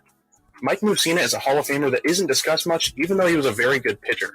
On top of being an elite player, he was also very intelligent. He graduated from Stanford with a degree in economics and was almost the valedictorian of his high school. According to some reports, Mussina lowered his grades a little in order to avoid giving a commencement speech. Braves Country today. We're talking Southern sports. We go live 3 to 5 weekdays. Braves Country today. Southern sports talk with the voice of Braves Country baseball, Mac Magee. Joined every day from sports analysts from all over Braves Country, talking college football, the NFL, Major League Baseball, and what's trending in the world of sports. Braves Country today. We go live 3 to 5 weekdays. When something feels different, it could be Alzheimer's. Now is the time to talk. Visit alz.org/ourstories to learn more. A message from the Alzheimer's Association and the Ad Council. There is no greater optimist in baseball than President Charles Hercules Ebbets of the Brooklyn Club. For 30 years, he's been in baseball, and all that time he has had confidence in the Brooklyn fan. Through many seasons of losses and disappointments, he has carried the Trolley Dodgers, losing money year after year when those about him lost faith in the game as a paying proposition. But the confidence of Mr. Ebbets has never been shaken. He believed years ago, as he does today, that Brooklyn is a major league city and that it would support a good team. New York Times.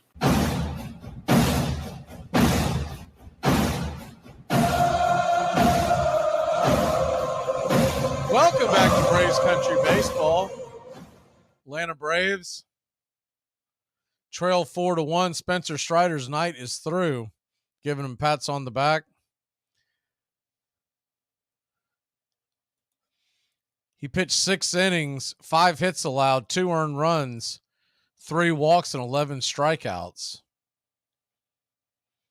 He was just outdueled by Miller. Yensei Almonte comes into the game. Almonte kicks and fires the first pitch, and it's in the dirt, 96 miles an hour, 1-0 to Sean Murphy.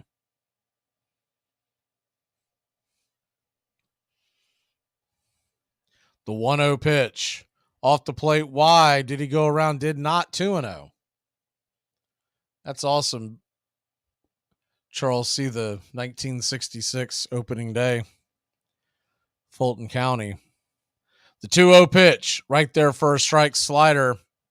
About just above the knees, over the plate. It's 2-1. 82 was the first year I really remember being a Braves fan. The 2-1 pitch. Right below the knees for a strike. It's 2-2.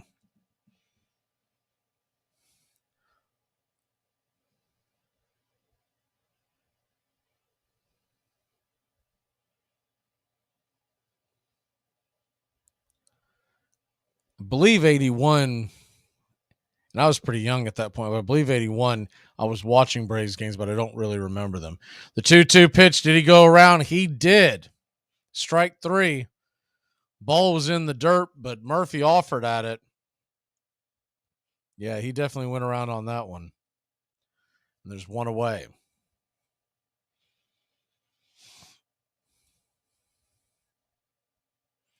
Almonte now set to face Riley. Yensei Almonte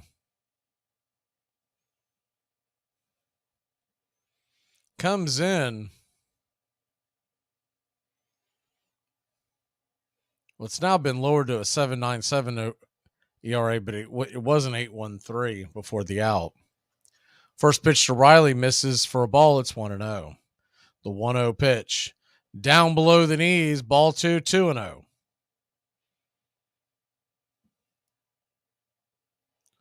Almonte, 28 years old, nicknamed Showtime from Miami, Florida.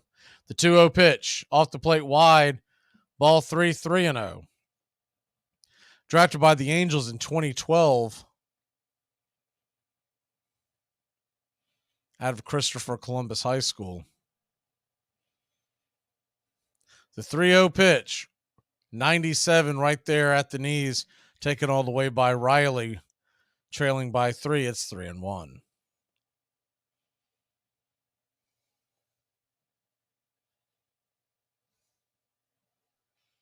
The 3-1, swing and a miss. Strike 2, it's 3-2. Last year, Almonte had a 1.02 ERA in 33 appearances. Riley calls for time. So with the full count, he'll dig back in. Riley 1 for 2 with an RBI double in the first. The 3-2 on the way. Swing and a miss, strike 3. Slider got him on the outer edge. There's 2 outs.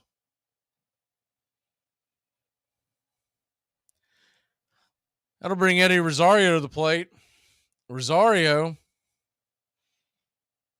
0 for 2.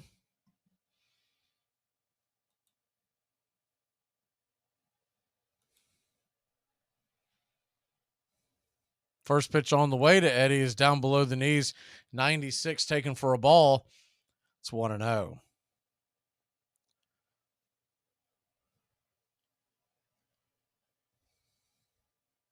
The 1-0. Slider on the outer edge right there for a strike. It's 1-1.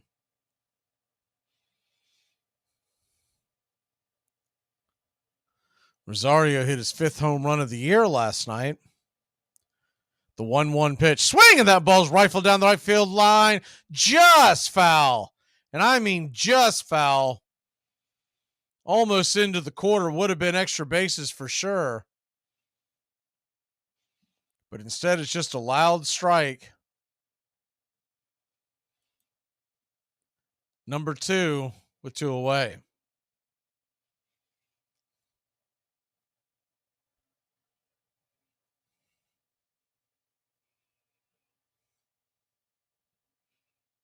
The 1-2 in the dirt. I think bounced high and all the way to the backstop. A high bounce. You probably should have swung at that and ran down to first. The 2-2 pitch to Eddie. Swing and fouled off. 97 right in his kitchen. Do it again at 2-2.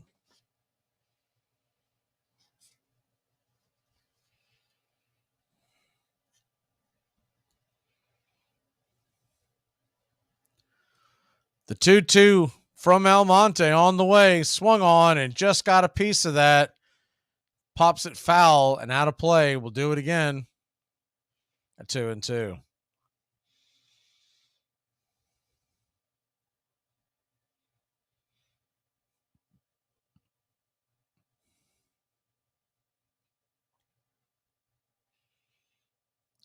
Two-two to Eddie.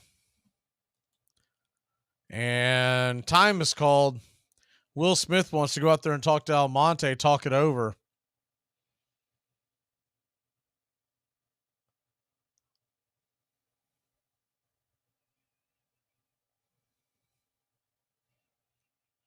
Cubs are got another rally going in the 5th on the Mets, still leading at 6-1.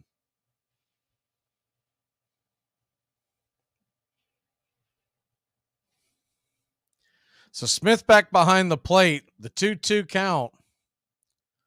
2 outs, the wind up to pitch, swing, and just got a piece of that slider.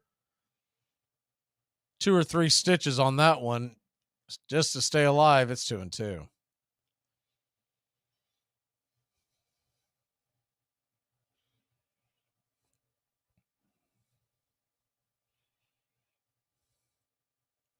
The 2-2, the wind up the pitch in the dirt, almost gets Eddie. Ball 3-2. So a full count to Rosario. Ozzie Albies stands on deck. If they could keep it going, Ozuna in the hole. The 3-2 pitch. Swing and a miss, strike three. Bat came out of Rosario's hand. And that'll end the inning. Top of the order due up for the Dodgers. We head to the top of the 7th inning. You're not out there. You can't be because I am out there. And if I see you out there, there's not enough voltage in this world to electroshock me back into coherence. Hey, Braves Country. Braves Country HD is bringing you Braves Country Baseball. Braves Country comes to you every Tuesday night and Friday night and 2 bonus games every week. Hi, I'm Mac Magee, and we'll be bringing you play-by-play, pitch-by-pitch, your Atlanta Braves. It's free to listen. Please like and subscribe. YouTube.com/@Braves Country. Braves Country Baseball for the fans, by the fans. When something feels different, it could be Alzheimer's. Now is the time to talk. Visit alz.org/ourstories to learn more. A message from the Alzheimer's Association and the Ad Council. The Federal League owners fought back, charging that the major leagues constituted a monopoly, and they sued organized baseball in federal court in Chicago in 1915. The presiding judge was said to be death on trusts, but he was also a baseball fan. He refused to rule quickly, and the months dragged on. Finally, Federal League owners, increasingly strapped for cash after 2 shaky seasons, gave up. The new league collapsed. So did Ban Johnson's promises of better pay. Chris Speaker's salary was cut in half. The players were as powerless as they had been before, and still the federal judge had not ruled. Do you realize that a decision in this case may tear down the very foundations of this game? Any blows at the thing called baseball would be regarded by this court as a blow to a national institution. Judge Kennesaw Mountain Landis.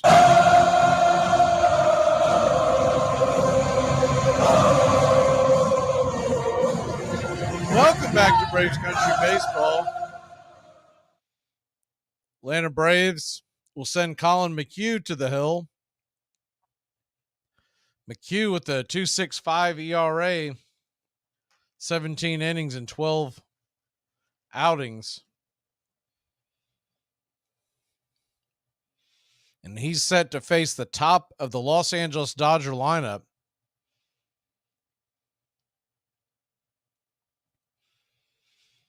Mookie Betts leading it off.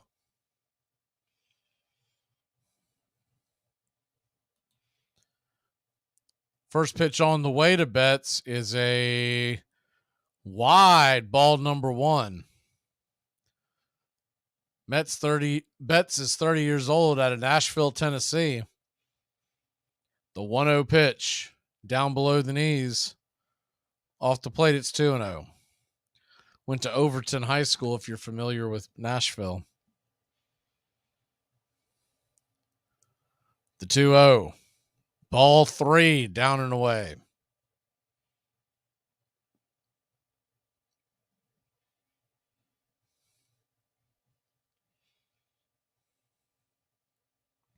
The 3-0 pitch. Ball 4. So 4 straight balls out of the pen by McHugh sends Betts down to first. The leadoff walk and Freddie Freeman coming to the plate.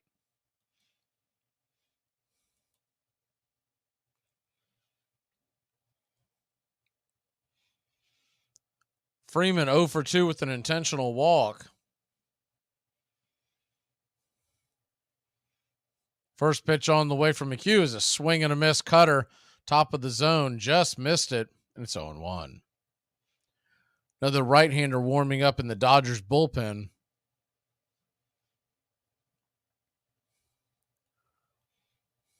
The 0-1 on the way from McHugh. They set up high. Swing, and that ball's lifted high and deep into left field, going back on the track. Making the catch is Rosario.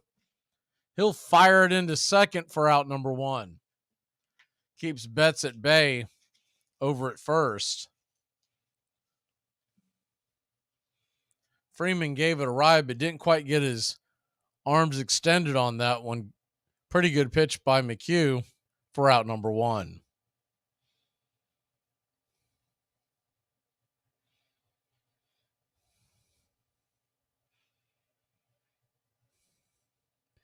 First pitch on the way from McHugh to Smith is off the plate, out of the zone. It's 1-0.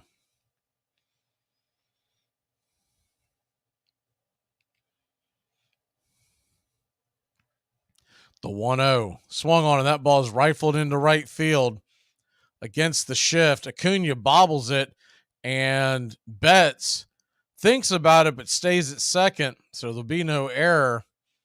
But a single to right, first and second with one away. And Muncy coming to the plate. The left-hander Muncy. See what Snicker wants to do. He'll keep McHugh in there. The first pitch is right there for a strike, slider on the outer edge. It's 0-1.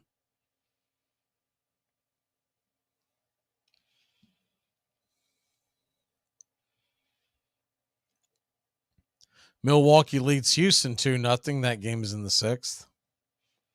Miami 1-0 over Colorado. Midway through, there's the 0-1 pitch. Swing and a miss. Out in front of that one. 78-mile-an-hour sweeper. And it's 0-2.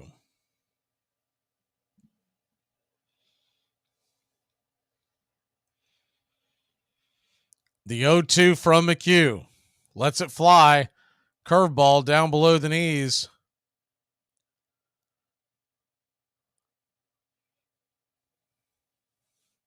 One and two.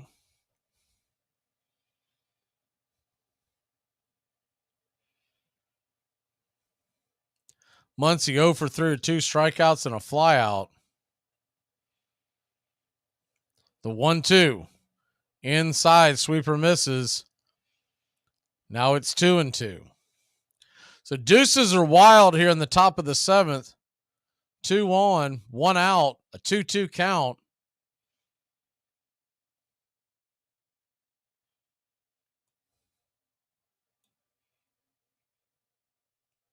McHugh looks in, lets it go.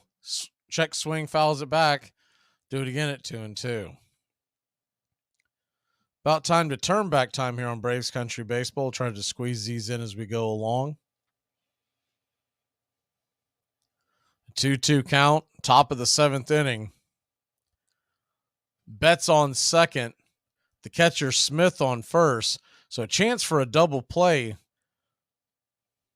The 2-2 pitch swung on. That ball's belted high and deep and off the wall. Barehanded by Acuna. Fires it back into the infield. Here comes the relay. The throw by Arce is off the wall, is offline, and Betts will score. It's 5-1. Great defensive play by Acuna. Barehanded the ball off the wall, got it right to Arcia. And if that throw is online, he's probably dead meat. But the throw is well to the backhand side of Murphy. So he had to spin to catch the ball and then turn around and try a swipe tag. By that time, Betts had already crossed the plate. So 5-1 your score. Runners on the corners. 1 out. And J.D. Martinez comes to the plate. The first pitch to Martinez is a cutter, swing and a miss, strike. It's 0-1. On this date in 1890, the Giants and the Pittsburgh Alleghenies established a National League record when the teams combined to steal 17 bases in a single game. New York will win in the Polo Grounds 17-10. The 0-1 in the dirt, it's 1-1.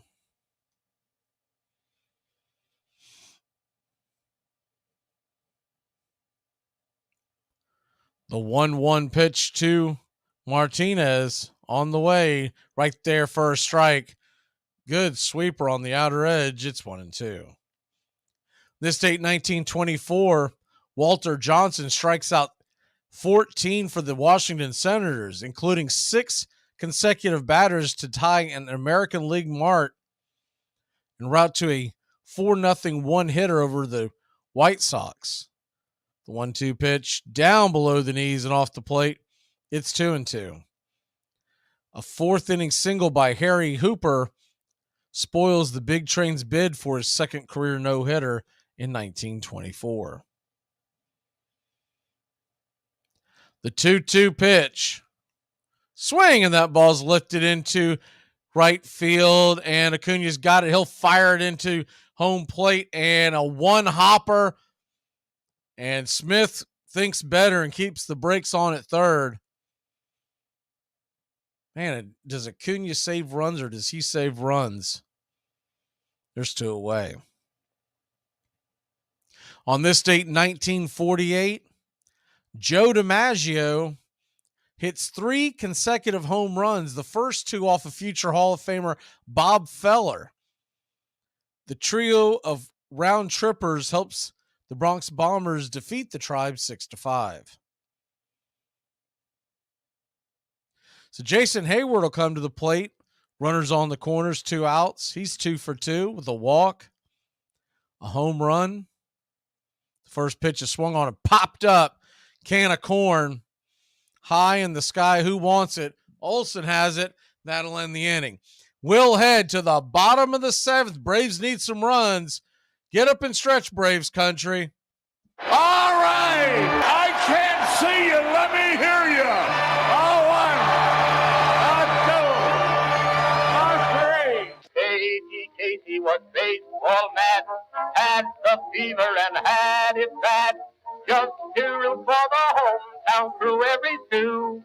Casey Blue. On a Saturday, her young beau called to see if she'd like to go to see a show, but Miss Kate said no. I'll tell you what you can do. Take me out to the ball game. Take me out with the crowd.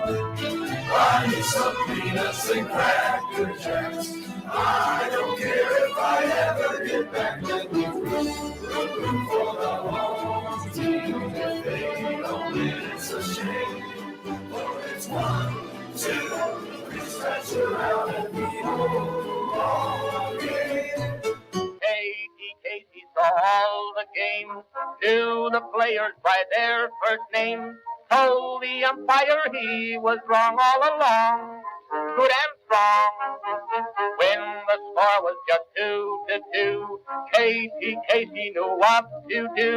Just to cheer up the boys she knew, she made the gang sing this song. Take me out to the ball game. Come on. Take me out with the crowd.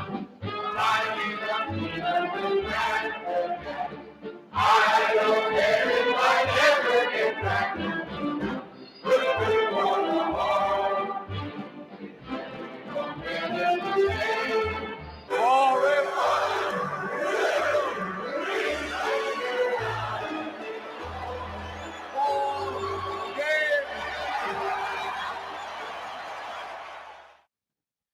Welcome back to Braves Country Baseball. We need some runs here in the bottom of the 7th inning. Ozzie Albies will be due up. One last turn back time. On this date, 1984, the Tigers win their 16th consecutive road game, defeating the Angels 4-2. Detroit's victory ties an American League record established by the Senators in 1912. And that's your turn back time for May 23rd.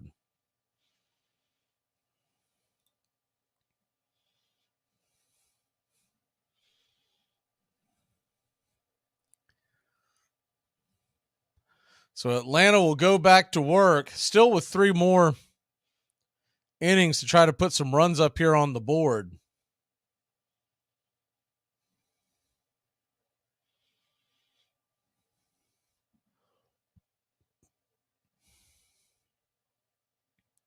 In Atlanta, we'll see Brewster Gratterall come in. Really suspected we weren't going to see him tonight, but with him giving an inning and a third or inning and 2/3 last night, but he is in. It's also a little odd that he's in where he's in, but he'll come in the 7th inning, and hopefully the Braves can get to him after seeing him last night. Gratterall comes in with a 2.29 ERA, an electric fastball from the right-hander.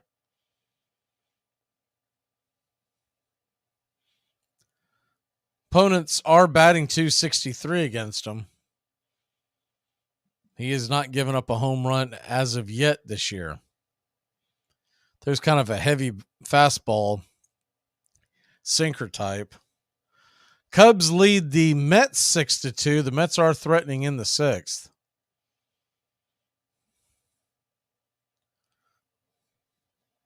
I think the Cubs just got out of that. So here comes Ozzie Albies to the plate, and Ozzie takes the first pitch slider right there, belt high over the dish. It's 0-1. The 0-1 pitch, fastball, foul back out of play. It's 0-2. Happy 37th birthday to Jordan Zimmerman. 95 wins from the Nationals and Tigers. The 0-2 pitch is grounded off the plate. High chopper, it's 0-2. Gratterall digs in, the 0-2 pitch. Swung on, and it's a comebacker to the mound. Gratterall has it, flips it over to first, and it's a 1-3 putout for out number 1.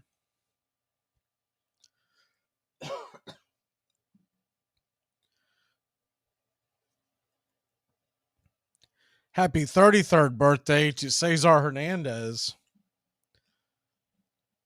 Hernandez, currently in the Seattle Mariners organization, has played second base for Philadelphia and Cleveland over the years. First pitch on the way to Ozuna is swung on and fouled back. It's 0-1.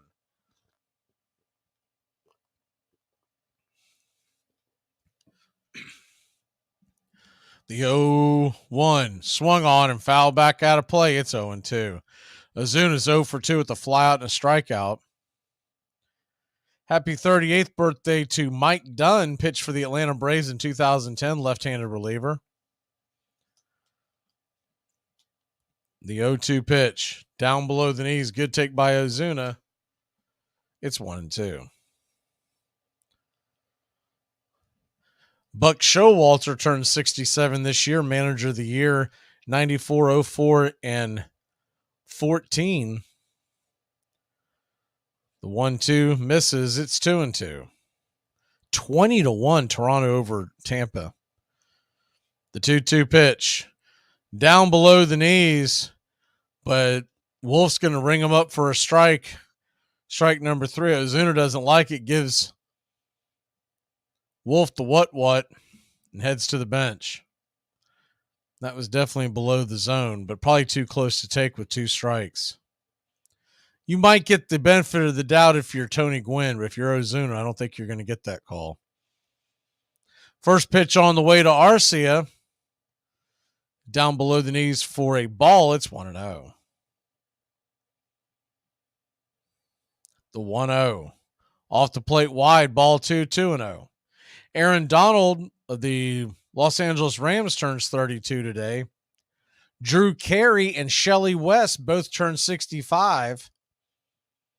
The 2-0 pitch misses high and outside, ball 3, 3-0. And Jewel,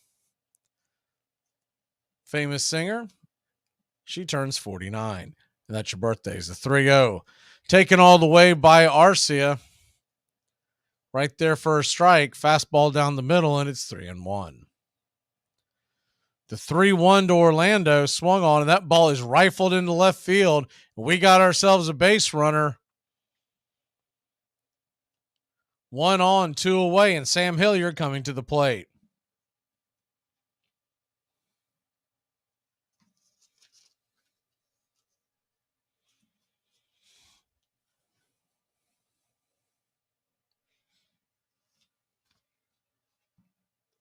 Sam Hilliard Yeah, good time for him to get a base knock. The first pitch is high and inside, 95 miles an hour. It's 1-0. Hilliard 0 for 2, 2 strikeouts. He did give that one pitch a ride, just couldn't keep it fair his first time up.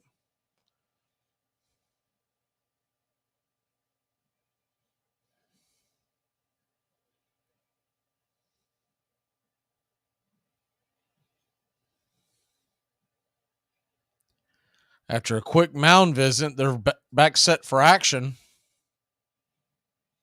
The 1-0 pitch swung on and popped up back behind home plate. We'll do it again at 1-1.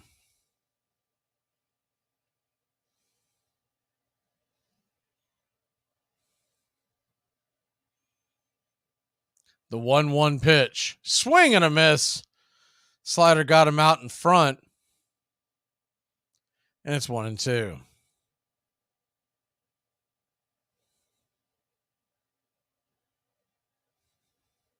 One-two pitch swung on, bounced foul down the first base line. Just got a piece of it to stay alive there. We'll do it again at 1-2.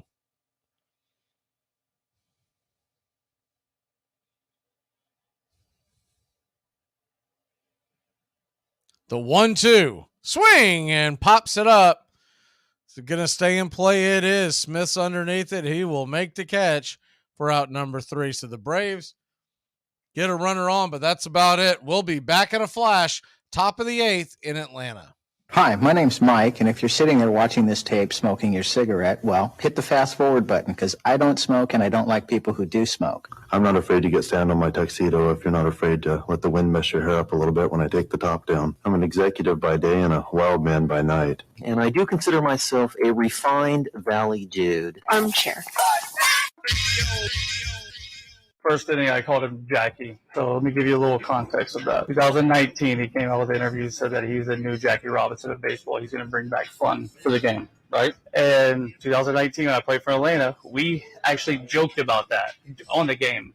I don't know what's changed from, and I've said it to him in years past, not in any manner, they're just joking around for the fact that he called himself Jackie Robinson. Cincinnati took the 4th game 2-0 behind the superb pitching of Jimmy Ray. Eddie Cicotti had pitched well for the Sox, but once again, he made several devastating errors in the field. There is no alibi for Cicotti. He pitched a great game, a determined game, and one that would have won 9 times out of 10. But he brought the defeat crashing down upon his own head by trying to do all the defensive work. He made the wild throw that gave the Reds their opening, the only real one they had. And he followed that up by grabbing a ball thrown from the outfield and deflecting it past the catcher. A high fly to left, blown by the wind over the head of Jackson, who was playing close in, fouled, and Chicago was beaten. 3 White Sox, Felsch, Gandil, and Shoeless Joe, all of them conspirators, had managed hits that afternoon. Only at bat did Jackson evidently forget the script. He would bat .375 in the series.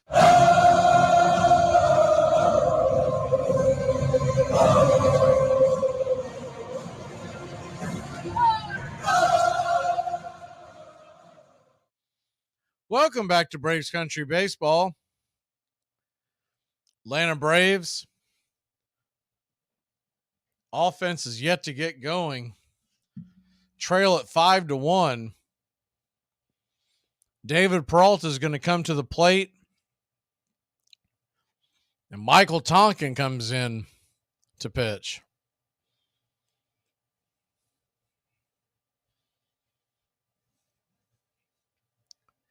Tonkin comes in, right-hander with the 2.59 ERA.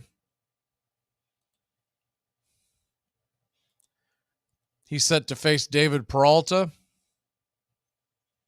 Outman, and Rojas. Tonkin, 33 years old, 6'7", 220, out of Palmdale, California. The first pitch on the way from Tonkin is a 93-mile-an-hour fastball. Top shelf inside, it's 0-1. Tonkin drafted by the Twins back in 2008. The 0-1 pitch swung on and banged foul off the plate. It's 0-2.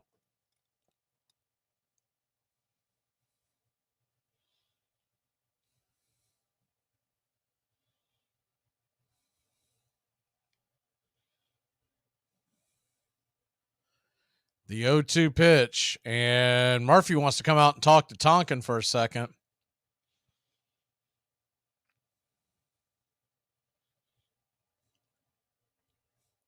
Have a quick powwow. He'll head back behind the plate on an 0-2 count to Peralta, who is 0 for 3 on the night.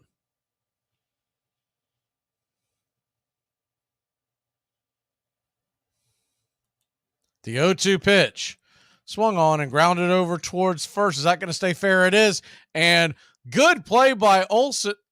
They're going to say he's safe? Oh, the ball came out of Olson's glove.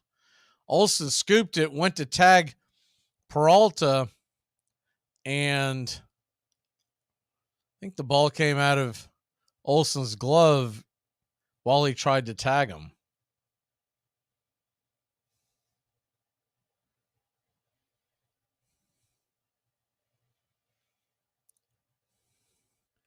They went to collide, and the ball came popping out, and he's safe. Tonkin taking a while to throw that first pitch. That pitch clock was winding down. Misses outside and high. It's 1-0.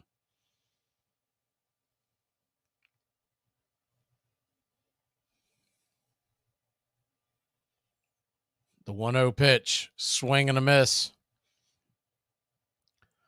It's 1-1.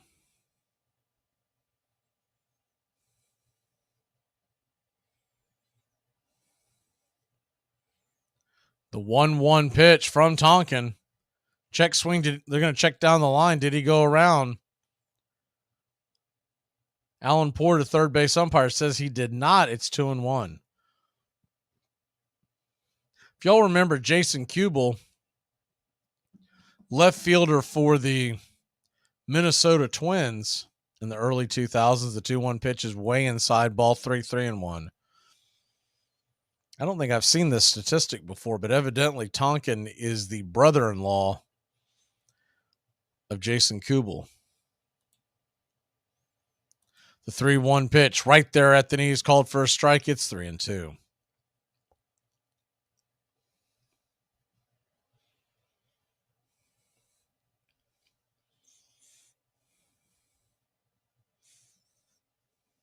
The 3-2 pitch, swing and pops it up high, way high in the sky. Underneath it is Ozzie in shallow right field. Makes the one-handed grab, dances backwards, almost loses it for out number 1.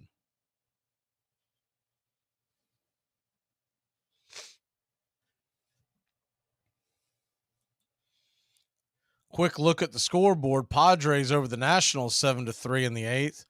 Orioles lead the Yankees 5-4. That game is heading to the 9th.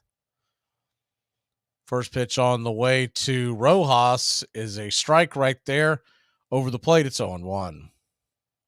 Twins lead the Giants 3-2. That game is in the 7th.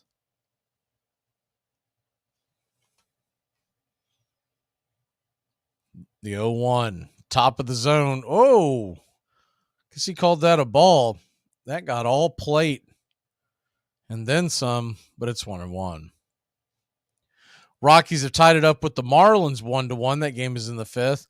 Cubs 6-2 over the Mets. Arizona held on and beat Philly 4-3. The 1-1 pitch. Swing and a miss. Foul tip strike into the glove of Murphy. It's 1-2. Rangers win. Cardinals win. Blue Jays pound the Rays. The 1-2 off the plate wide. It's 2-2. And White Sox hold on to beat the Guardians. Red Sox and Angels just got underway, as did the A's and Mariners. They're both scoreless. And that's your scoreboard. The 2-2 pitch from Tonkin. Lets it fly. Swung on. Grounded over to Ozzie. Ozzie's got it. Flips it over to Arcia. And it's a 4-6-3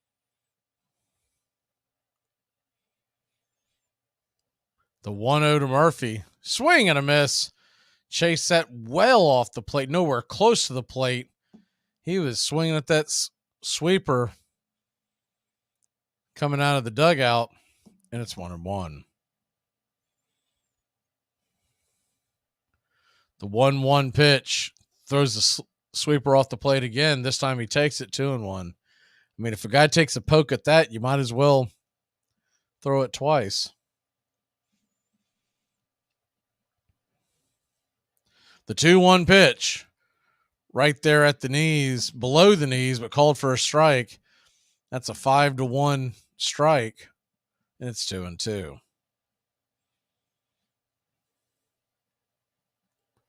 The 2-2 pitch on the way just misses. Ball 3-2. So a full count to Murphy. Riley stands on deck. Some 2-out magic, hopefully. Here's the 3-2 pitch down below the knees. Ball 4. Murphy will take first base. See if we can get something going here.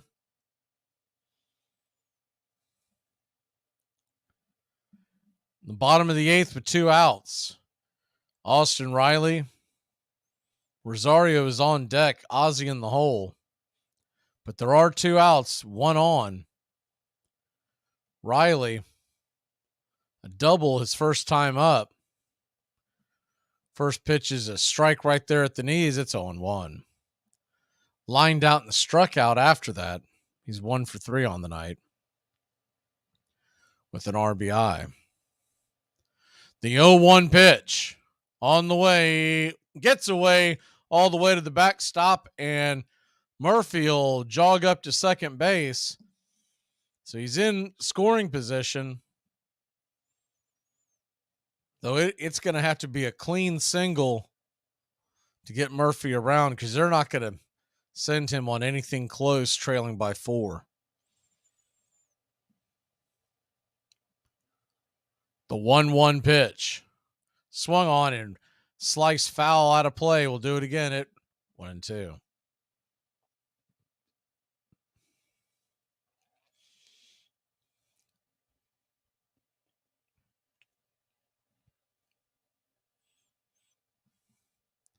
One, 2.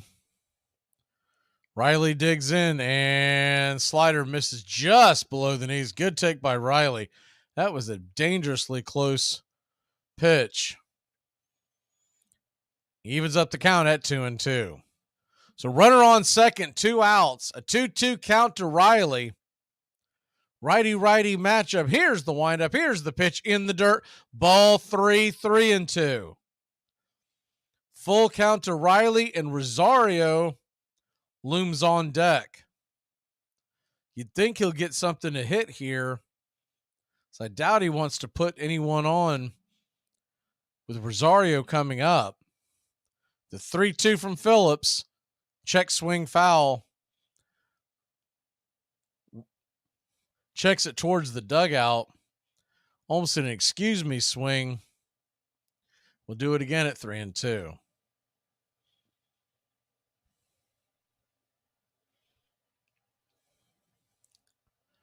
Runner on second, 2 out. The 3-2 pitch. Swing, and that ball's hammered down the left field line, but right at the left fielder for out number 3.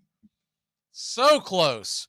We'll be back in a flash here on Braves Country. UFC is an organization. MMA, mixed martial arts, is a sport. That's like saying you do NBA, you do Golden State Warrior. Today, we're going to talk about the career of Mickey Mantle. In almost 2 decades, he compiled a lifetime OPS plus of 172. This puts him 7th best all time. He won the league home run title 4 times and the league slugging title 4 times. He hit 300 or better in 10 seasons. He was a 20-time All-Star, had 3 MVPs, won 1 batting title, 1 Triple Crown, and also won a Gold Gold Glove in his 18-year career. He played in 12 World Series during a 14-year stretch. Mantle would help the Yankees win 7 titles in his career. He is the only switch hitter to hit 50 home runs, and he did it twice. The 1951 World Series, Mantle would trip over an exposed drainage pipe while attempting to catch a fly ball. In 1969, it was determined that Mantle had played all of those years with a torn ACL in his knee without having it repaired. Mantle finished his career with a .298 batting average, 536 home runs, 1,509 RBIs. He scored 1,676 runs and had 2,415 hits. Alexander stormed into the majors in 1911, striking out 227 men for the Philadelphia Phillies in his very first season. He would win 30 or more games 3 seasons in a row. He pitched 4 one-hitters in 1915 and 90 shutouts during his long career. He was utterly businesslike on the mound, throwing an arsenal of pitches with pinpoint accuracy. Game after game, he'd pitch in an hour and a half, a teammate recalled. No fussing around, no stalling, no wasted motion. Even the men he struck out so consistently liked him. Between games, he was modest, good-humored, and kept mostly to himself. But then he began to drink.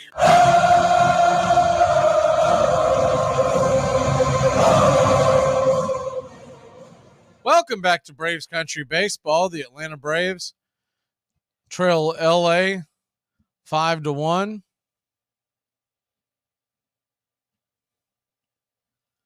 We head to the 9th inning. Atlanta Braves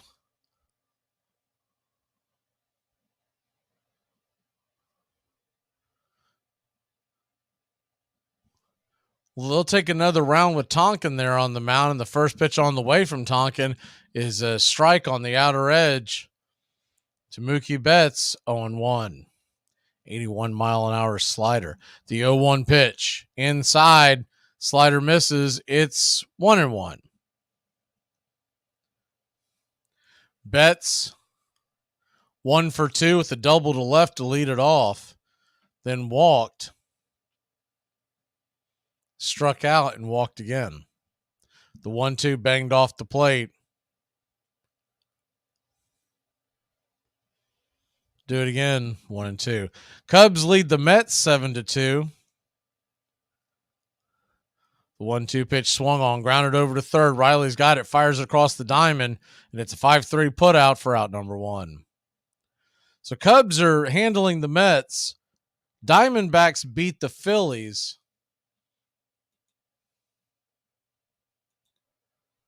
And the Rockies are up 4-1 on the Marlins. That's the good news. The bad news is the Braves aren't able to take advantage of this. First pitch to Freddie Freeman is swung on and fouled back out of play. It's 0-1. Guess it could be a lot worse, though. They could be winning. But you always feel like that you missed an opportunity to gain some ground. The 0-1 pitch off the plate wide. Fastball misses. It's 1-1. Tomorrow, unless they change it, set to be Bryce Elder versus Tony Gonsolin. The 1-1. Off the plate wide, ball 2, 2-1.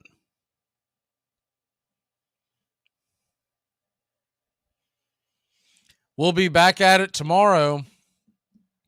Make sure to catch the Braves Country Today live 3 to 5 right here on Braves Country HD. We simulcast on 99.1 FM, Metro Atlanta. The 2-1 right there for a strike. It's 2-2. And then we'll bring you game number 3, 7:20. We'll keep the whole feed up. So if you do miss the early pregame show, you can always come back and rewind it as you're waiting for first pitch. 2-2 in the dirt, ball 3, 3-2. So a full count to Freddie Freeman, who's 0 for 3 on the night. The wind up the pitch, swung on and fouled back. It's 3-2.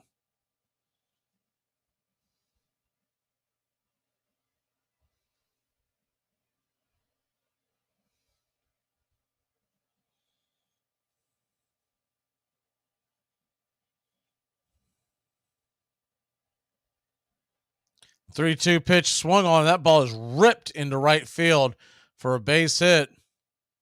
One out single by Freeman here in the top of the ninth.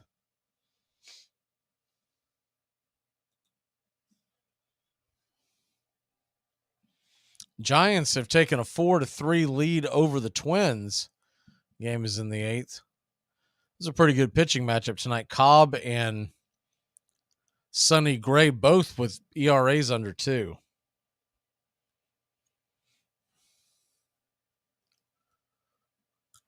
First pitch on the way to Smith, who's 3 for 4.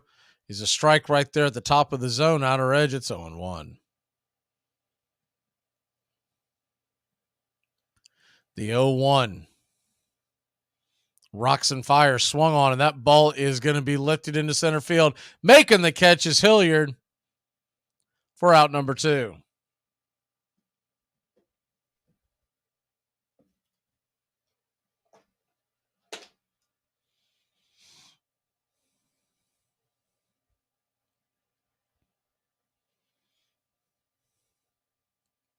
So 2 outs. Max Muncy comes to the plate. Muncy's 1 for 4. First pitch to Muncy's a fastball inside. Taken all the way, it's 1-0.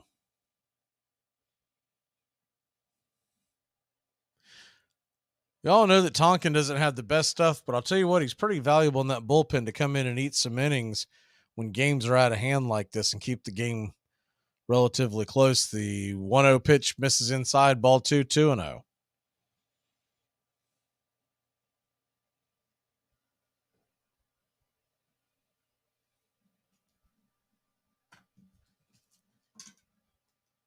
Two-0 pitch, 1 on, 2 out, and off the plate wide ball 3, 3-0. So Tonkin, who had been cruising, he is at 30 pitches now.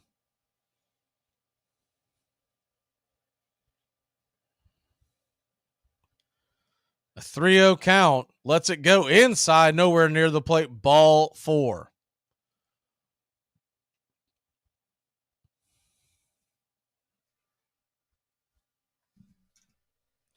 JD Martinez will come to the plate.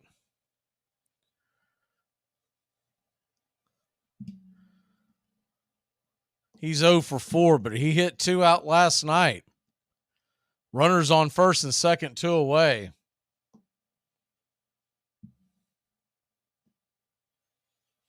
The pitch on the way, swing and a miss slider on the inner part of the plate, just a little off the plate, actually. It's 0-1. Martinez with 2 strikeouts, a line out, a fly out.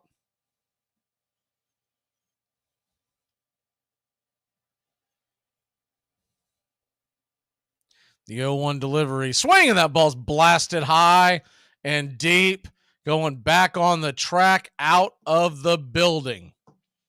Another home run by JD Martinez. A 3-run home run, and it's 8-1 Los Angeles.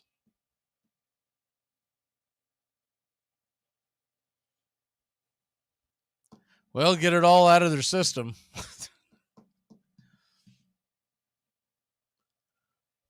Hopefully those bats are cold tomorrow night.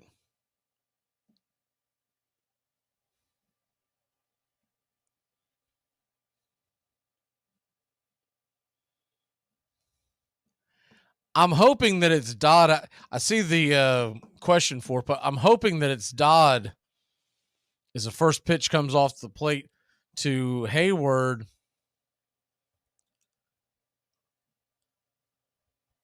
Ball outside, it's 1-0.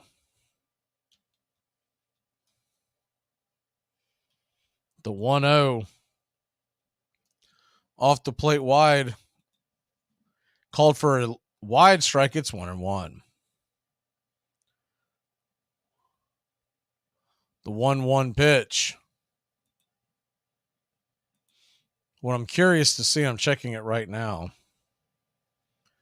is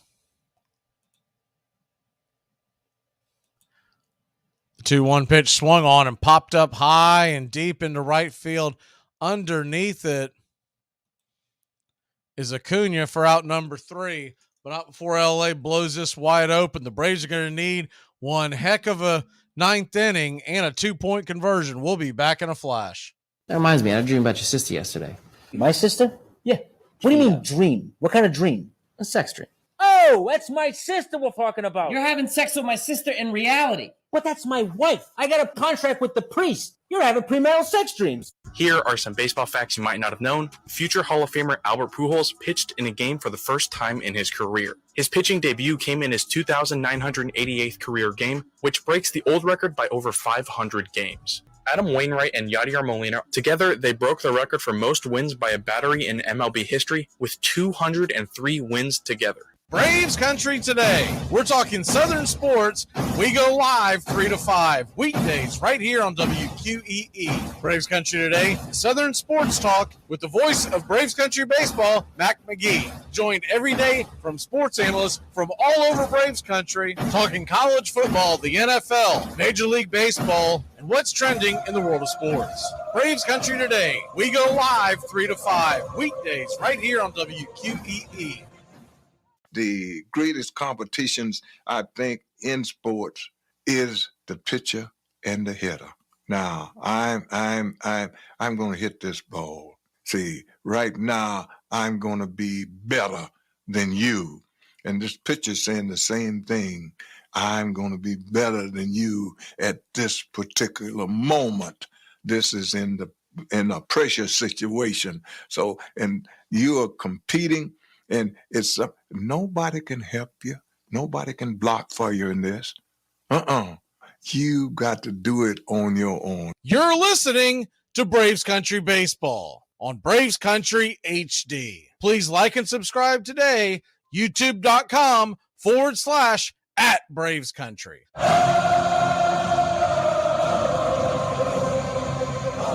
Welcome back to Braves Country Baseball. So, what I'm looking at here, and this is just trying to read the tea leaves, I don't see Dodd listed as an expected starter the next few days, so he might be coming to the fold. Normally, when I go on this site, it tells me who's going to start for all the minor league teams in the Braves organization, and it's usually pretty spot on, but they don't have him listed. I did see something else too. It's pretty interesting. Tonight in Gwinnett is the first pitch on the way to Kevin Pillar, who's pinch hitting for Eddie Rosario against Gonzalez. The left-hander is a swing and a miss strike. It's 0-1. Tonight,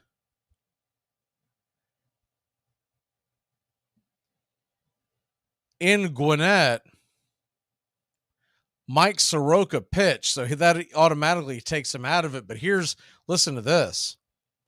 Soroka pitched tonight is the 1-1 pitch swing, and that ball's hit high, but not very deep into shallow right. Sliding, making one hell of a diving catch is Jason Hayward for out number 1. He had to lay out. I'll tell you what, that was dangerously close to him and Betts colliding. But back to the Mike Soroka thing. 6 innings pitched tonight. It's about as deep as I've seen him go. 8 strikeouts. Now, he did walk 3, and that's not going to help him get called up. You know, that's a thing that they're always going to freak out about. But 8 strikeouts, 1 earned run. First pitch on the way to Ozzie is down below the knees for a ball 1-0. And so what I think is that Soroka could be possibly called up next week, the 1-0 pitch, because this is the third outing in a row that he's actually improved. 1-0 in the dirt, it's 2-0. Dodd, you could call him up for Thursday's game. Then if you send him right back down, which they would be likely to do, to have an extra bullpen arm, then you can't use him for 10 days. The 2-0 pitch, grounded hard foul towards the third base line, it's 2-1. So they could be setting up a situation where you go Dodd on Thursday, and this is all speculation, but Dodd Thursday, Soroka is a 2-1 pitch down below the knees, 3-1. Soroka could be called on. I've been kind of earing it as Soroka gets one more start next week and then makes his debut out in Oakland, the 3-1 pitch, check swing. Did he go around? They're going to say he did. Ozzie Albies has a 3-2 count on him. And the reason why I say that is, A, we all know the Oakland bats are bad. I'm sorry, next week in Oakland. A, we know the Oakland bats are bad. And B, is a 3-2 pitch to Ozzie, swung on, grounded over to third. Hard hit, but Muncie's got it. Fires it over to first. A one-hopper. Good play by Freeman. That was a bad throw by Muncie, but a hell of a stab by Freeman. And Ozzie's out by a step. But if you put Soroka in the rotation next week, we'll say next Monday in Oakland, Monday or Tuesday, the Braves would have an open spot there. You got a bad offense in Oakland, and he'd be out there not in front of a bunch of fans dealing with that fanfare that he would have to deal with in Atlanta.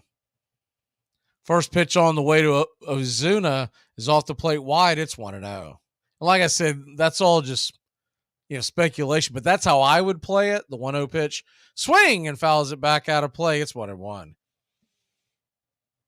I would give Soroka a chance next week in Oakland after this performance and see how he does. And I do understand that when they call him up, if he doesn't do well, they might be concerned that he would expect to stay up, and then what do you do if he pitches poorly? 1-1 is fouled back by Ozuna. It's 1-2.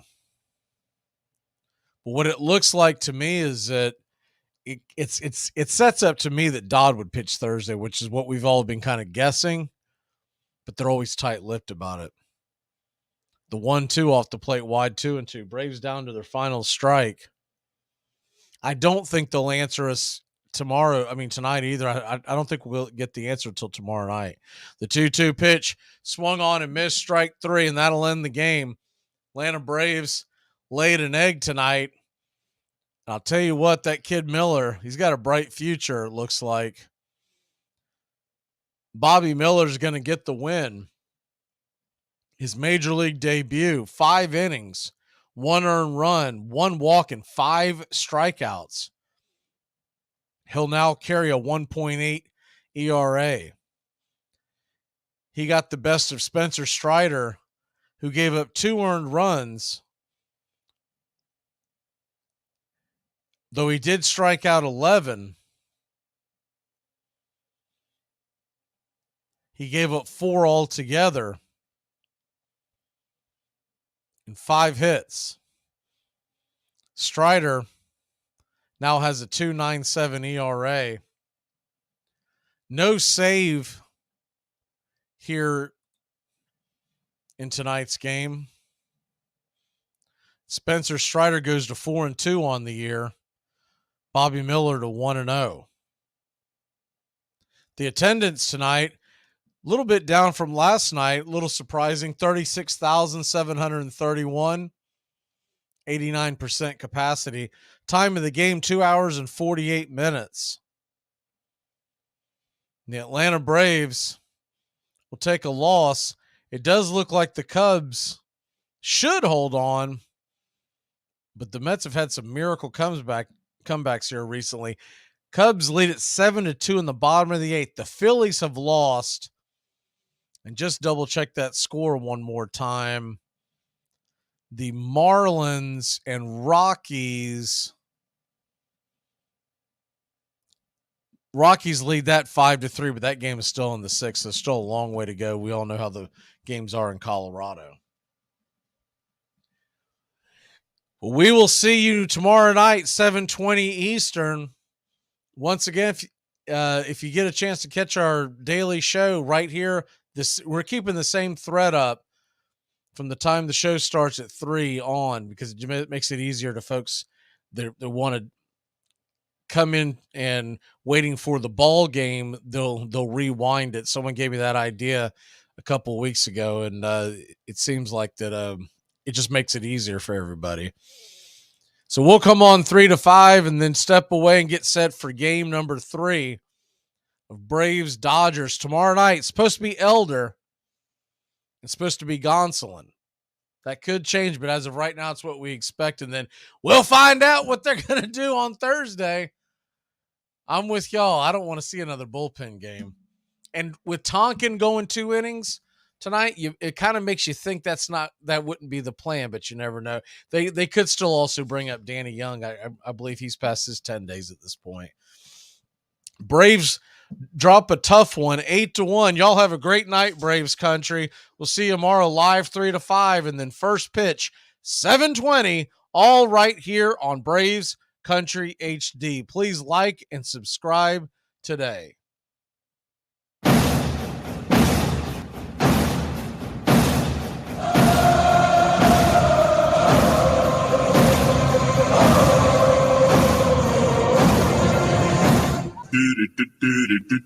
Goodbye, sweetheart, well, it's time to go.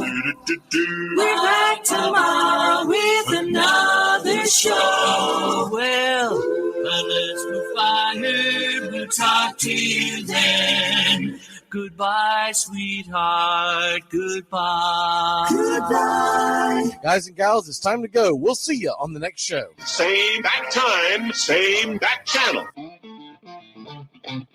Thanks for listening to Braves Country Baseball. With Mac Magee, we're proud to bring you year number 3.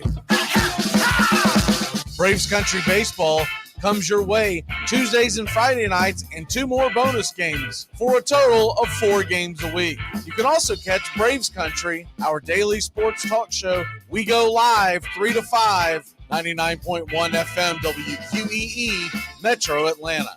Other CBS, ESPN, and independent affiliates nationwide, and simulcast on youtube.com/@BravesCountry. Find Braves Country HD today wherever you stream. Your first choice for Southern sports and the deepest bench in sports talk. Something of the 5th of September. Something of the 5th of September. She said a lot that I can't remember. Something of the 5th. Can I get another cigarette, please? Can I get another cigarette, please? Yeah, I know I live to regret it. Just give me another cigarette, please. Can I get another cigarette, please? You're listening to WQEE 99.1 FM, The Key in Noonan, Georgia.